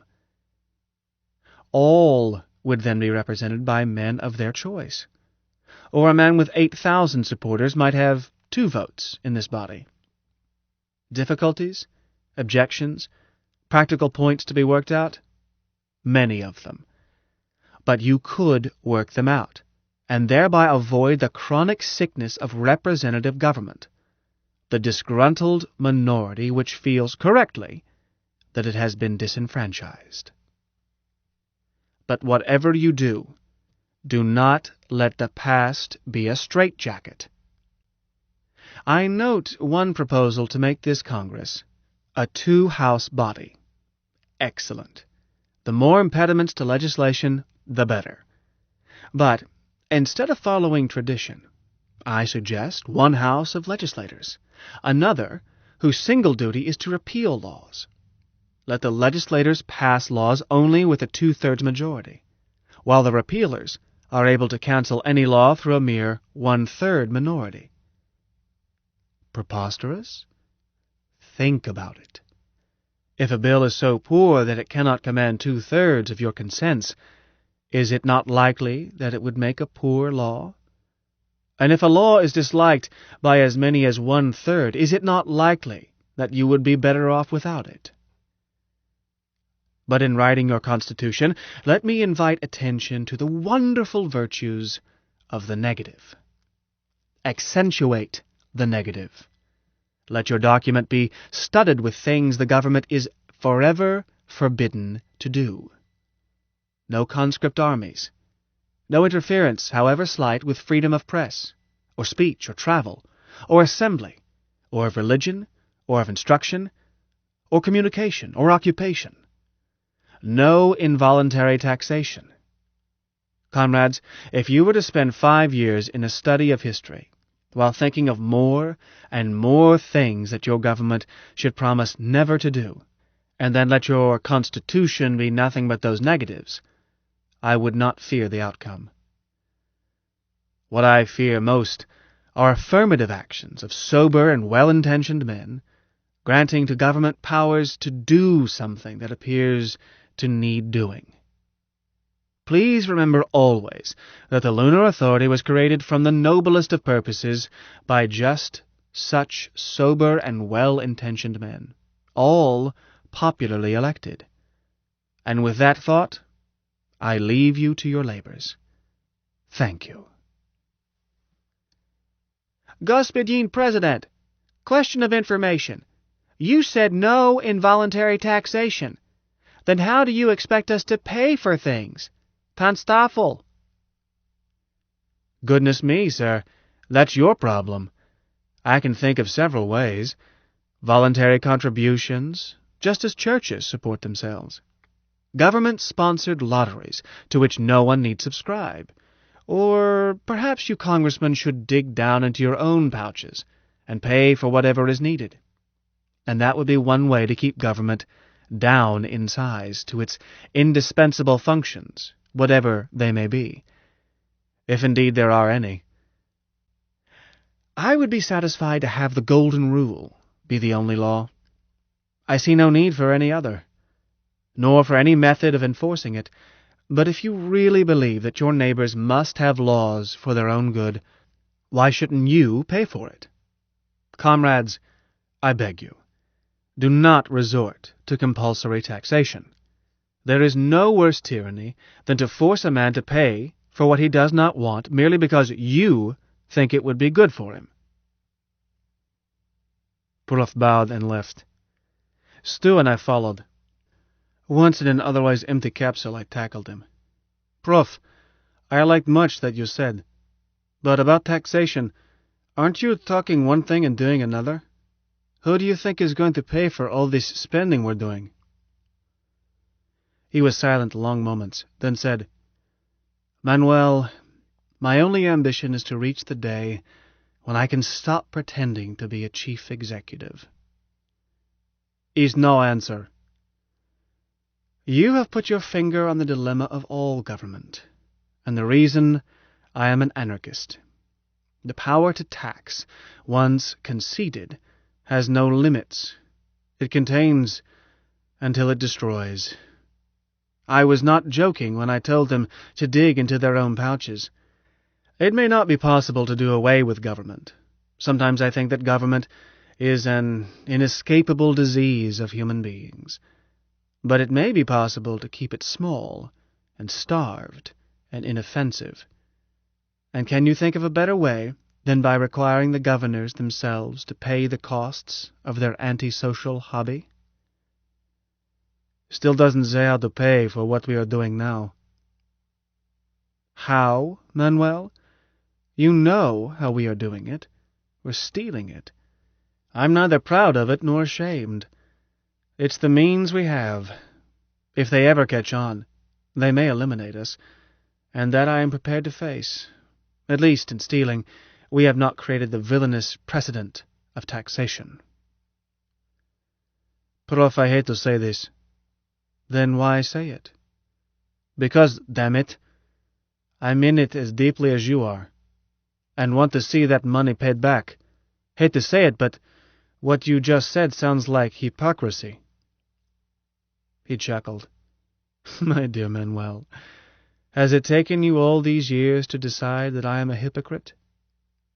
Then you admit it?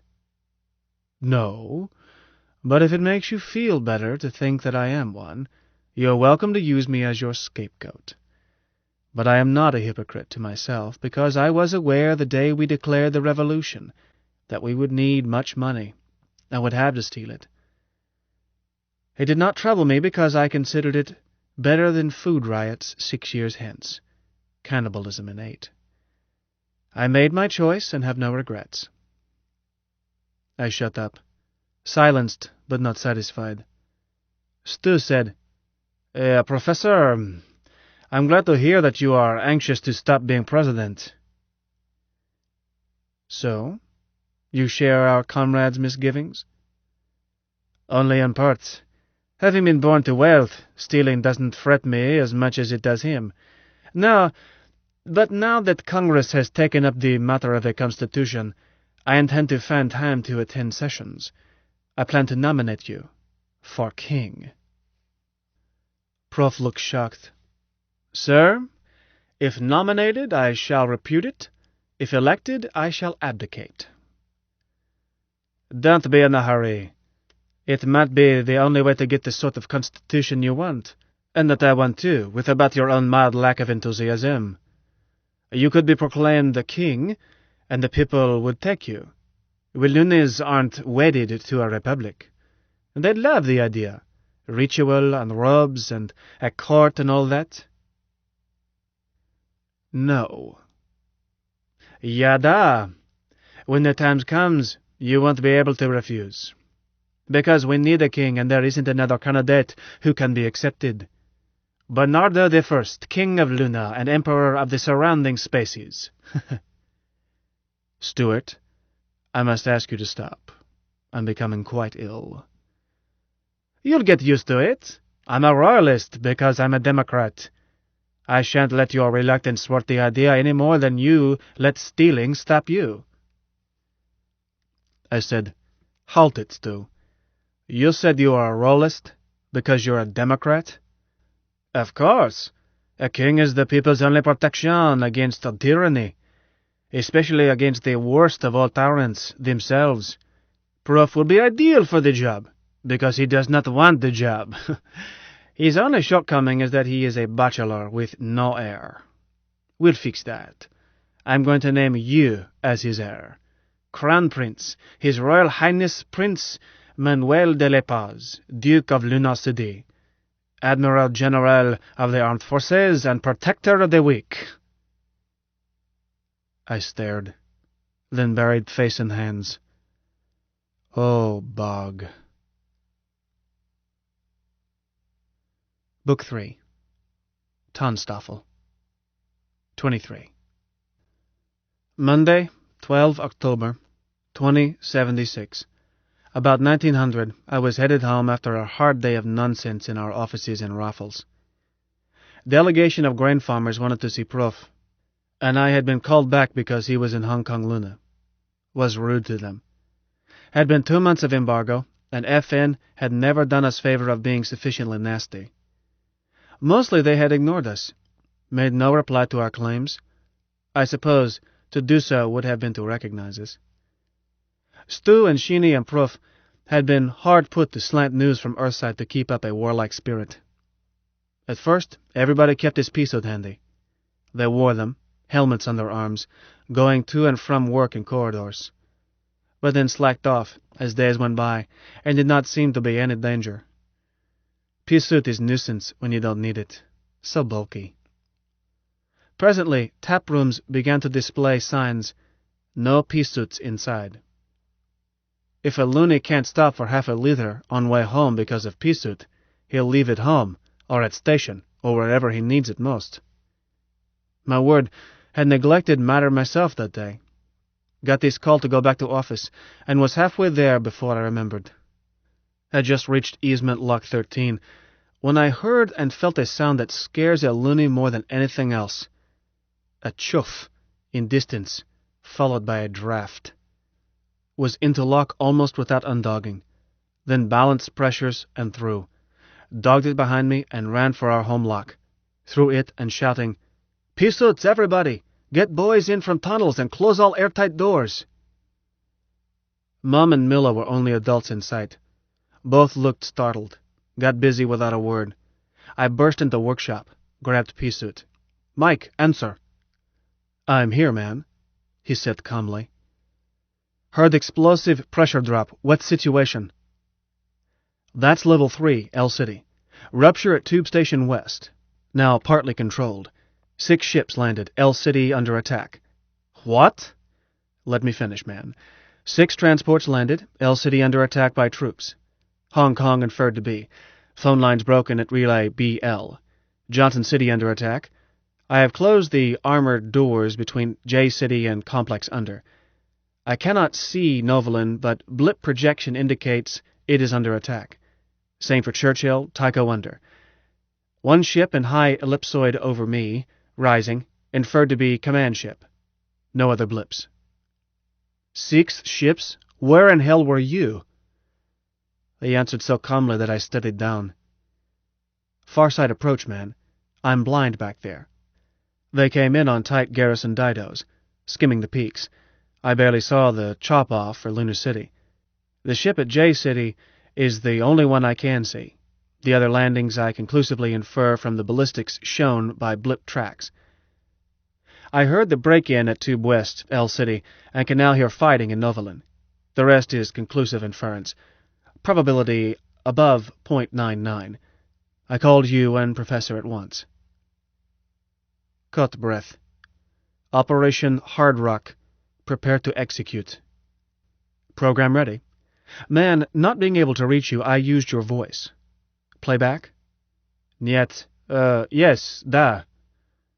Heard myself tell watch officer at Old Catapult Head to go on red alert for Hard Rock. First load at lunch. All others on belts. Everything cast loose. But do not launch until ordered by me personally. Then launch to plan. Full automatic. I made him repeat back. Okay, I told Mike. Drill gun crews? Your voice again.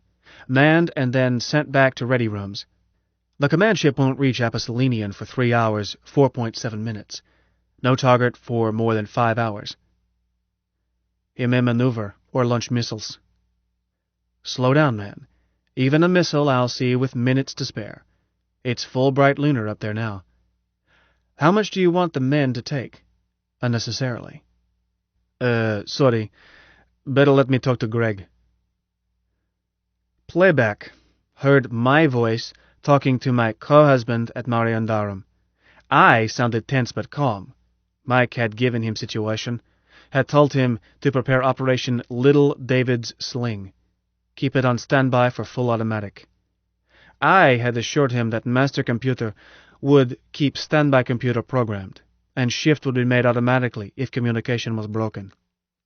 I also told him that he must take command and use own judgment if communication was lost, and not restored after 4 hours.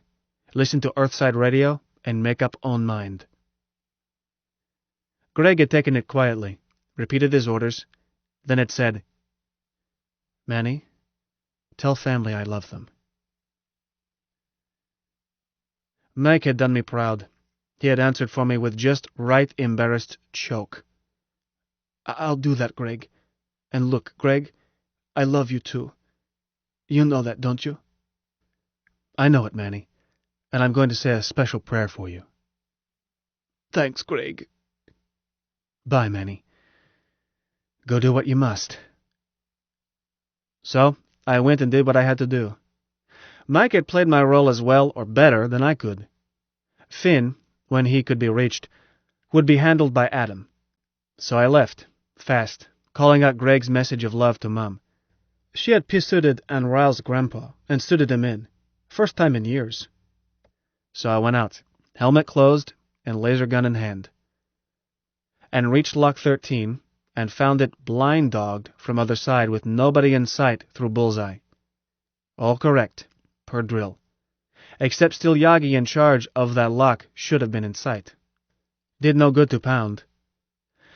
Finally went back way I had come, and on through our home, through our vegetable tunnels, and up to our private surface lock leading to our solar battery. And found a shadow on its bullseye when should have been scalding sunlight. Damn Terran ship had landed on Davis' surface. Its jacks formed a giant tripod over me.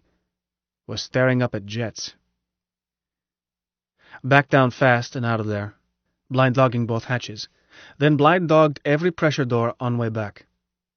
Told Mum, and told her to put one of boys on back door with a laser gun. Here, take this one. No boys, no men, no able-bodied women. Mum, Gramp, and our small children were all that were left. Rest had gone looking for trouble. Mimi wouldn't take laser gun. Don't know how to use it, Manuel, and it's too late to learn. You keep it. But they won't get through Davis tunnels. I know some tricks you never heard of. Didn't stop to argue. Arguing with Mimi is a waste of time, and she might know tricks I don't know. She had stayed alive in Luna a long time, under worse conditions than I'd ever known. This time, Lock 13 was manned. 2 boys on duty let me through. I demanded news. Pressure's all right now, older one told me. This level, at least. Fighting down toward Causeway. Say, General Davis, can I go with you? One's enough at this lock. Niet. Want to get me an earthworm? This is your post. Stay on it. If a earthworm comes his way, he's yours. Don't you be his. Left at a trot. So as a result of carelessness, not keeping pea-suit with me, all I saw of Battle of Corridors was tail end. Hell of a defense minister. Charged north in ring corridor with helmet open. Reached access lock for long ramp to causeway. Lock was open. Cursed and stopped to dog it as I went through. Warily. Saw why it was open. Boy who had been guarding it was dead. So moved most cautiously down ramp and out on the causeway. Was empty at this end, but could see figures and hear noise in city, where it opens out. 2 figures in pea-suits and carrying guns detached selves and headed my way. Burned both. One pea-suited man with gun looks like another. I suppose they took me for one of their flankers. And to me, they looked no different from Finn's men, at a distance, save that I never thought about it. A new chum doesn't move away a cobber does.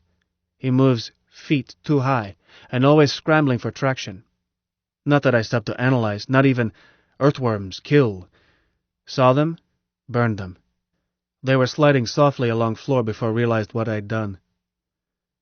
Stopped, intended to grab their guns, but were chained to them and couldn't figure out how to get loose. Key needed, perhaps. Besides, we're not lasers, but something I had never seen. Real guns. Fired small explosive missiles, I learned later. Just then, all I knew was no idea how to use. Had spearing knives on ends, too. Sort called bayonets, which was reason I tried to get them loose. On guard was good for only 10 full-power burns and no spare power pack. Those spearing bayonets looked useful. One had blood on it. Loony blood, I assume. But gave up in seconds only. Used belt knife to make dead sure they stayed dead, and hurried toward fight, thumb on switch. Was a mob, not a battle. Or maybe a battle is always that way. Confusion and noise and nobody really knowing what's going on. In widest part of Causeway, opposite Beaumarchais, where grand ramp slopes northward down from level 3, were several hundred loonies, men and women and children, who should have been at home. Less than half were in pea-suits, and only a few seemed to have weapons. And pouring down ramp were soldiers, all armed. But first thing I noticed was noise. Din had filled my open helmet and beat on ears. A growl. Don't know what else to call it.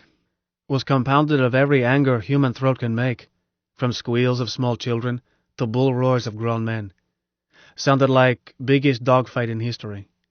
And suddenly realized I was adding my share, shouting obscenities and wordless yells. Girl, no bigger than Hazel, vaulted up onto rail of ramp. Went dancing up in centimeters from shoulders of troopers pouring down. She was armed with what appeared to be a kitchen cleaver. Saw her swing it, saw it connect. Couldn't have hurt him much through his pea-suit, but he went down, and more stumbled over him. Then one of them connected with her, spearing a bayonet into her thigh, and over backward she went, falling out of sight. Couldn't really see what was going on, nor could remember, just flashes, like girl going over backwards. Don't know who she was, don't know if she survived. Couldn't draw a bead from where I was, too many heads in way. But was an open counter display, front of a toy shop on my left. I bounced up onto it. Put me a meter high, then causeway pavement, with a clear view of earthworms pouring down. Braced self against wall, took careful aim, trying for left chest. Some uncountable time later found that my laser was no longer working, so stopped. Guess 8 troopers did not go home because of me, but hadn't counted, and time really did seem endless. Although everybody moving fast as possible, looked and felt like instruction movie where everything is slowed to frozen motion. At least once, while using up my power pack, some earthworm spotted me and shot back. Was explosion just over my head, and bits of shop wall hit helmet. Perhaps that happened twice. Once out of juice, I jumped down from toy counter, clubbed laser, and joined mob, surging against foot of ramp. All this endless time, 5 minutes, earthworms had been shooting into crowd. You could hear sharp splat and sometimes plop, those little missiles made as they exploded inside flesh, or louder punk if they hit a wall or something solid. Was still trying to reach foot of ramp when I realized they were no longer shooting. We're down. We're dead. Every one of them. We're no longer coming down ramp. 24. All through Luna, invaders were dead. If not that instant, then shortly. Over 2,000 troopers dead. More than 3 times that number of loonies died in stopping them. Plus, perhaps as many loonies wounded. A number never counted. No prisoners taken in any warren, although we got a dozen officers and crew from each ship when we mopped up. A major reason why loonies, mostly unarmed, were able to kill armed and trained soldiers lay in fact that a freshly landed earthworm can't handle himself well. Our gravity, 1/6 what he is used to, makes all his lifelong reflexes his enemy. He shoots high without knowing it, is unsteady on feet, can't run properly. Feet slide out from under him. Still worse, those troopers had to fight downwards. They necessarily broke in at upper levels, then had to go down ramps again and again to try to capture a city. And earthworms don't know how to go down ramps. Motion isn't running, isn't walking, isn't flying, is more a controlled dance, with feet barely touching and simply guiding balance. A loony 3 years old does it without thinking, comes skipping down in a guided fall, toes touching every few meters. But an earthworm new chums it, finds self walking on air. He struggles, rotates, loses control, winds up at bottom, unhurt, but angry. But these troopers wound up dead. Was on ramps we got them. Those I saw had mastered tricks somewhat, had come down 3 ramps alive. Nevertheless, only a few snipers at top of ramp landing could fire effectively. Those on ramp had all they could do to stay upright, hang on to weapons, try to reach level below. Loonies did not let them. Men and women, and many children, surged up at them, downed them, killed them with everything from bare hands to their own bayonets. Nor was I only laser gun around. 2 of Fenn's men swarmed up on balcony of Bon Marché, and, crouching there, picked off snipers at top of ramp. Nobody told them to. Nobody led them. Nobody gave orders. Finn never had chance to control his half-trained disorderly militia. Fight started, they fought. And that was biggest reason why we loonies won. We fought. Most loonies never laid eyes on a live invader, but wherever troopers broke in, loonies rushed in like white corpuscles, and fought. Nobody told them. Our feeble organization broke down under surprise. But we loonies fought berserk, and invaders died. No trooper got farther down than level 6 in any warren. They say that people in Bottom Alley never knew we were invaded until over. But invaders fought well, too. These troops were not only crack riot troops, best peace and forces for city work FN had, they also had been indoctrinated and drugged. Indoctrination had told them, correctly, that their only hope of going Earthside again was to capture warrens and pacify them. If they did, they were promised relief, and no more duty in Luna. But was win or die, for it was pointed out that their transports could not take off if they did not win, as they had to be replenished with reaction mass, impossible without first capturing Luna, and this was true. Then they were loaded with energizers, don't worries and fear inhibitors that would make mouse spit at cat, and turned loose. They fought professionally, and, quite fearlessly, died. In Takawonder and in Churchill they used gas, and casualties were more one-sided. Only those loonies who managed to reach pea suits were effective. Outcome was same, simply took longer. Was knockout gas, as authority had no intention of killing us all, simply wanted to teach us a lesson, get us under control, put us to work. Reason for FN's long delay and apparent indecision arose from method of sneak attack. Decision had been made shortly after we embargoed grain, so we learned from captured transport officers. Time was used in mounting attack, much of it in a long elliptical orbit which went far outside Luna's orbit, crossing ahead of Luna, then looping back and making rendezvous above Farside. Of course, Mike never saw them. He's blind back there. He had been skywatching with his ballistic radars, but no radar can look over horizon. Longest look Mike got at any ship in orbit was 8 minutes. They came skimming peaks in tight, circular orbits, each straight for target, with a fast Dido landing at end, sitting them down with high G, precisely at New Earth, 12 October 76, Greenwich, 18 hours, 40 minutes, 36.9 seconds. If not at that exact tenth of a second, then as close to it as Mike could tell from blip tracks. Elegant work, one must admit, on part of FN Peace Navy. Big brute that poured 1,000 troops into El City, Mike did not see until it chopped off for grounding. A glimpse. He would have been able to see it a few seconds sooner had he been looking eastward with new radar at Mariandarum site, but happened he was drilling his idiot sun at time, and they were looking through it westward at Terra. Not that those seconds would have mattered. Surprise was so beautifully planned, so complete, that each landing force was crashing in at Greenwich 1900 all over Luna, before anybody suspected. No accident that it was just New Earth with all Warrens in semi-bright lunar. Authority did not really know lunar conditions, but did know that no Luna goes up on the surface unnecessarily during bright semi-lunar, and if he must, then does whatever he must do quickly as possible, and gets down inside, and checks his radiation counter. So, they caught us with our pea suits down, and our weapons. But with troopers dead, we still had 6 transports on our surface, and a command ship in our sky. Once Bon Marché engagement was over, I got hold of Self and found a phone. No word from Kongville, no word from Proof. J-City fight had been won, same for Novalin. Transport there had toppled on landing. Invading force had been under strength from landing losses, and Finn's boys now held disabled transport. This book is continued on Disc 11. The Moon is a Harsh Mistress, by Robert Heinlein. Continued. Disc 11. Once Bon Marché engagement was over, I got hold of Self and found a phone. No word from Kongville, no word from Proof. J-City fight had been won, same for Novalin. Transport there had toppled on landing.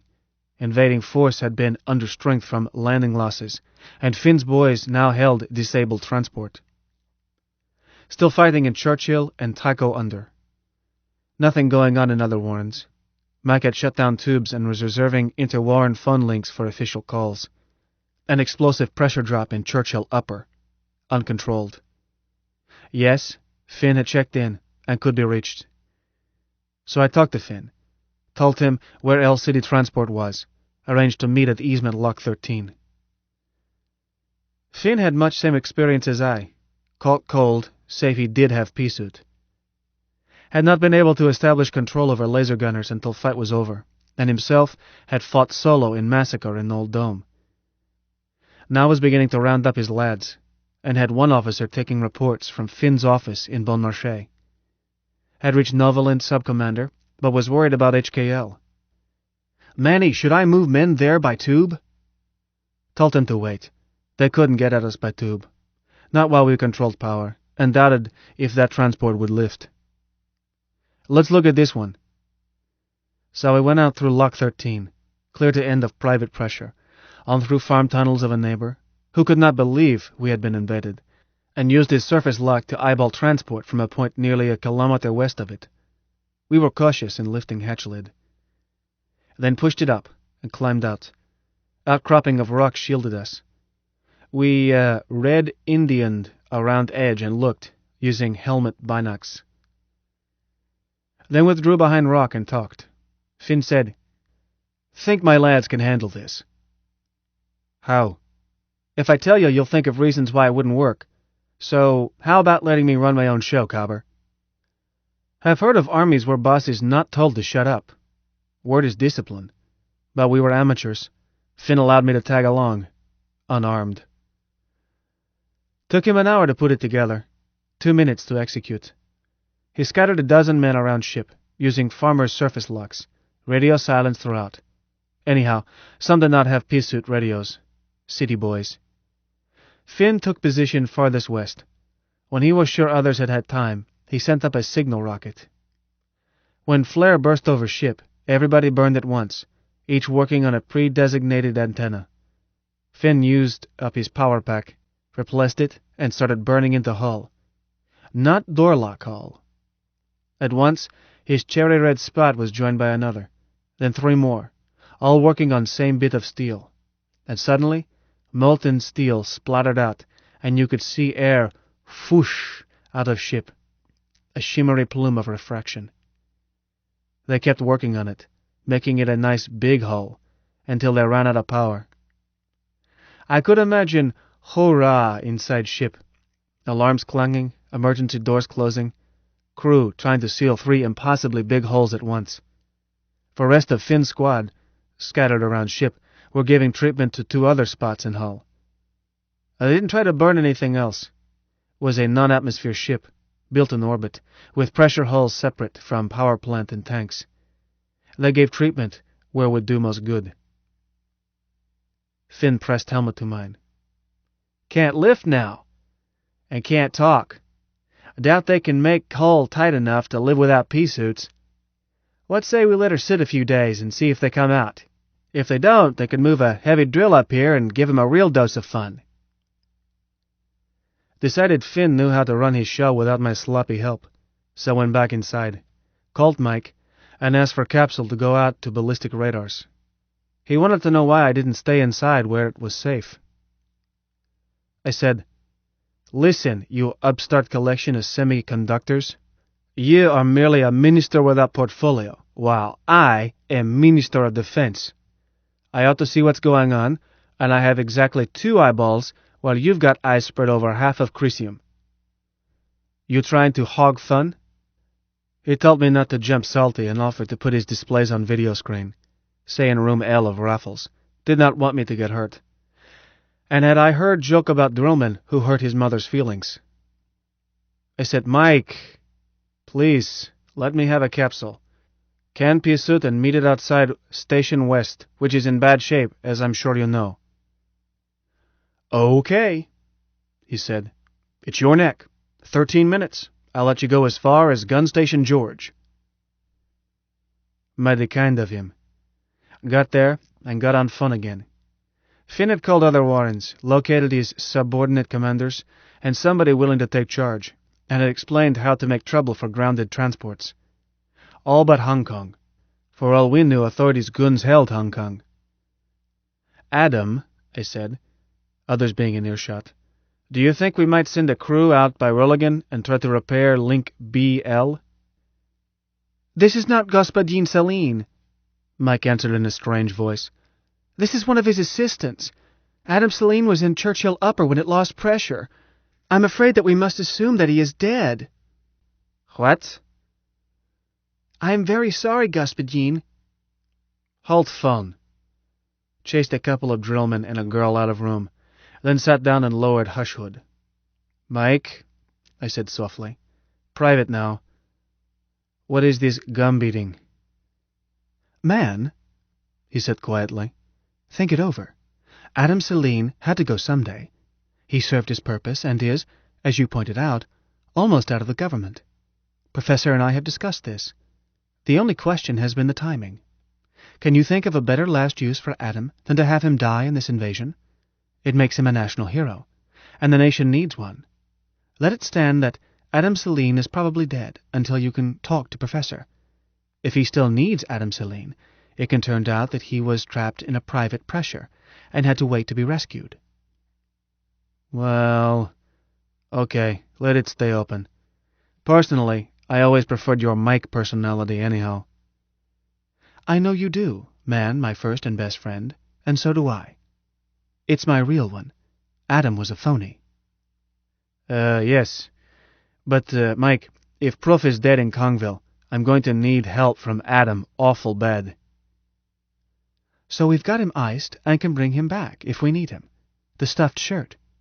Man, when this is over, are you going to have time to take up with me that research into humor again? I'll take time, Mike. That's a promise. Thanks, man.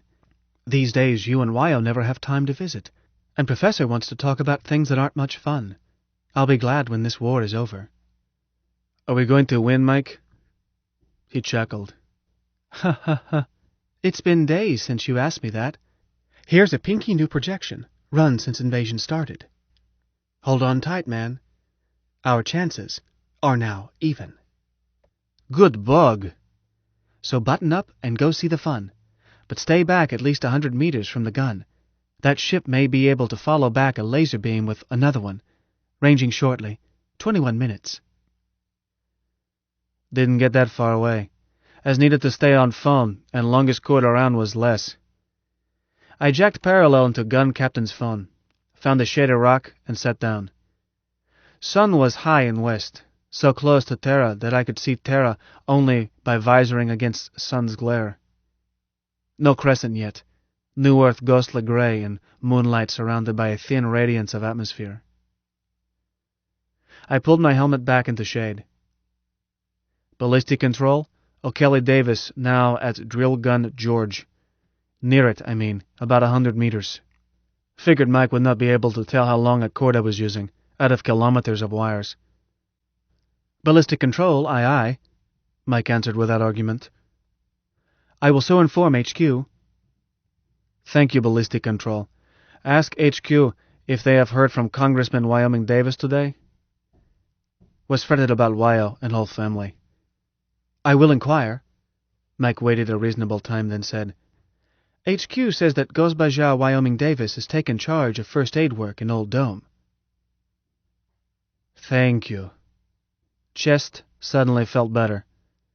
Don't love Wyo more than others, but, well, she was new, and Luna needed her. Ranging, Mike said briskly. All guns, elevation 870. Azimuth 1930. Set parallax for 1,300 kilometers closing to surface. Report when eyeballed. I stretched out, pulling knees up to stay in shade, and searched part of sky indicated. Almost zenith and a touch south. With sunlight not on my helmet, I could see stars, but inner part of binocs were hard to position. Had to twist around and raise up on right elbow. Nothing. Hold it. Was star with disk, where no planet ought to be. Noted another star close, watched and waited. Growing brighter and creeping north very slowly. Hey, that brute is going to land right on us. But 1,300 kilometers is a long way, even when closing to terminal velocity. Reminded itself that it couldn't fall on us from a departure ellipse looping back. Would have to fall around Luna, unless ship had maneuvered into new trajectory, which Mike hadn't mentioned. Wanted to ask, decided not to. Wanted him to put all his savvy into analyzing that ship, not distract him with questions. All guns reported eyeball tracking, including 4 Mike was laying himself, via Celsons. Those 4 reported tracking dead on by eyeball without touching manual controls. Good news. Meant that Mike had that baby taped, had solved trajectory perfectly. Shortly was clear that ship was not falling around Luna, was coming in for landing. Didn't need to ask. It was getting much brighter, and position against stars was not changing. Damn, it was going to land on us. 500 kilometers closing, Mike said quietly. Stand by to burn. All guns on remote control. Override manual to command burn. 80 seconds. Longest minute and 20 seconds I've ever met. That brute was big. Mike called every 10 seconds down to 30, then started chanting seconds. 5, 4, 3, 2, 1. Burn. And ship suddenly got much brighter. Almost missed little speck that it touched itself just before, or just at burn. But Mike said suddenly, Missile launched. Celson guns track with me. Do not override. Other guns stay on ship. Be ready for new coordinates. A few seconds, or hours later, he gave new coordinates and added, Eyeball and burn at will. I tried to watch ship and missile both. Lost both. Jerked eyes away from binoculars. Suddenly saw missile. Then saw it impact between us and catapult head. Closer to us, less than a kilometer. No, it did not go off. Not an H fusion reaction, or I wouldn't be telling this, but made a big, bright explosion of its own, remaining fuel, I guess, silver bright even in sunlight, and shortly I heard ground wave. But nothing was hurt but a few cubic meters of rock. Ship was still coming down, no longer burned bright. Could see it as a ship now, and didn't seem hurt. Expected any instant that tail of fire to shoot out, stop it into a Dido landing. Did not. Impacted 10 kilometers north of us, and made a fancy silvery half-dome before it gave up and quit being anything but spots before eyes. Mike said, "Report casualties, secure all guns. Go below when secured." "Gun Alice, no casualties." "Gun Bambi, no casualties." "Gun Caesar, one man hit by rock splinter. Pressure contain." Went below, to that proper phone, called Mike. "What happened, Mike? Wouldn't they give you control after you burned their eyes out?"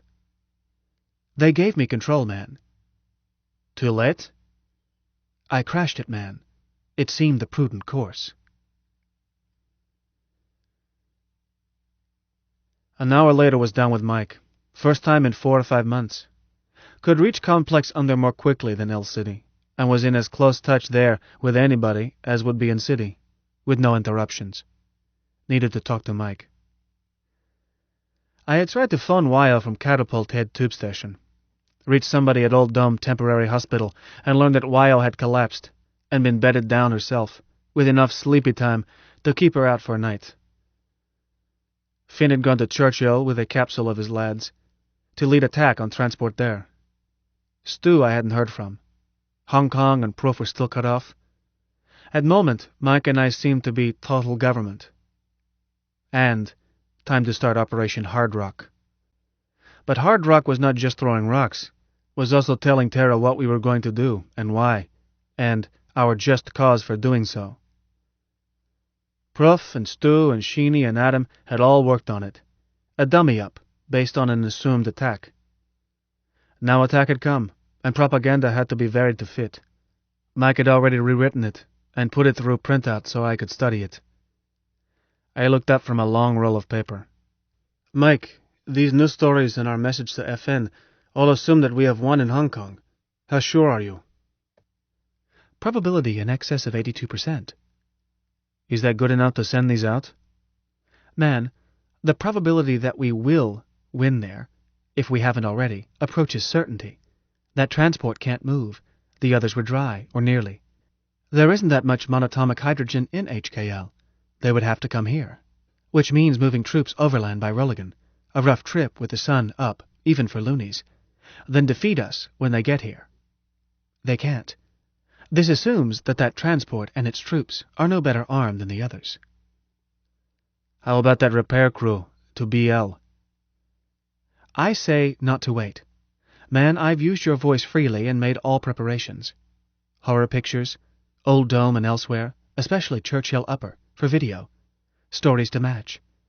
We should channel news Earthside at once and announce execution of Hard Rock at same time." I took a deep breath. "Execute Operation Hard Rock." "Want to give the order yourself? Say it aloud and I'll match it. Voice and choice of words." "Go ahead. Say it your way. Use my voice and my authority as Minister of Defense and acting head of government. Do it, Mike. Throw rocks at him. Damn it, big rocks. Hit 'em hard." "Right-o, man." 25. A maximum of instructive Schrecklichkeit with minimum loss of life. None, if possible, was how Proof summed up doctrine of Operation Hard Rock, and was way Mike and I carried it out. Idea was to hit earthworms so hard would convince them, while hitting so gently as not to hurt. Sounds impossible, but wait. would necessarily be a delay while rocks fell from Luna to Terra. Could be as little as around 10 hours to as long as we dared to make it. Departure speed from a catapult is highly critical, and a variation on order of 1% could double or half trajectory time, Luna to Terra. This Mike could do with extreme accuracy, was equally at home with a slow ball, many sorts of curves, or burn it right over plate. And I wish he had pitched for Yankees. But no matter how he threw them, final velocity at Terra would be close to Terra's escape speed, nearly enough 11 kilometers per second as to make no difference. That terrible speed results from gravity well shaped by Terra's mass, 80 times that of Luna, and made no real difference whether Mike pushed a missile gently over well curb or flipped it briskly. It was not muscle that counted, but great depth of that well. So, Mike could program rock throwing to suit time needed for propaganda. He and Prof had settled on 3 days, plus not more than one apparent rotation of Terra. 24 hours, 50 minutes, 28.32 seconds. To allow our first target to reach initial point of program. You see, while Mike was capable of hooking a missile around Terra and hitting a target on its far side, he could be much more accurate if he could see his target, follow it down by radar during last minutes, and nudge it a little for pinpoint accuracy. We needed this extreme accuracy to achieve maximum frightfulness with minimum to zero killing. Call our shots, tell them exactly where they would be hit, and at what second, and give them 3 days to get off that spot.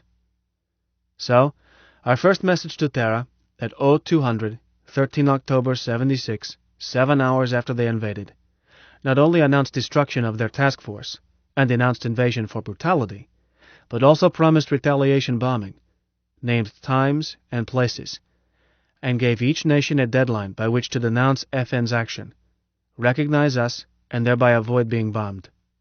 Each deadline was 24 hours before a local strike. Was more time than Mike needed. That long before impact, a rock for a target would be in space a long way out, its guidance thrusters still unused and plenty of elbow room. With considerably less than a full day's warning, Mike could miss Terra entirely, kick that rock sideways, and make it fall around Terra in a permanent orbit. But with even an hour's warning, he could usually abort into an ocean. First target was North American Directorate. All great Peace Force nations, 7 veto powers, would be hit. NA Directorate, Great China, India, Soviet Union, Pan-Africa, Chad exempted, Middle Europa, Brazilian Union. Minor nations were assigned targets and times too, but were told that not more than 20% of these targets would be hit. Partly shortage of steel, but also frightfulness. If Belgium was hit first time around, Holland might decide to protect her polders by dealing out before Luna was again high in her sky. But every target was picked to avoid, if possible, killing anybody. For Middle Europa, this was difficult. Our targets had to be water or high mountains, Adriatic, North Sea, Baltic, so forth. But on most of Terra is open space, despite 11 billion busy breeders. North America had struck me as horribly crowded, but her billion people are clumped. It's still wasteland, mountain and desert. We laid down a grid on North America to show how precisely we could hit. Mike felt that 50 meters would be a large error. We had examined maps, and Mike had checked by radar all even intersections, say 105 degrees west by 50 degrees north. If no town there, might wind up on target grid, especially if a town was close enough to provide spectators to be shocked and frightened. We warned that our bombs would be as destructive as H-bombs, but emphasized that there would be no radioactive fallout, no killing radiation, just a terrible explosion, shock wave in air, ground wave of concussion. We warned that these might knock down buildings far outside of explosion, and then left it to their judgments how far to run. If they clogged their roads, fleeing from panic rather than real danger, well, that was fine. Just fine. But we emphasized that nobody would get hurt who heeded our warnings, that every target first time around would be uninhabited. We even offered to skip any target if a nation would inform us that our data were out of date. Empty offer. Mike's radar vision was a cosmic 20/20. But by not saying what would happen second time around, we hinted that our patience could be exhausted. In North America, grid was parallels, 35, 40, 45, 50 degrees north, crossed by meridians, 110, 115, 120 west. 12 targets. For each, we added a folksy message to natives such as, Target 115 west by 35 north. Impact will be displaced 45 kilometers northwest to exact top of New York Peak. Citizens of Goffs, Sema, Kelso, and Nipton, please note. Target 100 west by 40 north is north 30 degrees west of Norton, Kansas. At 20 kilometers or 13 English miles, residents of Norton, Kansas, and of Beaver City and Wilsonville, Nebraska are cautioned. Stay away from glass windows. It is best to wait indoors at least 30 minutes after impact because of possibility of long, high splashes of rock. Flash should not be looked at with bare eyes. Impact will be exactly 0300 your local zone time, Friday, 16 October, or 0900 Greenwich time. Good luck! Target 110 west by 50 north. Impact will be offset 10 kilometers north. People of Walsh, Saskatchewan, please note. Besides this grid, a target was selected in Alaska, 150 west by 60 north, and two in Mexico, 110 west by 30 north, 105 west by 25 north, so that they would not feel left out. And several targets in the crowded east, mostly water, such as Lake Michigan, halfway between Chicago and Grand Rapids, and Lake Okeechobee in Florida.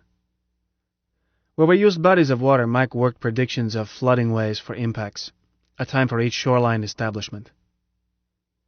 For 3 days, starting early morning Tuesday 13th and going on to strike time early Friday 16th, we flooded Earth with warnings. England was cautioned that impact north of Dover Straits, opposite London estuary, would cause disturbances far up Thames. Soviet Union was given warning for Sea of Azov and had own grid defined. Great China was assigned grid in Siberia, Gobi Desert, and her far west, with offsets to avoid her historic Great Wall, noted in loving detail.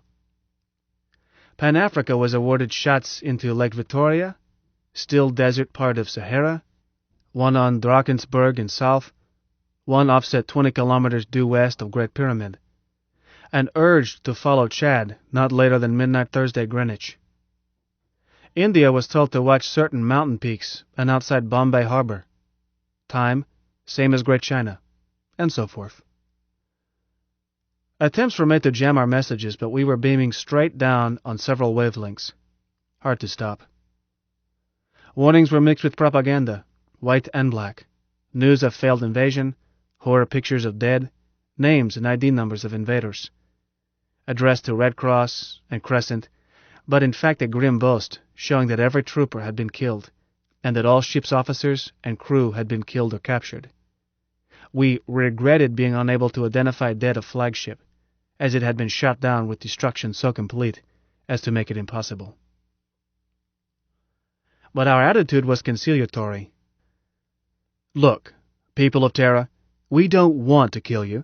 In this necessary retaliation, we are making every effort to avoid killing you. But if you can't or won't get your governments to leave us in peace, then we shall be forced to kill you. We're up here, you're down there. You can't stop us, so please, be sensible. We explained over and over how easy it was for us to hit them, how hard for them to reach us. Nor was this exaggeration. It's barely possible to launch missiles from Terra to Luna. It's easier to launch from Earth parking orbit, but very expensive. The practical way to bomb us was from ships. This we noted and asked them how many multi-million-dollar ships they cared to use up trying it. What was it worth to try to spank us for something we had not done? It had cost them 7 of their biggest and best already. Did they want to try for 14? If so, our secret weapon that we used on FNS Pax was waiting. Last above was a calculated bust. Mike figured less than 1 chance in 1,000 that Pax had been able to get off a message reporting what had happened to her, and it was still less likely that proud FN would guess that convict miners could convert their tools into space weapons. Nor did FN have many ships to risk. Were about 200 space vehicles in commission, not counting satellites. But 9/10 of these were Terra-to-orbit ships such as Lark, and she had been able to make a Luna jump only by stripping down and arriving dry. Spaceships aren't built for no purpose. Too expensive.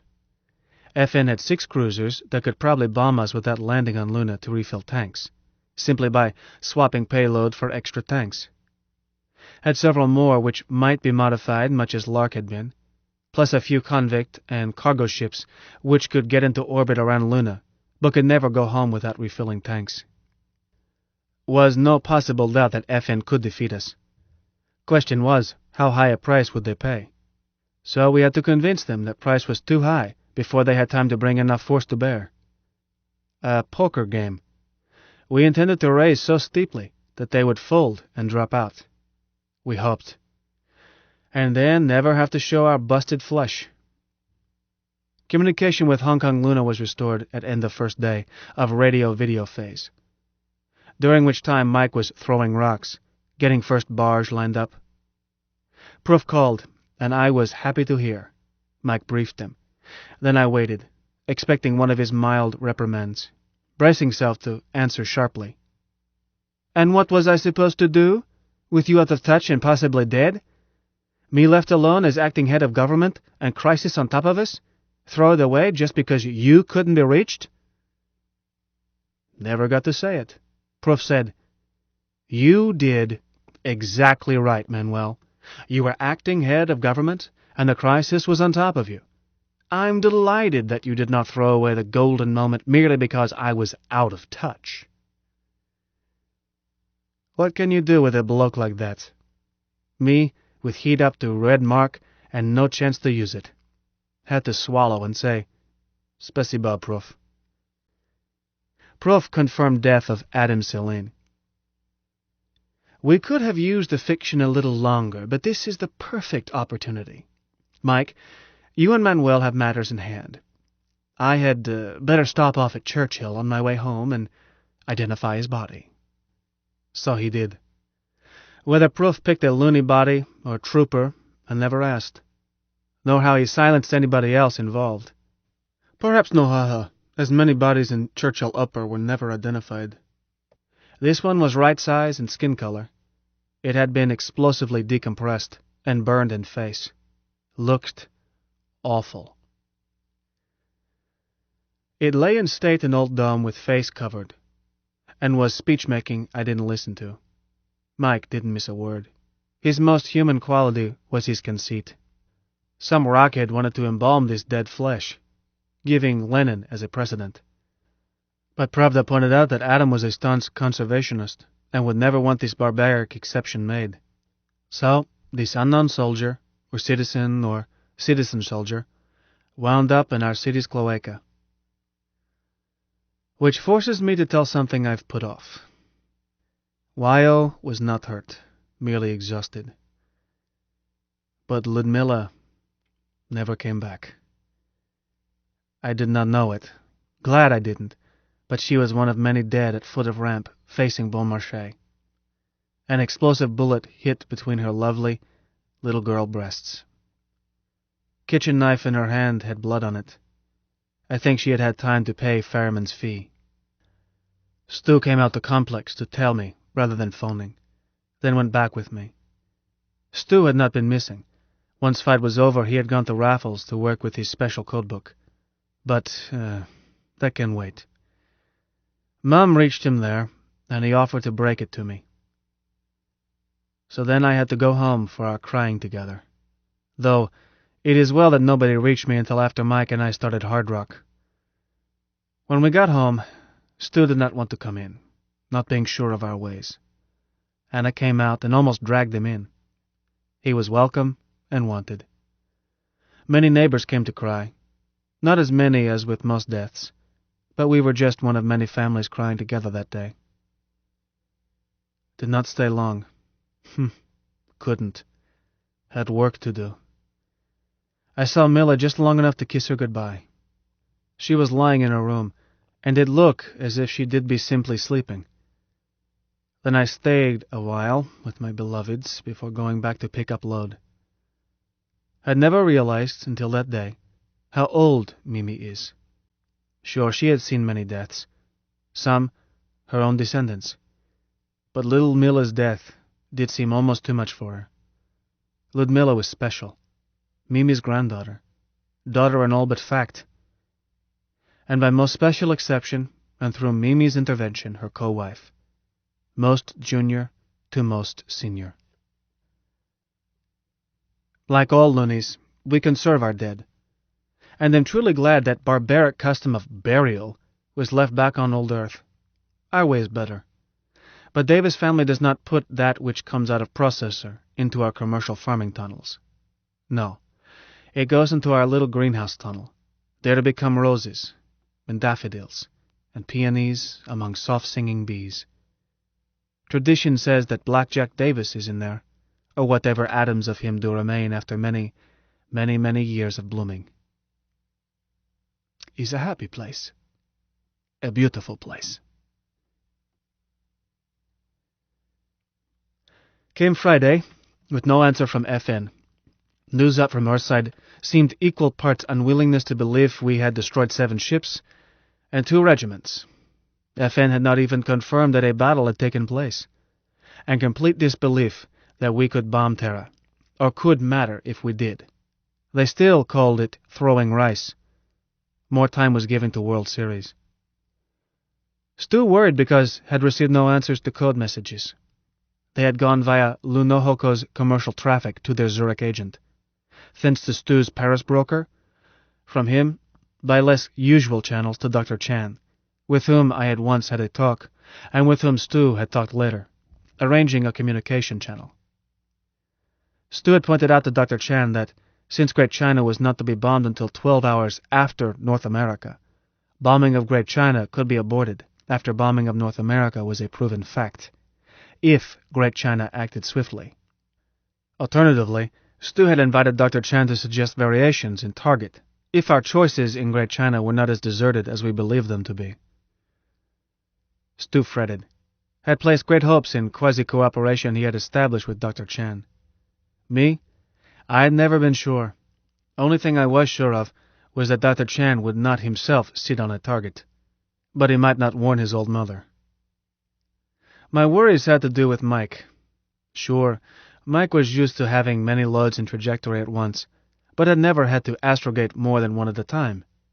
Now he had hundreds, and had promised to deliver 29 of them simultaneously, to the exact second, at 29 pinpointed targets.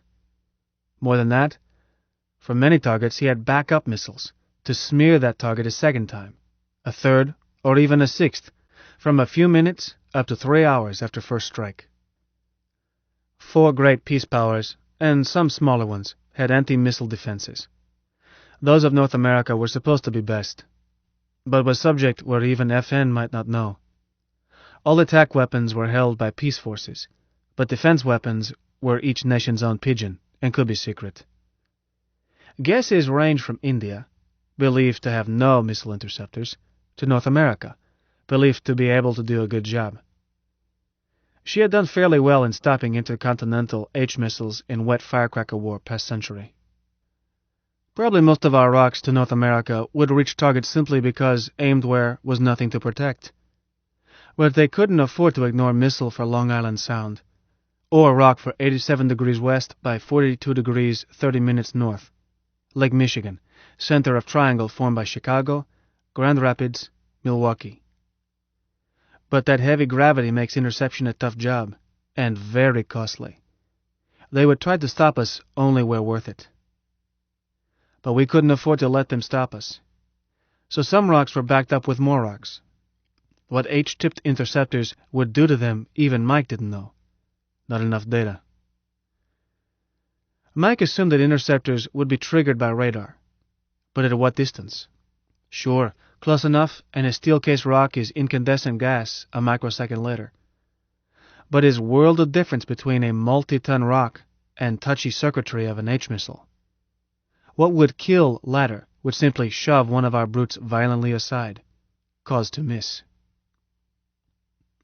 We needed to prove to them that we could go on throwing cheap rocks long after they ran out of expensive $1 million, $100,000 H-tip interceptor rockets. If not proved first time, then next time Terra turned North America toward us, we would go after targets we had been unable to hit first time. Backup rocks for second pass, and for third, were already in space, to be nudged where needed. If 3 bombings on 3 rotations of Terra did not do it, we might still be throwing rocks in 77, till they ran out of interceptors, or till they destroyed us. Far more likely. For a century, North American Space Defense Command had been buried in a mountain south of Colorado Springs, Colorado, a city of no other importance. During Wet Firecracker War, the Cheyenne Mountain took a direct hit. Space Defense Command post survived, but not sundry deer, trees, most of city, and some of top of mountain. What we were about to do should not kill anybody, unless they stayed outside on that mountain, despite 3 days' steady warnings. But North American Space Defense Command was to receive full lunar treatment, 12 rock missiles on first pass, then all we could spare on second rotation, and on third, and so on, until we ran out of steel casings, or were put out of action, or North American Directorate hollered quits. This was one target where we would not be satisfied to get just 1 missile to target. We meant to smash that mountain and keep on smashing, to hurt their morale, to let them know we were still around, disrupt their communications, and bash in command post if pounding could do it. Or at least give them splitting headaches and no rest. If we could prove to Alterra that we could drive home a sustained attack on strongest Gibraltar of their space defense, it would save having to prove it by smashing Manhattan or San Francisco.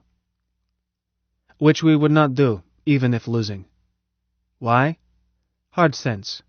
If we used our less strength to destroy a major city, they would not punish us. They would destroy us.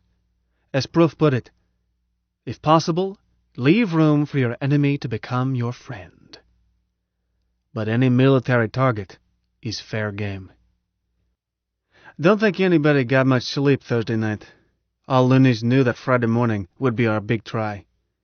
And everybody Earthside knew, and at last their news admitted, that Space Trek had picked up objects headed for Terra. Presumably rice bowls those rebellious convicts had boasted about. But was not a war warning, was mostly assurances that Moon Colony could not possibly build H-bombs, but might be prudent to avoid areas which these criminals claimed to be aiming at. Except one funny boy, popular news comic, who said our targets would be safest place to be. This on video, standing on a big X mark, which he claimed was 110 west by 40 north. Don't recall hearing of him later. Our reflector at Richardson Observatory was hooked up for video display, and I think every loony was watching, in homes, tap rooms, old dome, except a few who chose to pea-suit and eyeball it up on surface despite being bright semi-lunar at most Warrens. At Brigadier Judge Brody's insistence, we hurriedly rigged a helper antenna at catapult head, so that his drillmen could watch video in ready rooms. Else, we might not have had a gunner on duty. Armed forces, Brody's gunners, Finn's militia, Stilyagi Air Corps, stayed on blue alert throughout period. Congress was in informal session in Novi Bolshoi Theater, where Terra was shown on a big screen. Some VIPs, Prof, Stu, Wolfgang, others, watched a smaller screen in Warden's former office in Complex Upper. I was with them part-time, in and out, nervous as a cat with puppies, grabbing a sandwich and forgetting to eat, but mostly stayed locked in with Mike in Complex Under. Couldn't hold still. About 0800 Mike said, "Man, my oldest and best friend, may I say something without offending you?" Sure. When do you ever worry about offending me? Always, man.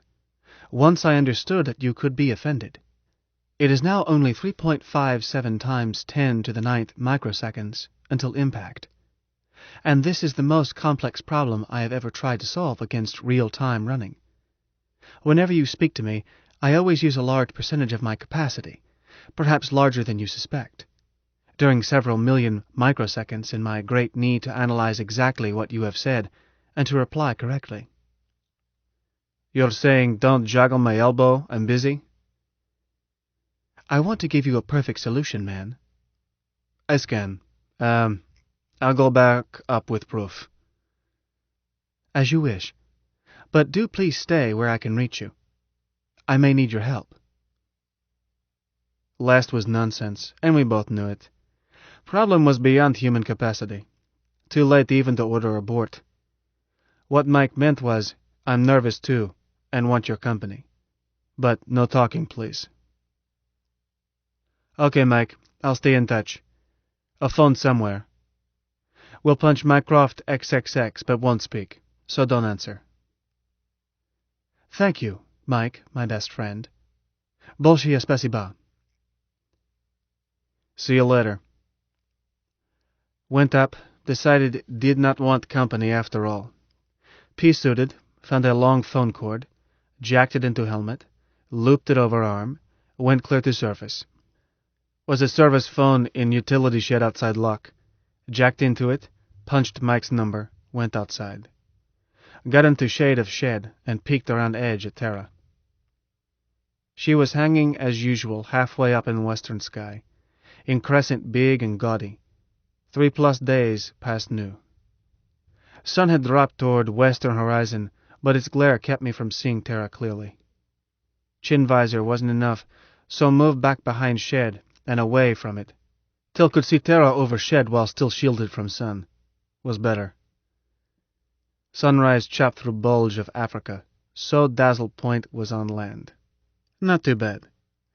But South Pole Cap was so blinding white, could not see North America too well. Lighted only by moonlight. Twisted neck and got helmet binoculars on it. Good ones. Zeiss 7 and 50s, that had once belonged to Warden. North America spread like a ghostly map before me. Was unusually free of cloud. Could see cities, glowing spots with no edges. 0837. At 0850, Mike gave me a voice countdown. Didn't need his attention. He could have programmed it full automatic any time earlier. 0851. 0852. 0853. 1 minute. 59. 58. 57. Half minute. 29. 28. 27. 10 seconds. 9. 8. 7. 6. 5. 4. 3. 2. 1. And suddenly, that grid burst out in diamond pinpoints. 26. We hit them so hard you could see it, by bare eyeball hookup. Didn't need binocs. Chin dropped and I said, Bouge moi, softly and reverently. 12 very bright, very sharp, very white lights in perfect rectangular array. They swelled, grew dimmer, dropped off toward red, taking what seemed a long, long time. Were other new lights, but that perfect grid so fascinated me, I hardly noticed.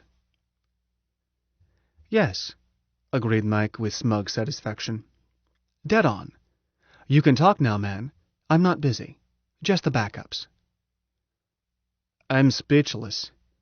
Any fail to get through? The Lake Michigan load was kicked up and sideways. Did not disintegrate.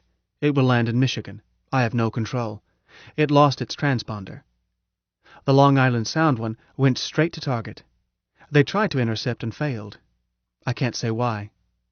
Man, I can abort the follow-ups on that one, into the Atlantic and clear of shipping. Shall I? 11 seconds. If you can miss shipping. I said I could. It's done. But we should tell them that we had backups and why we aborted. To make them think. Maybe should not have aborted, Mike. Idea was to make them use up interceptors. But the major idea was to let them know that we are not hitting them as hard as we can. We can prove the other at Colorado Springs. What happened there? Twisted neck and used binocs. Could see nothing but Ribbon City, 100+ kilometers long, Denver, Pueblo, municipal strip. A bullseye. No interception. All my shots are bullseyes, man. I told you they would be. And this is fun. I'd like to do it every day. It's a word I never had a referent for before. What word, Mike? Orgasm. That's what it is when they all light up. Now I know. That sobered me. Mike, don't get to liking it too much, because if it goes our way, won't do it a second time.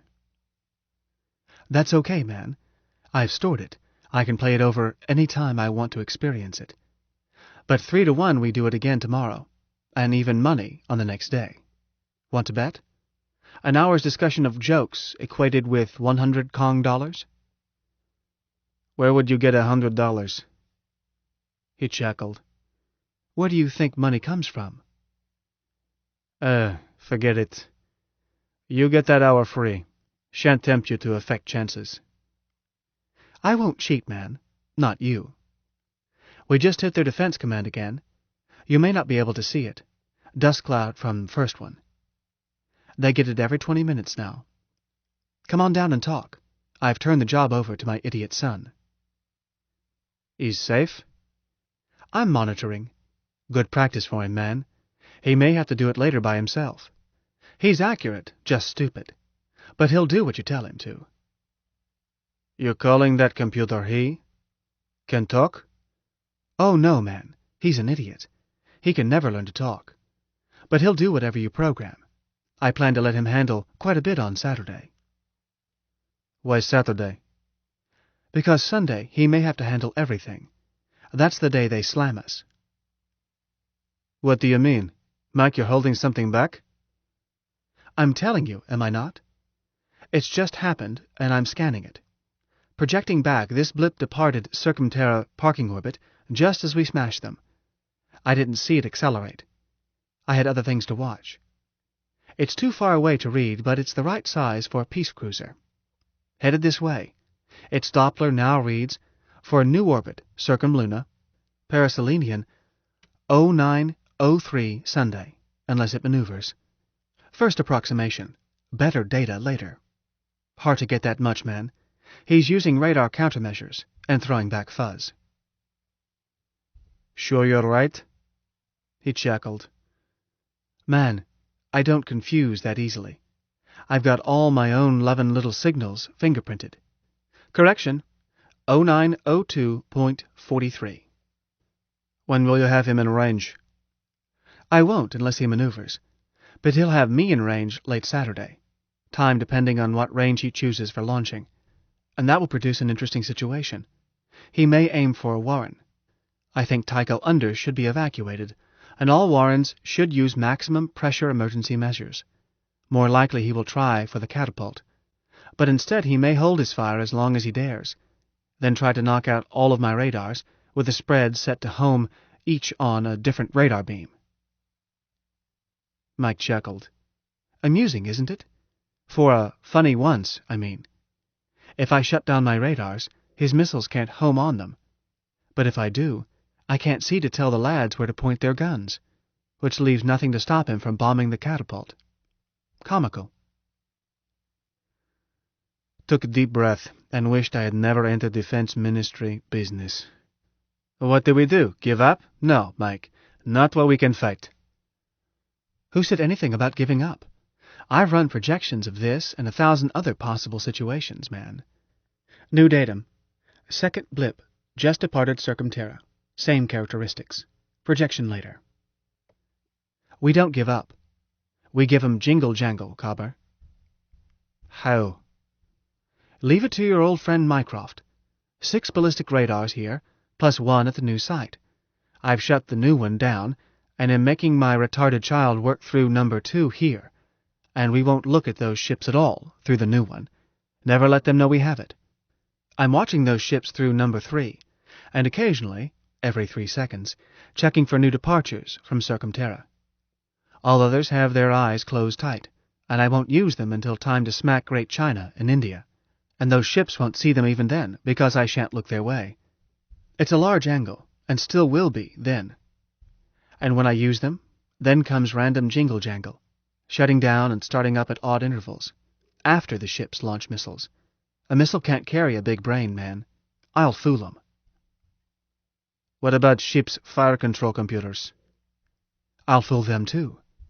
Want to lay odds I can't make 2 radars look like only one halfway between where they really are? But what I'm working on now, and sorry, I've been using your voice again. That's okay. What am I supposed to have done? If that admiral is really smart, he'll go after the ejection end of the old catapult with everything he's got. At extreme range, too far away for our drill guns. Whether he knows what our secret weapon is or not, he'll smear the catapult and ignore the radars. So I've ordered the catapult head, you have, I mean, to prepare to launch every load we can get ready, and I am now working out new, long-period trajectories for each of them. Then we will throw them all, get them into space as quickly as possible, without radar. Blind? I don't use radar to launch a load. You know that, man. I always watched them in the past, but I didn't need to. Radar has nothing to do with launching. Launching is pre-calculation and exact control of the catapult. So we place all ammo from the old catapult in slow trajectories, which forces the admiral to go after the radars rather than the catapult, or both. Then we'll keep him busy. We may make him so desperate that he'll come down for a close shot and give our lads a chance to burn his eyes. Brody's boys would like that. Those who are sober. Was turning over idea. Mike, have you watched video today? I've monitored video. I can't say I've watched it. Why? Take a look. Okay, I have. Why? That's a good scope they're using for video. And there are others. Why use radar on ships? Till you want Brody's boys to burn them? Mike was silent at least 2 seconds.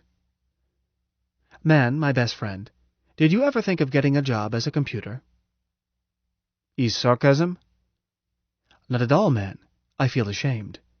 The instruments at Richardson, telescopes and other things, are factors which I simply never included in my calculations. I'm stupid. I admit it. Yes. Da. Watch ships by telescope. Don't use radar unless they vary from present ballistics. Other possibilities? I don't know what to say, man. Save that it had never occurred to me that I could use telescopes. I see by radar, always have. I simply never Stow it. I mean it, man. Do I apologize when you think of something first? Mike said slowly. There is something about that which I am finding resistant to analysis. It is my function to... Quit fretting. If idea is good, use it. May lead to more ideas. Switching off and coming down, chop. Had not been in Mike's room long when Prof phoned. HQ, have you heard from Field Marshal Davis? I'm here, Prof. Master computer room. Will you join us in the warden's office? There are decisions to reach, work to be done. Prof, I've been working. Am working. I'm sure you have. I've explained to the others that the programming of the ballistic computer is so very delicate in this operation that you must check it personally. Nevertheless, some of our colleagues feel that the Minister of Defense should be present during these discussions. So, when you reach a point where you feel you can turn it over to your assistant, Mike is his name, is it not? Will you please... I scan it. Okay, we'll be up.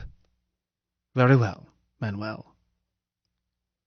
Mike said, I could hear 13 people in the background. Double talk, man. I got it. Better go up and see what You don't need me? Man, I hope you will stay close to a phone. Will. Keep an ear on Warden's office. But we'll punch you in if elsewhere. See you, cubber. Found the entire government in Warden's office. both real cabinet and makeweights, and soon spotted trouble. Bloke called Howard Wright. A ministry had been whomped up for him. Liaison for arts, sciences, and professions. Button sorting. Was sopped to Novelin because cabinet was top-heavy, with L-City comrades, and is sopped to Wright because he had made himself leader of a Congress group long on talk, short on action. Prof's purpose was to short him out, but sometimes Prof was too subtle. Some people talked better if they breathed vacuum. Prof asked me to brief cabinet on military situation, which I did, my way. I see Finn is here. Let's have him tell where we stand in warrants. Wright spoke up. General Nielsen has already done so. No need to repeat. We want to hear from you. Blinked at that. Prof, excuse me, Господин President, do I understand that a Defense Ministry report has been made to Cabinet in my absence? Wright said, Why not? You weren't on hand. Prof grabbed it. He could see I was stretched too tight. Hadn't slept much for 3 days. Hadn't been so tired since left Earthside. Order, he said mildly. Господин Minister for Professional Liaison, please address your comments through me. Господин Minister for Defense, let me correct that. There have been no reports to the Cabinet concerning your ministry for the reason that the Cabinet did not convene until you arrived. General Nielsen answered some informal questions informally. Perhaps this should not have been done. If you feel so, I will attempt to repair it. No harm done, I guess. Finn, talked to you half-hour ago. Anything new since? No, Manny. Okay. Guess what you want to hear is off Luna situation. You've been watching, so you know first bombardment went off well. Still going on. Some. As we're hitting their space defense HQ every 20 minutes. We'll continue till 1300. Then at 2100 we hit China and India, plus minor targets. Then busy till 4 hours past midnight with Africa and Europe. Skip 3 hours, dose Brazil and company. Wait 3 hours and start over. Unless something breaks. But meantime we have problems here. Finn, we should evacuate Taco Under. Just a moment. Wright had hand up. I have questions. Spoke to Prof, not to me. One moment. Has the defense minister finished? Wyo was seated toward back. We had swapped smiles, but was all. Kept it so around Cabinet and Congress. Had been rumbles that two from same family should not be in Cabinet. Now she shook head, warning of something. I said, Is all concerning bombardment. Questions about it? Are your questions concerned with the bombardment, Господин Wright? They certainly are, Господин President. Wright stood up, looked at me. As you know, I represent the intellectual groups in the Free State, and, if I may say so, their opinions are most important in public affairs. I think it is only proper that... Moment, I said. Thought you represented 8th Novelin District. Господин President, am I to be permitted to put my questions or not? He wasn't asking questions, was making speech. And I'm tired and want to go to bed. Prof said gently, We are all tired, Manuel. But your point is well taken. Congressman, you represent only your district. As a member of the government, you have been assigned certain duties in connection with certain professions. It comes to the same thing. Not quite. Please state your question. Very well. I shall. Is Field Marshal Davis aware that his bombardment plan has gone wrong completely, and that thousands of lives have been pointlessly destroyed? And is he aware of the extremely serious view taken of this by the intelligentsia of this republic? And can he explain why this rash, I repeat rash, bombardment was undertaken without consultation? And is he now prepared to modify his plans, or is he going blindly ahead? And is it true as charged that our missiles were of the nuclear sort outlawed by all civilized nations? And how does he expect Luna Free State ever to be welcomed into the councils of civilized nations in view of such actions? I looked at watch. Hour and a half since first load hit. Prof, I said, can you tell me what this is about? Sorry, Manuel, he said gently. I should have prefaced the meeting with an item from the news, but you seemed to feel that you had been bypassed, and, well, I did not. The minister refers to a news dispatch that came in just before I called you. Reuters in Toronto. If the flash is correct, then instead of taking our warnings, it seems that thousands of sightseers crowded to the targets. There probably have been casualties. How many? We do not know. I see. What was I supposed to do? Take each one by hand and lead away? We warned them. Wright cut in with, "The intelligentsia feel that basic humanitarian considerations make it obligatory." I said, "Listen, yammerhead. You heard President say this news just came in. So how do you know how anybody feels about it?" He turned red. "Господин President, epithets, personalities." Don't call the minister names, Manuel. Won't if he won't. He's simply using fancier words. What's that nonsense about nuclear bombs? We haven't any, and you all know it. Prof looked puzzled. I am confused by that, too. This dispatch, so alleged. But the thing that puzzled me is that we could actually see, by video, what certainly seemed to be atomic explosions.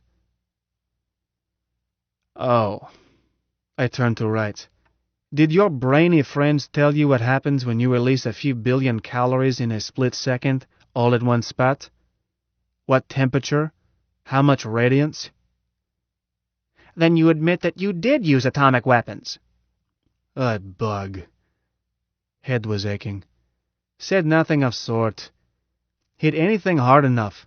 Strike sparks. Elementary physics, known to everybody but intelligentsia. We just struck damnedest big sparks ever made by human agency is all. Big flash. Heat, light, ultraviolet.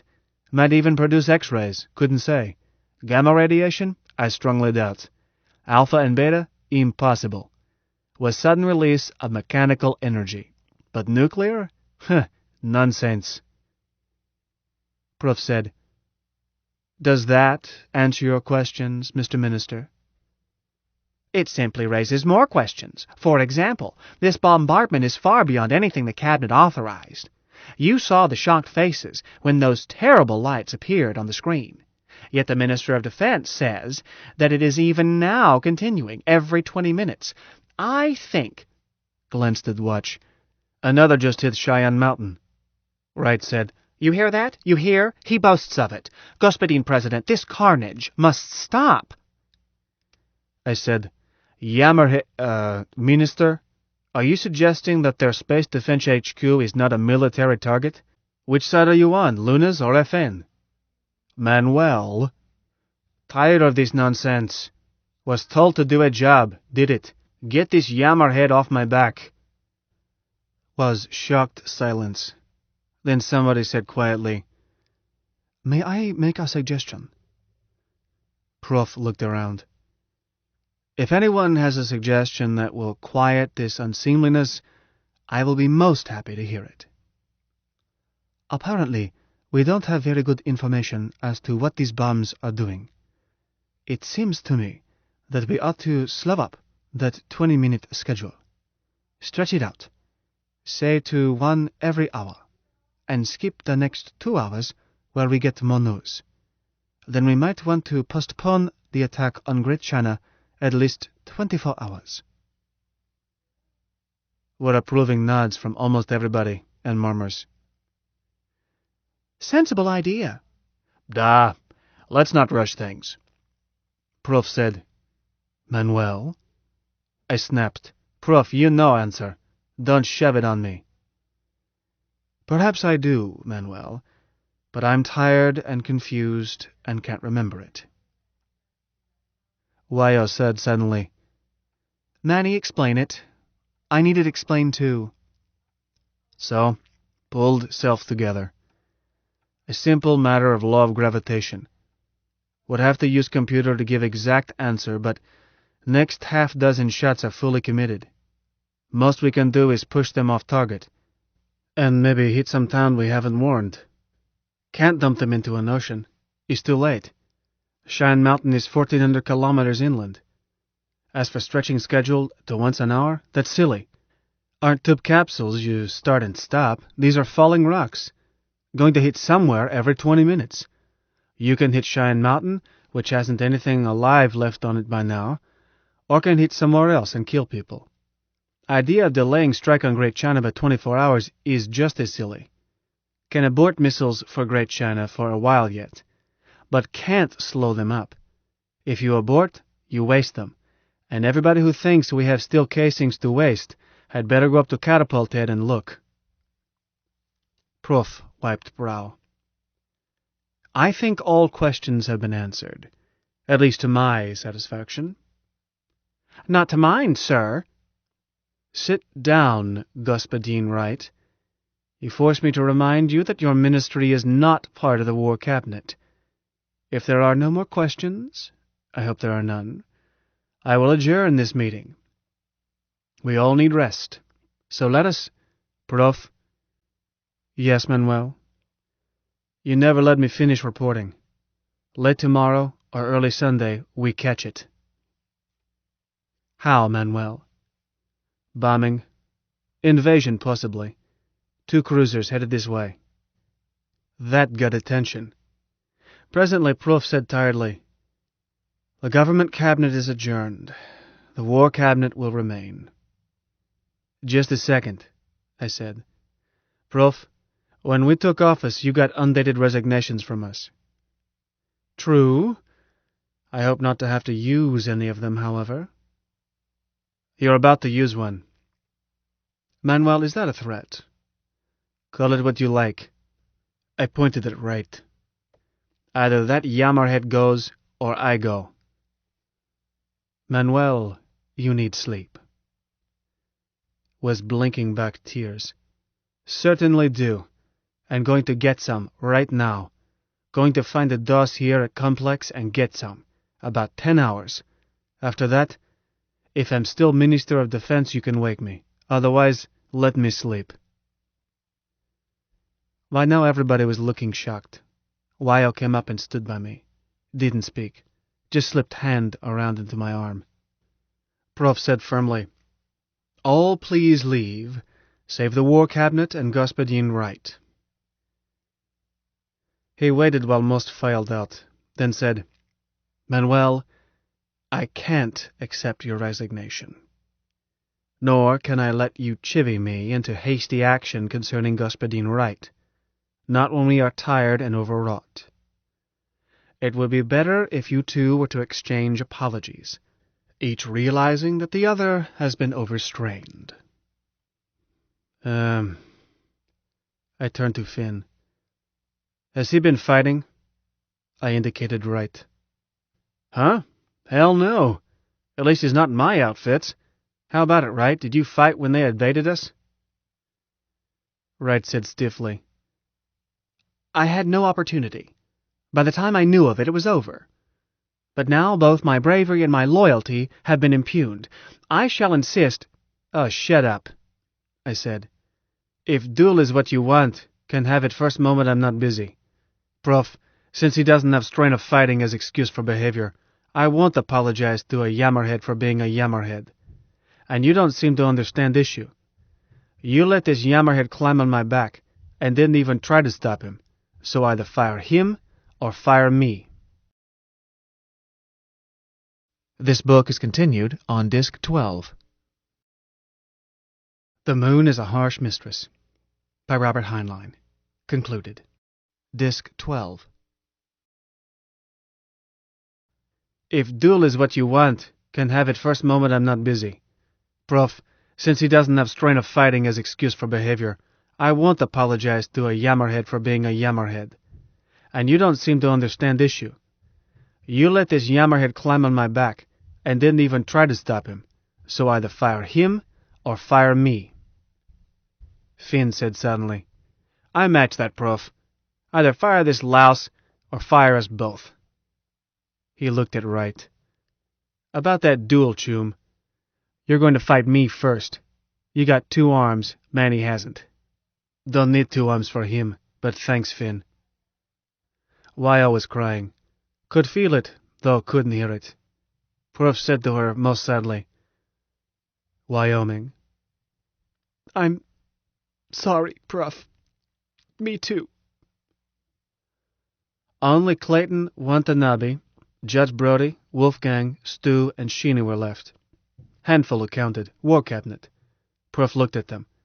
I could see they were with me, though it cost Wolfgang an effort. He worked with Prof, not with me. Prof looked back at me and said softly, Manuel, it works both ways. What you're doing is forcing me to resign. He looked around. Good night, comrades. Or rather, good morning. I'm going to get some badly needed rest. He walked briskly out without looking back. Wright was gone. I didn't see him leave. Finn said, What about these cruisers, Manny? I took a deep breath. Nothing earlier than Saturday afternoon, but you ought to evacuate Taco Under. Can't talk now. Groggy.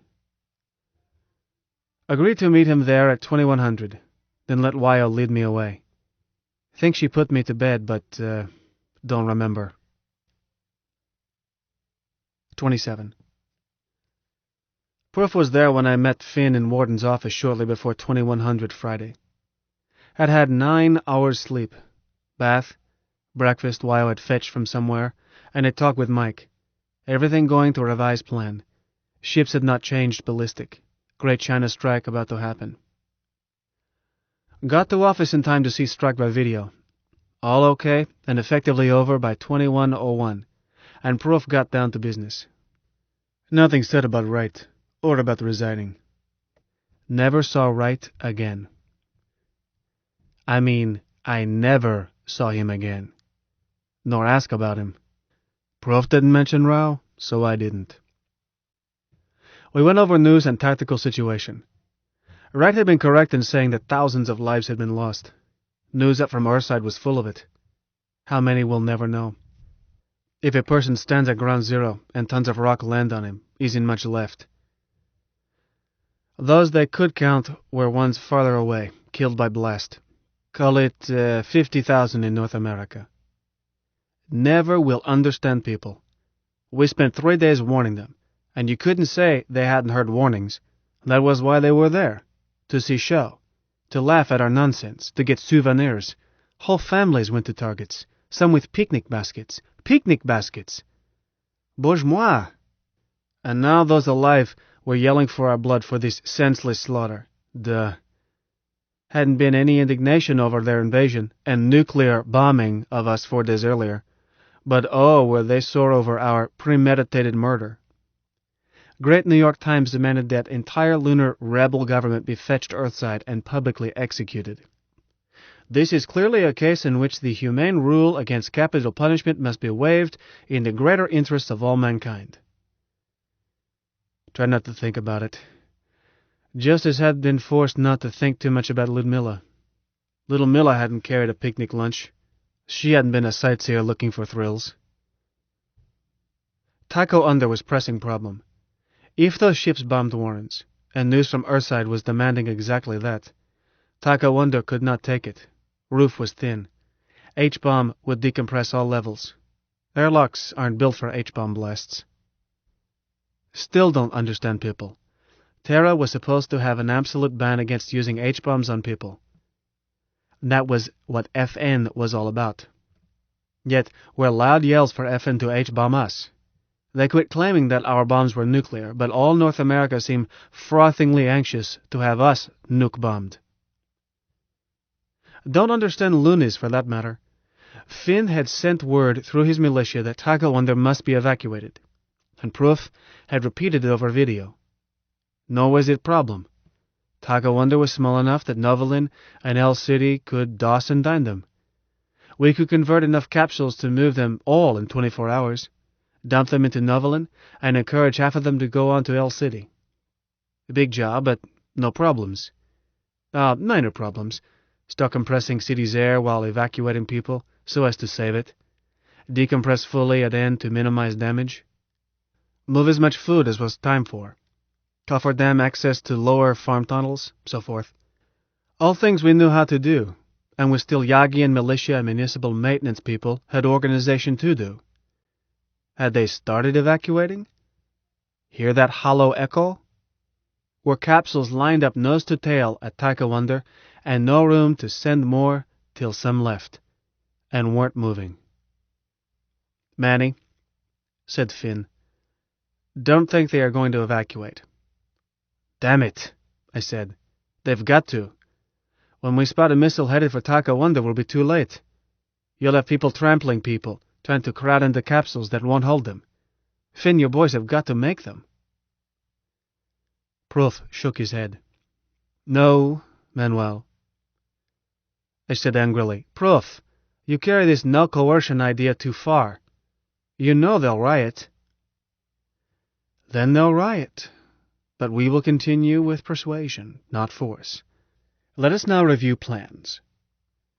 Plans weren't much, but were best we could do. Warn everybody about expected bombings and/or invasion. Rotate guards from Finn's militia, above each warren starting when and if cruisers passed around Luna into blind space, far side. Not get caught flat-footed again. Maximum pressure and pea suit precautions, all warrens. All military and semi-military to go on blue alert 1600 Saturday. Red alert if missiles launched or ships maneuvered. Brody's gunners encouraged to go into town and get drunk or whatever, returning by 1500 Saturday. Prof's idea. Finn wanted to keep half of them on duty. Prof said no, they would be in better shape for a long vigil if they relaxed and enjoyed cells first. I agreed with Prof. As for bombing Terra, we made no changes in first rotation. We're getting anguished responses from India. No news from Great China. Yet India had little to moan about. Had not used a grid on her, too heavily populated. Aside from picking spots in Tar Desert and some peaks, targets were coastal waters off seaports.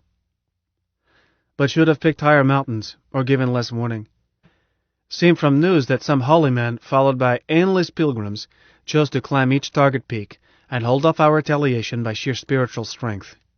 So, we were murderers again. Besides that, our water shots killed millions of fish and many fishermen, as fishermen and other seafarers had not heeded warnings. Indian government seemed as furious over fish as over fishermen. But principle of sacredness of all life did not apply to us. They wanted our heads. Africa and Europe responded more sensibly, but differently. Life has never been sacred in Africa, and those who went sightseeing on targets got little bleeding heart treatment. Europe had a day to learn that we could hit where we promised, and that our bombs were deadly.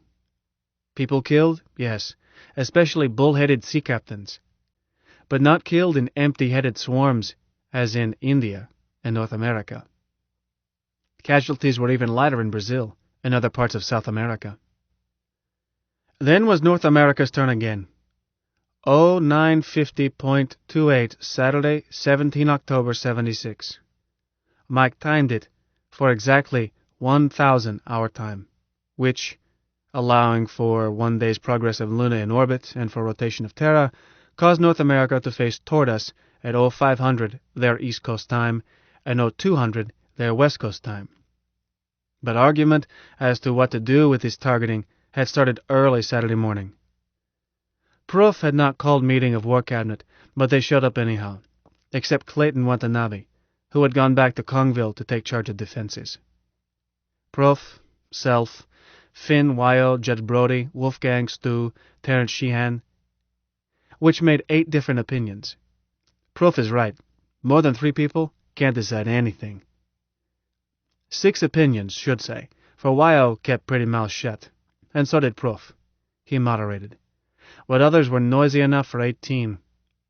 Stu didn't care what we hit, provided New York Stock Exchange opened on Monday morning. We sold short in 19 different directions on Thursday. If this nation is not to be bankrupt before it's out of its cradle, my buy orders covering these shorts had better be executed. Tell them, Wolf. Make them understand. Bodie wanted to use catapult to smack any more ships leaving parking orbit. Judge knew nothing about ballistics, simply understood that his drillmen were in exposed positions. I didn't argue, as most remaining loads were already in slow orbits, and rest would be soon. I didn't think we would have old catapult much longer. Sheeny thought it would be smart to repeat that grid while placing one load exactly on main building of North American Directorate. I know Americans. I was one before they shipped me. They're sorry as hell they ever turned things over to FN. Knock off those bureaucrats and they'll come over to our side. Wolfgang Korsakov, to Stu's disgust, thought that their speculations might do better if all stock exchanges were closed till it was over. Finn wanted to go for broke, warned them to get those ships out of our sky, then hit them for real if they didn't. Sheeny is wrong about Americans. I know them too. NA is toughest part of FN. They're the ones to lick. They're already calling us murderers, so now we've got to hit them hard. Hit American cities, and we can call off the rest. I slid out, talked with Mike, made notes, went back in. They were still arguing. Prof looked up as I sat down. Field Marshal, you have not expressed your opinion. I said, Prof, can't we lay off that Field Marshal nonsense? Children are in bed. Can afford to be honest. As you wish, Manuel. Been waiting to see if any agreement would be reached.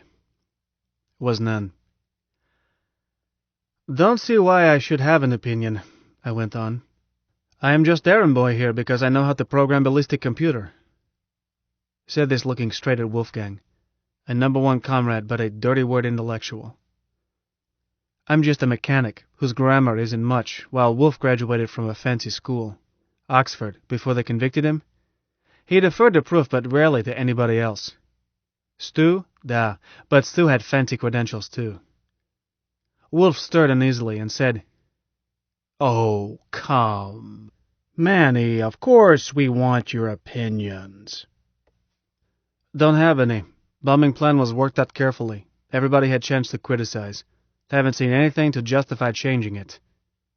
Prof said, Manuel, will you review the second bombardment of North America for the benefit of all of us?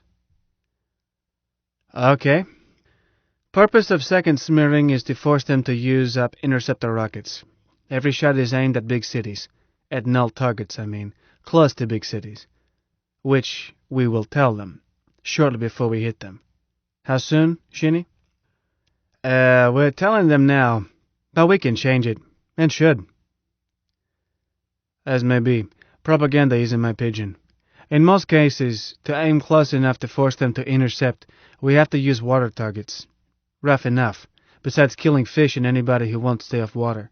It causes translocal storms and shore damage. Glanced at watch. Saw I would have to stall. Seattle gets one in Puget Sound right in her lap. San Francisco is going to lose 2 bridges she's fond of. Los Angeles gets one between Long Beach and Catalina, and another a few kilometers up coast. Mexico City is inland, so we put one on Popocatépetl, where they can see it. Salt Lake City gets one in her lake. Denver we ignore. They can see what's happening in Colorado Springs. For we smack Cheyenne Mountain again and keep it up, just as soon as we have it in line of sight. St. Louis and Kansas City get shots in the rivers, and so does New Orleans. Probably flood New Orleans. All Great Lakes cities get it. A long list. Shall I read it? Later, perhaps, said Prof. Go ahead. Boston gets one in her harbor, New York gets one in Long Island Sound, and another midway between her 2 biggest bridges. I think it will ruin those bridges, but we promise to miss them, and will. Going down their east coast, we give treatment to 2 Delaware Bay cities, then 2 on Chesapeake Bay, one being of max historical and sentimental importance. Farther south, we catch 3 more big cities with sea shots. Going inland, we smack Cincinnati, Birmingham, Chattanooga, Oklahoma City, all with river shots or nearby mountains. Oh yes, Dallas. We destroyed Dallas spaceport, and should catch some ships. We're 6 there last time I checked. Won't kill any people unless they insist on standing on target. Dallas is perfect place to bomb. That spaceport is big and flat and empty, yet 10 million people will see us hit it. If you hit it, said Sheeny. When, not if. Each shot is backed up by one an hour later. If neither one gets through, we have shots farther back which can be diverted. For example, easy to shift targets among Delaware Bay, Chesapeake Bay group. Same for Great Lakes group. But Dallas has its own string of backups, and a long one. We expect it to be heavily defended. Backups run about 6 hours, as long as we can see North America. And less backups can be placed anywhere on continent, since farther out a load is, when we divert it, farther we can shift it. I don't follow that, said Brody. A matter of vectors, Judge. A guidance rocket can give a load so many meters per second of side vector. Longer that vector has to work, farther from original point of aim load will land. If we signal a guidance rocket 3 hours before impact, we displace impact 3 times as much as if we waited till 1 hour before impact. Not quite that simple, but our computer can figure it, if you give it time enough. How long is time enough? Asked Wolfgang. I carefully misunderstood. Computer can solve that sort of problem almost instantaneously once you program it. But such decisions are pre-programmed. Something like this. If out of target group A, B, C, and D, you find that you have failed to hit 3 targets on first and second salvos, you reposition all group 1 second backups so that you will be able to choose those 3 targets while distributing other second backups of that group for possible use on group 2, while repositioning third backups of supergroup Alpha, such that... Slow up, said Wolfgang. I'm not a computer. I just want to know how long before we have to make up our minds. Oh, I studied watch, showily. You now have 3 minutes, 58 seconds in which to abort leading load for Kansas City. Abort program is set up, and I have my best assistant, a fellow named Mike, standing by. Shall I phone him? Sheeny said, For heaven's sakes, man, abort. Like hell, said Finn. What's matter, Terrence? No guts? Prof said, Comrades, please. I said, Look, I take orders from head of state. Prof over there. If he wants opinions, he'll ask. No use yelling at each other. I looked at watch. Call it 2.5 minutes. More margin, of course, for other targets. Kansas City is farthest from deep water. But some Great Lake cities are already past ocean abort. Lake Superior is best we can do. Salt Lake City, maybe an extra minute. Then they pile up. I waited. Roll call, said Prof. To carry out the program, General Nielsen. Da. Госпожа Davis. Wyo cut breath. Da. Judge Brody. Yes, of course. Necessary. Wolfgang. Yes. Comte Lejoie. Da. Господин Sheehan. You're missing a bet, but I'll go along. Unanimous. One moment. Manuel. Is up to you, Prof. Always has been. Voting is silly. I am aware that it is up to me, Господин Minister. Carry out bombardment to plan. Most targets we managed to hit by second salvo, though all were defended except Mexico City. Seemed likely, 98.3% by Mike's later calculation, that interceptors were exploding by radar fusing with set distances that incorrectly estimated vulnerability of solid cylinders of rock. Only 3 rocks were destroyed. Others were pushed off course, and thereby did more harm than if not fired at all. New York was tough. Dallas turned out to be very tough. Perhaps difference lay in local control of interception, for it seemed unlikely that command post in Cheyenne Mountain was still effective. Perhaps we had not cracked their hole in the ground. Don't know how deep down it was, but I'll bet that neither men nor computers were still tracking. Dallas blew up, or pushed aside first 5 rocks, so I told Mike to take everything he could from Cheyenne Mountain and award it to Dallas, which he was able to do 2 salvos later. Those targets are less than 1,000 kilometers apart. Dallas's defenses cracked on next salvo.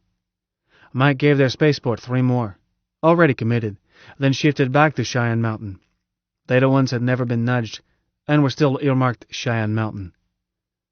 He was still giving that battered mountain cosmic love pats when America rolled down and under Terra's eastern edge. I stayed with Mike all during bombardment, knowing it would be our toughest. As he shut down till time to dust Great China, Mike said thoughtfully, "Man, I don't think we had better hit that mountain again." "Why not, Mike?" "It's not there any longer." "Ah, you might divert its backups. When do you have to decide?" "I would put them on Albuquerque and Omaha, but I'd best start now. Tomorrow will be busy. Man, my best friend, you should leave." "Board with me, pal." "In the next few hours, that first ship may launch missiles. When that happens, I want to shift all ballistic control to Little David's sling. And when I do, you should be at Marion Darham's side." "What's fretting you, Mike?" "That boy is accurate, man, but he's stupid. I want him supervised. Decisions may have to be made in a hurry, and there isn't anyone there who can program him properly. You should be there." "Okay, if you say so, Mike. But if needs a fast program, we'll still have to phone you. Greatest shortcoming of computers isn't computer shortcoming at all, but the fact that a human takes a long time, maybe hours, to set up a program that a computer solves in milliseconds. One best quality of Mike was that he could program himself, fast. Just explain problem. Let him program. Same wise and equally, he could program Idiot Son enormously faster than human could. "But man, I want you there because you may not be able to phone me. The lines may be cut. So I prepared a group of possible programs for Junior. They may be helpful." "Okay, print 'em out, and let me talk to Proof." Mike got Proof. I made sure he was private and explained what Mike thought I should do. Thought Proof would object. Was hoping he would insist I stay through coming bombardment, invasion, whatever, those ships. Instead he said, "Manuel, it's essential that you go. I've hesitated to tell you. Did you discuss odds with Mike?" "Niet." "I have continued to do so. To put it bluntly, if Luna City is destroyed, and I am dead and the rest of the government is dead, even if all Mike's radar eyes here are blinded and he himself is cut off from the new catapult, all of which may happen under severe bombardment. Even if all this happens at once, Mike still gives Luna even chances if Little David's sling can operate, and you are there to operate it." I said, "Da, boss. Yassa massa. You and Mike are stinkers and want to hog fun. Will do." "Very good, Manuel." Stayed with Mike another hour while he printed out meter after meter of programs tailored to other computer. Work that would have taken me 6 months, even if able to think of all possibilities. Mike had it indexed and cross-referenced, with horribles in it I had hardly dare mention. Mean to say, given circumstances and seemed necessary to destroy, say, Paris, this told how. What missiles in what orbits. How to tell Junior to find them and bring them to target. Or anything. Was reading this endless document, not programs but descriptions of purpose of program, that headed each, when Wyo phoned. "Manny dear, Has Prof told you about going to Mariandarum? Yes, was going to call you. All right, I'll pack for us and meet you at Station East. When can you be there? Pack for us? You're going? Didn't Prof say? No. Suddenly felt cheerful. I felt guilty about it, dear. I wanted to go with you, but had no excuse. After all, I'm no use around a computer, and I do have responsibilities here. Or did. But now I've been fired from all my jobs, and so have you. Huh? You are no longer defense minister. Finn is. Instead, you are deputy prime minister. Well. And deputy minister of defense, too. I'm already deputy speaker, and Stu has been appointed deputy secretary of state for foreign affairs. So he goes with us, too. I'm confused. It's not as sudden as it sounds. Prof and Mike worked it out months ago. Decentralization, dear. The same thing that McIntyre has been working on for the Warrens. If there is a disaster at El City, Luna Free State still has a government. As Prof put it to me, why, oh dear lady, as long as you three and a few congressmen are left alive, all is not lost. You can still negotiate on equal terms and never admit your wounds. So I wound up as a computer mechanic. Stu and Wyo met me, with luggage, including rest of my arms, and we threaded through endless, unpressured tunnels in pea suits, on a small, flatbed Rolligan, used to haul steel to site. Greg had Big Rolligan meet us for surface stretch, then met us himself when we went underground again. So, I missed attack on ballistic radars Saturday night. 28. Captain of first ship, FNS Esperance, had guts. Late Saturday he changed course, headed straight in. Apparently figured we might attempt jingle-jangle with radars, for he seems to have decided to come in close enough to see our radar installations by ship's radar, rather than rely on letting his missiles home in on our beams. Seems to have considered himself, ship, and crew expendable, but he was down to 1,000 kilometers before he launched. A spread then went straight for 5 out of 6 of Mike's radars, ignoring random jingle-jangle. Mike, expecting self soon to be blinded, turned Brody's boys loose to burn ship's eyes, held them on it for 3 seconds before he shifted them to missiles. Result? 1 crashed cruiser, 2 ballistic radars knocked out by H missiles, 3 missiles killed, and 2 gun crews killed, 1 by H explosion, other by dead missile that landed square on them, plus 13 gunners with radiation burns above 800 Roentgen, death level, partly from flash, partly from being on surface too long. And must add, 4 members of Lacey Strata Corps died with those crews. They elected to pea suit and go up with their men. Other girls had serious radiation exposure, but not up to 800 R level. Second cruiser continued an elliptical orbit around and behind Luna. Got most of this from Mike after we arrived at Little David's Sling early Sunday. He was feeling groused over loss of 2 of his eyes, and still more groused over gun crews. I think Mike was developing something like human conscience. He seemed to feel it was his fault that he had not been able to outfight 6 targets at once. I pointed out that what he had to fight with was improvised, limited range, not real weapons. How about self, Mike? You all right? In all essentials. I have outlying discontinuities. 1 live missile chopped my circuits to Novi Leningrad, but reports routed through Luna City inform me that local controls tripped in satisfactorily, with no loss in city surfaces. I feel frustrated by these discontinuities, but they can be dealt with later. Mike, you sound tired. Me, tired? Ridiculous. Man, you forgot what I am. I'm annoyed, that's all. When will that second ship be back in sight? In about 3 hours, if he were to hold earlier orbit. But he will not. Probability in excess of 90%. I expect him in about an hour. They got us in orbit, huh? Oh-ho. He left my side at azimuth, and course east 32 north. Does that suggest anything, man? Try to visualize. Suggest they are going to land and try to capture you, Mike. Have you told Finn? I mean, have you told Prof to warn Finn? Professor knows, but that is not the way I analyze it. So? Well, suggest I had better shut up and let you work. Did so.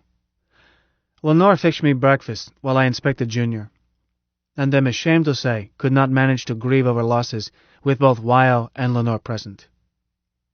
Mom had sent Lenore out to cook for Greg after Milla's death. Just an excuse. We're enough wives at sight to provide home cooking for everybody. Was for Greg's morale, and Lenore's, too. Lenore and Milla had been close. Junior seemed to be right. He was working on South America, one load at a time. I stayed in radar room and watched, at extreme magnification, while he placed one in estuary between Montevideo and Buenos Aires. Mike could not have been more accurate. I then checked his program for North America, found not to criticize, locked it in, and took key. Junior was on his own, unless Mike got clear of other troubles and decided to take back control. Then sat and tried to listen to news both from Earthside and L City. Coax cable from L City carried phones. Mike's hookup to his idiot child, radio and video. Sight was no longer isolated, but besides cable from L City, Sight had antennas pointed at Terra. Any Earthside news complex could pick up. We could listen to directly. Nor was this silly extra. Radio and video from Terra had been only recreation during construction, and this was now a standby in case that one cable was broken. FN official satellite relay was claiming that Luna's ballistic radars had been destroyed, and that we were now helpless. Wonder what people of Buenos Aires and Montevideo thought about that. Probably too busy to listen. In some ways, water shuts were worse than those where we could find open land. Luna City Lunatics video channel was carrying Shinny telling Looney's outcome of attack by Esperance, repeating news while warning everybody that battle was not over. A warship would be back in our sky any moment. Be ready for anything. Everybody stay in pea suits. Shinny was wearing his, with helmet open. Take maximum pressure precautions. All units stay on red alert. All citizens not otherwise called by duty strongly urged to seek lowest level, and stay there till all clear, and so forth. He went through these several times, then suddenly broke in. A flash! Enemy cruiser radar sighted, low and fast. It made Dido for Luna City. Flash, missiles launched, headed for ejection end of... Picture and sound chopped off.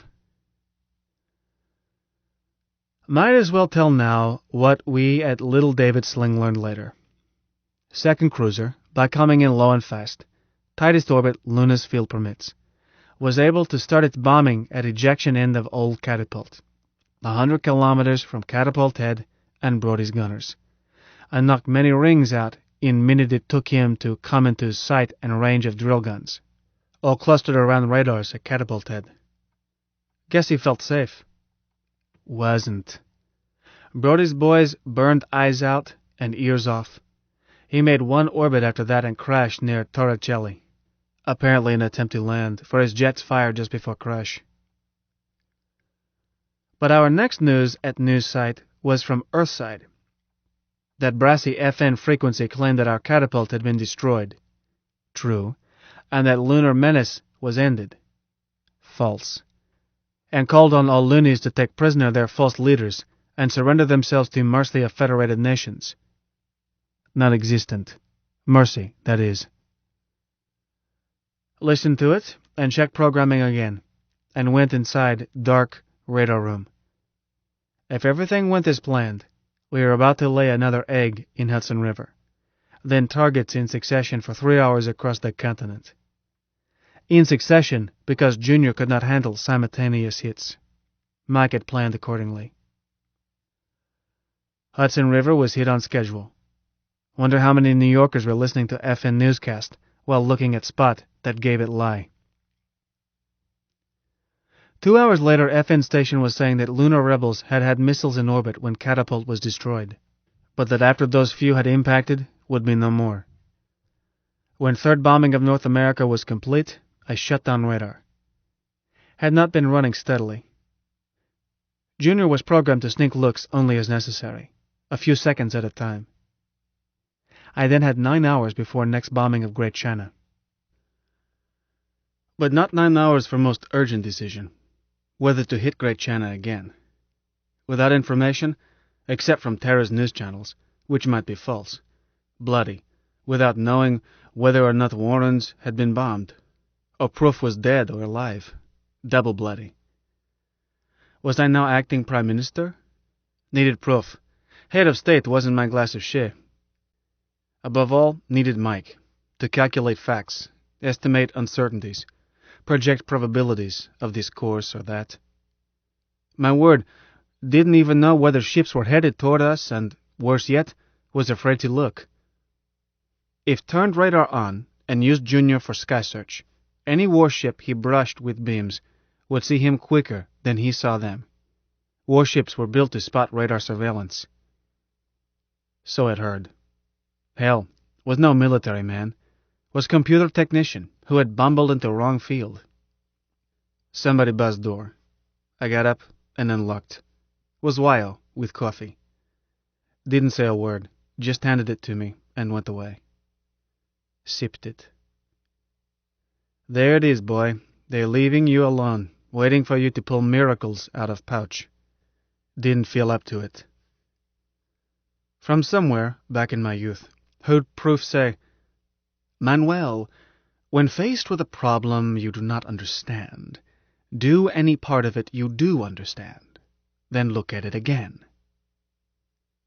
He had been teaching me something he himself did not understand very well, something in maths, but had taught me something far more important, a basic principle. Knew at once what to do first. Went over to Junior and had him print out predicted impacts of all loads in orbit. Easy, was a pre-program he could run any time against real-time running. While he was doing it, I looked for certain alternate programs in that long roll Mike had prepared. Then set up some of those alternate programs. No trouble. Simply had to be careful to read them correctly and punch them in without error. Made Junior print back for check before I gave him signal to execute. When finished, 40 minutes, every load and trajectory intended for an inland target had been retargeted for a seacoast city, with hedge to my bet that execution was delayed for rocks farther back. But unless I cancelled, Junior would reposition them as soon as need be. Now horrible pressure of time was off me. Now could abort any load into ocean right up the last few minutes before impact. Now could think. So did. Then called in my war cabinet, Wyo, Stu, and Greg, my commander of armed forces, using Greg's office. Lenore was allowed to go in and out, fetching coffee and food, or sitting and saying nothing. Lenore is a sensible femme, and knows when to keep quiet. Stu started it. Yeah, Mr. Prime Minister, I do not think that Great China should be hit this time. Never mind fancy titles, Stu. Maybe I'm acting, maybe not. But haven't time for formality. Well, very well. May I explain my proposal? Later. I explained what I had done to give us more time. He nodded and kept quiet. Our tightest squeeze is that we are out of communication, both Luna City and Earthside. Greg, how about that repair crew? Not back yet. If break is near Luna City, they may be gone a long time, if can repair at all. So must assume we'll have to act on our own. Greg, do you have an electronics tech who can jury-rig a radio that will let us talk to Earthside? To their satellites, I mean. That doesn't take much with right antenna. I may be able to help, and the computer tech I sent you isn't too clumsy either. Quite good, in fact, for ordinary electronics. A poor bloke I had once falsely accused of allowing a fly to get into Mike's guts. I had placed him in this job. Harry Biggs, my power plant boss, can do anything of that sort, Greg said thoughtfully. If he has the gear. Get him on it. You can vandalize anything but radar and computer once we get all loads out of catapult. How many lined up?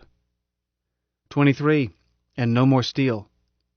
So, 23 it is, win or lose. I want them ready for loading. Might lob them off today. They're ready. We can load as fast as the cat can throw 'em. Good. One more thing. Don't know whether there's an FN cruiser, maybe more than one, in our sky or not. And afraid to look. By radar, I mean. Radar for Skywatch could give away our position. But must have Skywatch. Can you get volunteers for an eyeball Skywatch? And can you spare them? Lenore spoke up. I volunteer. Thanks, honey. You're accepted. We'll find 'em, said Greg. Won't need femmes. Let her do it, Greg. This is everybody's show. Explained what I wanted. Marion Durham was now in dark semilunar. Sun had set. Invisible boundary between sunlight and Luna's shadow stretched over us, a precise locus. Ships passing through our sky would wink suddenly into view going west, blink out going east. Visible part of orbit would stretch from horizon to some point in sky. If Eyeball Team could spot both points, mark one by bearing, other by stars, and approximate time by counting seconds, Junior could start guessing orbit. 2 passes and Junior would know its period and something about shape of orbit. Then I would have some notion of when would be safe to use radar and radio and catapult. Did not want to loose a load with FN ship above horizon. Could be radar looking our way. Perhaps too cautious, but had to assume that this catapult, this one radar, these 24 missiles, were all that stood between Luna and total defeat. And our bluff hinged on them, never knowing what we had or where it was. We had to appear endlessly able to pound Terra with missiles, from source they had not suspected, and could never find. Then as now, most loonies knew nothing about astronomy. Were cave dwellers, got to surface only when necessary. But we were lucky. Was amateur astronomer in Greg's crew, Cobber who had worked at Richardson. I explained, put him in charge, let him worry about teaching Eyeball crew how to tell stars apart. I got these things started before we went back to Talk. Well, Stu, why shouldn't we hit Great China? I'm still expecting a word from Dr. Chen. I received one message from him, found her shortly before we were cut off from cities. My word, why didn't you tell me? I tried to, but you had yourself locked in, and I know better than to bother you when you are busy with ballistics. Here's the translation. Usual Lunoho Company address with a reference which means it's for me, and that it has come through my Paris agent. Our Darwin sales representative, that's Chan, informs us that your shipments have, well, never mind the coding. He means the attack days, while appearing to refer to last June, were improperly packaged, resulting in unacceptable damage. Unless this can be corrected, negotiations for long-term contract will be seriously jeopardized. Stu looked up. All double talk. I take it to mean that Dr. Tran feels that he has his government ready to talk terms, but that we should let up on bombing Great China, or we may upset his apple cart. Got up and walked around. Asked Wyo's opinion. Nobody knew Wyo's virtues better than I, but she oscillated between fierceness and too human compassion, and I had learned already that a head of state, even an acting one, must have neither. Ask Greg? Greg was a good farmer, a better mechanic, a rousing preacher. I loved him dearly, but did not want his opinion. Stu? I had had his opinion. Or did I? Stu, what's your opinion? Not Chen's opinion, but your own. Stu looked thoughtful. It's difficult, Manny. I am not Chinese. I have not spent much time in Great China, and can't claim to be an expert in their politics, nor their psychology, so I'm forced to depend on his opinion. Damn it, he's not a loony. His purposes are not our purposes. What does he expect to get out of it? I think he is maneuvering for a monopoly over lunar trade. Perhaps bases here too. Possibly an extraterritorial enclave. Not that we would grant that. Might, if we were hurting. He didn't say any of this. He doesn't say much, you know. He listens. Too well, I know. Worried at it. More bothered each minute. News from Earthside had been droning in background. I had asked Wyo to monitor while I was busy with Greg. Wyo, hun, anything new from Earthside? No, the same claims. We've been utterly defeated and our surrender is expected momentarily. Oh, there's a warning that some missiles are still in space, falling out of control, but with reassurance that the paths are being analyzed and people will be warned in time to avoid impact areas. Anything to suggest that Prof or anybody in Luna City, or anywhere in Luna, is in touch with Earthside? Nothing at all. Damn. Anything from Great China? No. Comments from almost everywhere else, but not from Great China. Step to door. Greg. Hey, Cobber, see if you can find Greg Davis. I need him. Closed door. Stu, we're not going to let Great China off. So? No. Would be nice if Great China busted alliance against us. Might save us some damage. But we've got this far only by appearing able to hit them at will and to destroy any ship they send against us. At least I hope that last one was burned and we've certainly clobbered 8 out of 9. We won't get anywhere by looking weak. Not while FN is claiming that we are not just weak but finished. Instead, we must hand them surprises. Start with Great China, and if it makes Dr. Chen unhappy, we'll give him a kerchief to weep into. If we can go on looking strong, when FN says we're licked, then eventually some veto power is going to crack. If not Great China, then some other one. Stu bowed without getting up. Very well, sir. Greg came in. You want me, Manny? What makes with Earthside Sender? Harry says you have it by tomorrow. A crummy rig, he says, but push watts through it, and we'll be heard. Power we got. If he says tomorrow, then he knows what he wants to build. So will be today, say 6 hours. I'll work under him. Wyo Hunt, will you get my arms? Want number 6 and number 3. Better bring number 5 too. And you stick with me and change arms for me. Stu want you to write some nasty messages. I'll give you a general idea, and you put acid in them. Greg, we are not going to get all those rocks into space at once. Ones we have in space now will impact in next 18-19 hours. Then, when FN is announcing that all rocks are accounted for and lunar menace is over, we crash into their newscast and warn of next bombings. Shortest possible orbits, Greg. 10 hours or less. So check everything on catapult, NH plant, and controls. With that extra boost, all has to be dead on. Wyo was back with arms. I told her, number 6, and added, Greg, let me talk with Harry. 6 hours later, Sender was ready to beam toward Terra. It was an ugly job, vandalized mainly out of a resonance prospector used in project's early stages, but could ride an audio signal on its radio frequency and was powerful. Stu's nastified versions of my warnings had been taped, and Harry was ready to zip-squeal them.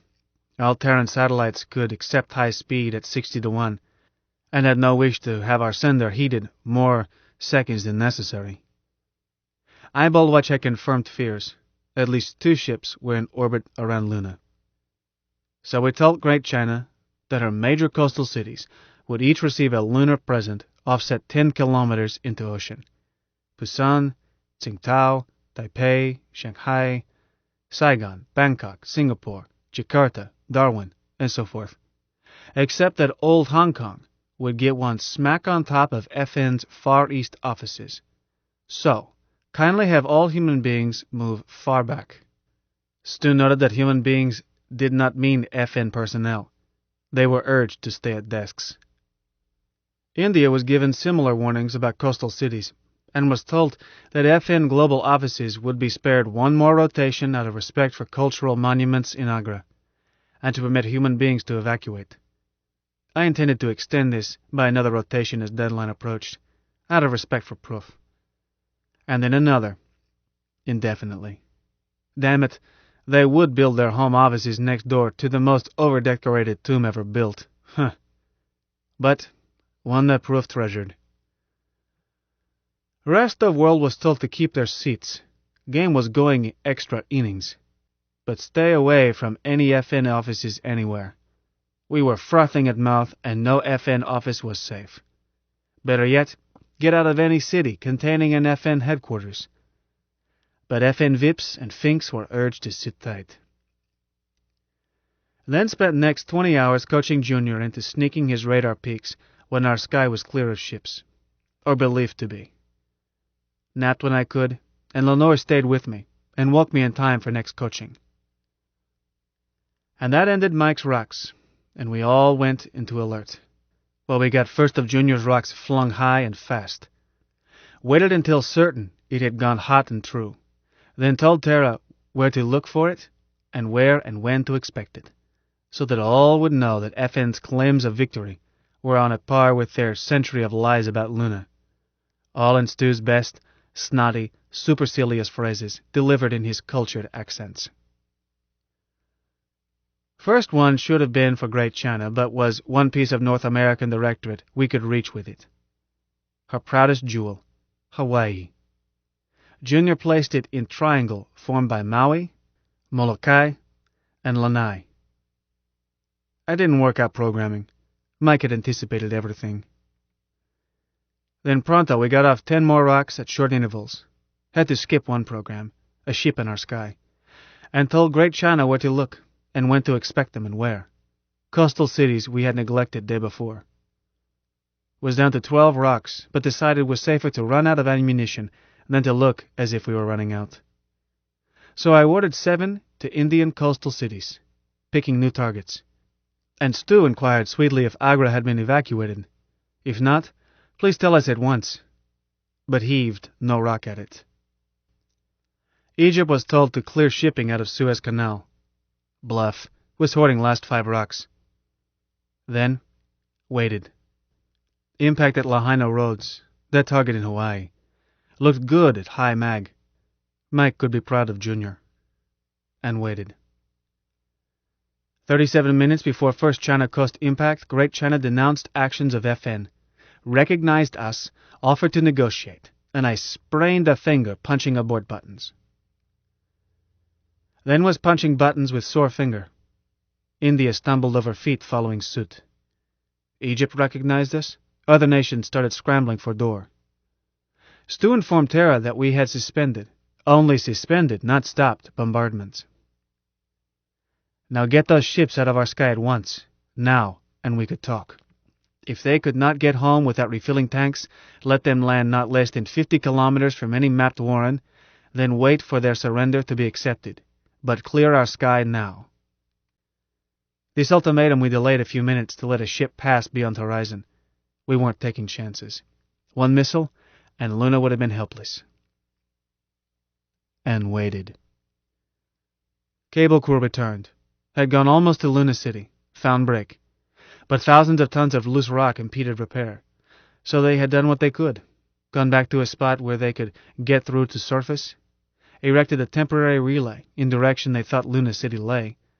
Sent up a dozen rockets at 10-minute intervals, and hoped that somebody would see, understand, aim a relay at it. Any communication? No. Waited. Eyeball Squad reported that a ship which had been clock faithful for 19 passes had failed to show. 10 minutes later, they reported that another ship had missed expected appearance. We waited and listened. Great China, speaking on behalf of all veto powers, accepted armistice and stated that our sky was now clear. Lenore burst into tears and kissed everybody she could reach. After we steadied down, A man can't think when women are grabbing him, especially when 5 of them are not his wives.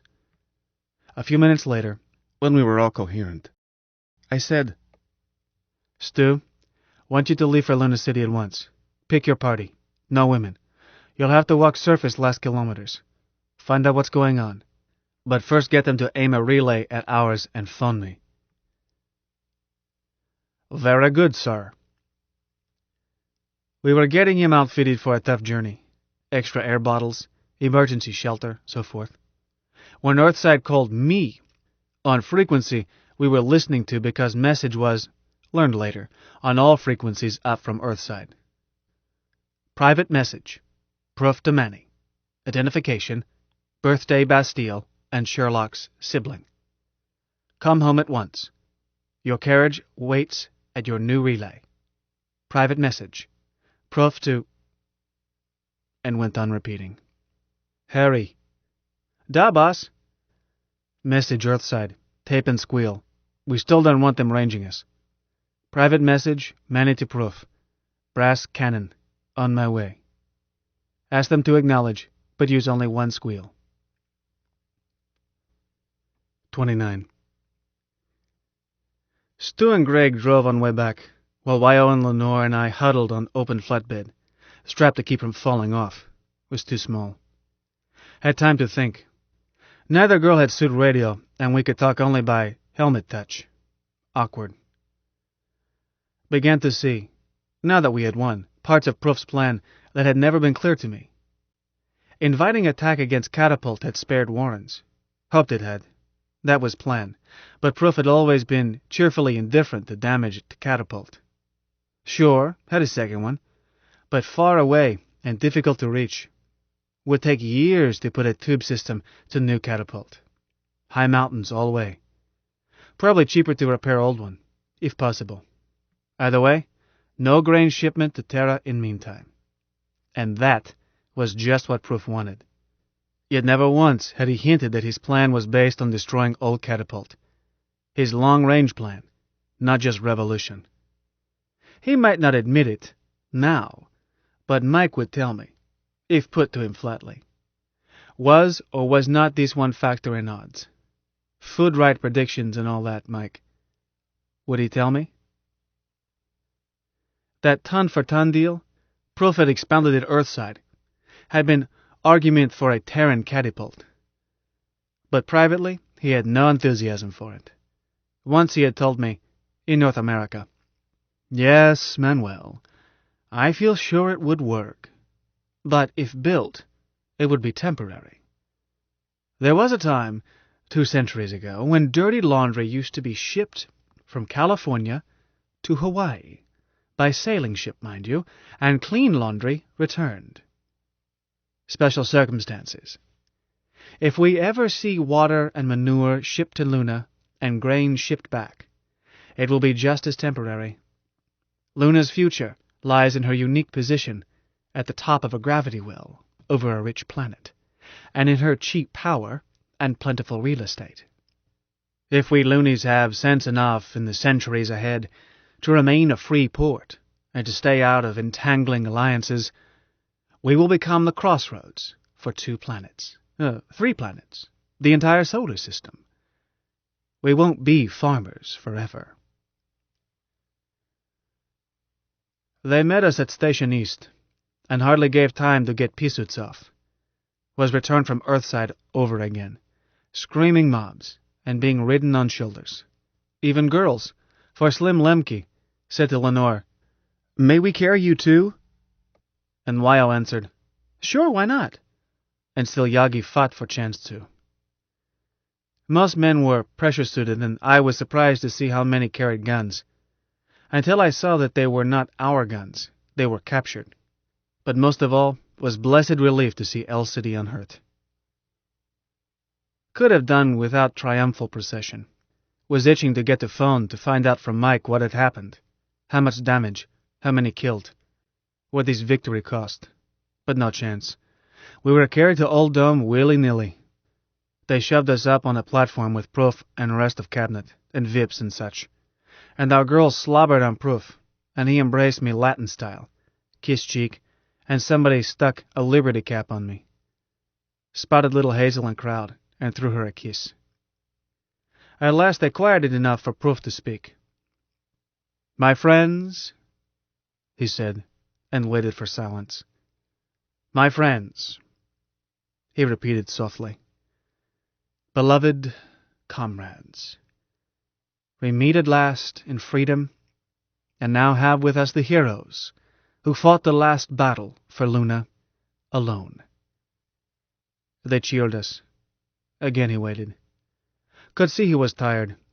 Hands trembled as he steadied himself against pulpit. "I want them to speak to you. We want to hear about it, all of us. But first, I have a happy message. Great China has just announced that she is building in the Himalayas an enormous catapult to make shipping to Luna as easy and cheap as it has been to ship from Luna to Terra." He stopped for cheers, then went on. "But that lies in the future. Today, oh, happy day. At last the world acknowledges Luna's sovereignty. Free. You have won your freedom." Proof stopped, looked surprised, not afraid, but puzzled, swayed slightly. Then he did die. 30. The last chapter. We got him into a shop behind platform, but even with help of a dozen doctors was no use. Old heart was gone, strained too many times. They carried him out back way, and I started to follow. Stu touched my arm. "Mr. Prime Minister?" I said, "Huh? Oh, for bug's sake." "Mr. Prime Minister," he repeated firmly. "You must speak to the crowd. Send them home. Then there are things that must be done." He spoke calmly, but tears poured down cheeks. So, I got back on platform and confirmed what they had guessed and told them to go home, and wound up in room L of Raffles, where all had started. Emergency cabinet meeting. But first ducked the phone, lowered hood, punched Mycroft XXX. Got null number signal. Tried again. Same. Pushed up hood and said to man nearest me, "Wolfgang, aren't phones working?" "Depends," he said. "That bombing yesterday shook things up. If you want an out-of-town number, better call the phone office." Could see self-asking office to get me a null. "What bombing?" "Haven't you heard? It was concentrated on the complex, but Brody's boys got the ship. No real damage. Nothing that can't be fixed." Had to drop it. They were waiting. I didn't know what to do, but Stu and Korsakov did. Sheeny was told to write news releases for Terra and rest of Luna. I found self-announcing a lunar of morning, 24 hours of quiet, no unnecessary business, giving orders for body to lie in state. All words put in the mouth. I was numb. Brain would not work. "Okay, convene Congress at end of 24 hours. In Novolin? Okay." Sheeny had dispatches from Earthside. Wolfgang wrote for me something which said that because of death of our president, answers would be delayed at least 24 hours. At last was able to get away with YO. A still Yagi guard kept people away from us to Eastman Lock 13. Once home, I ducked in the workshop on pretense of needing to change arms. "Mike?" No answer. So tried punching his combo into house phone. Null signal. Resolved to go out to complex next day. With Proof gone, needed Mike worse than ever. But next day was not able to go. Transcrisium tube was out. That last bombing. You could go around through Torricelli and Novolin and eventually reach Hong Kong. But complex, almost next door, could be reached only by Rolligan. Couldn't take time. I was government. Managed to shuck that off 2 days later. By resolution was decided that Speaker Finn had succeeded to presidency after Finn and I had decided that Wolfgang was best choice for Prime Minister. We put it through, and I went back to being congressman, who didn't attend sessions.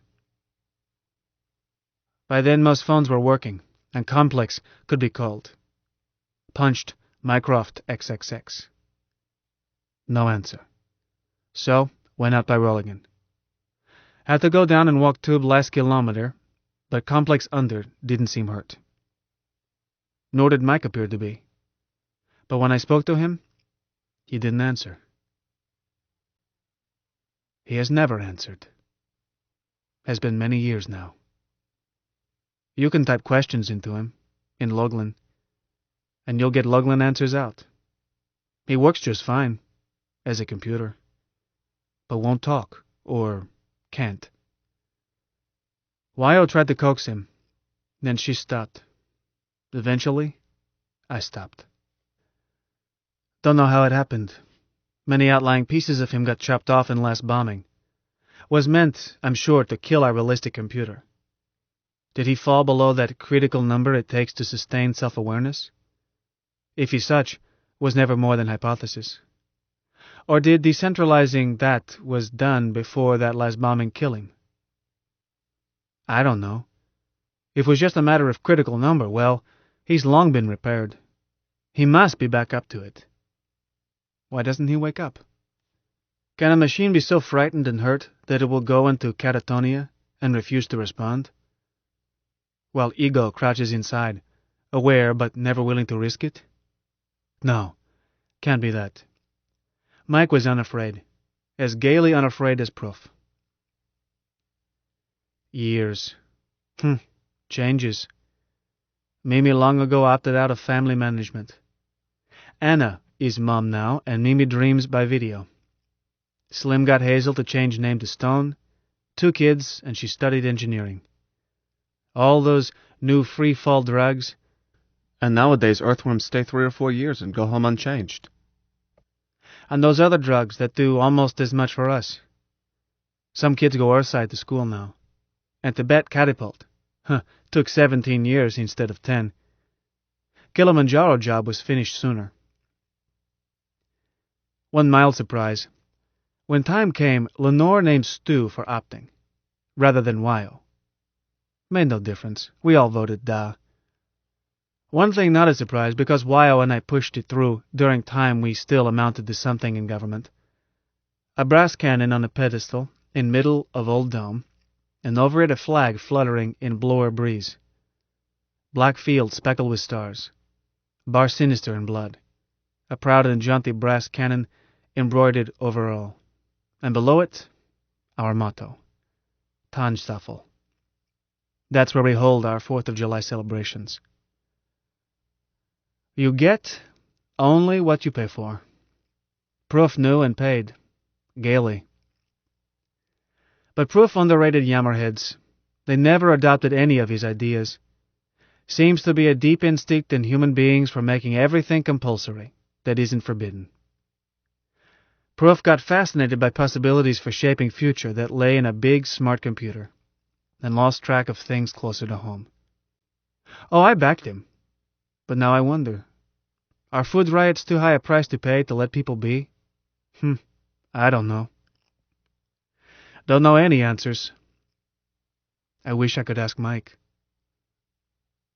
I wake up at night, and I think I've heard him. Just a whisper. Man, my best friend. But when I say Mike, he doesn't answer. Is he wandering around somewhere, looking for hardware to hook onto? Or is he buried down in Complex Under, trying to find way out? Those special memories are all in there somewhere, waiting to be stirred. But I can't retrieve them. They were voice-coded. Oh, he's dead as Proof, I know it. But how dead is Proof? If I punched it just once more and said, "Hi, Mike," would he answer, "Hi, man. Heard any good ones lately?" Been a long time since I've risked it. But he can't really be dead. Nothing was hurt. He's just, lost. You listening, Bog? Is a computer one of your creatures? Too many changes. May go to that talk tonight and toss in some random numbers. Or not. Since Boom started, quite a few young cobbers have gone out to asteroids. Hear about some nice places out there. Not too crowded. My word, I'm not even 100 yet.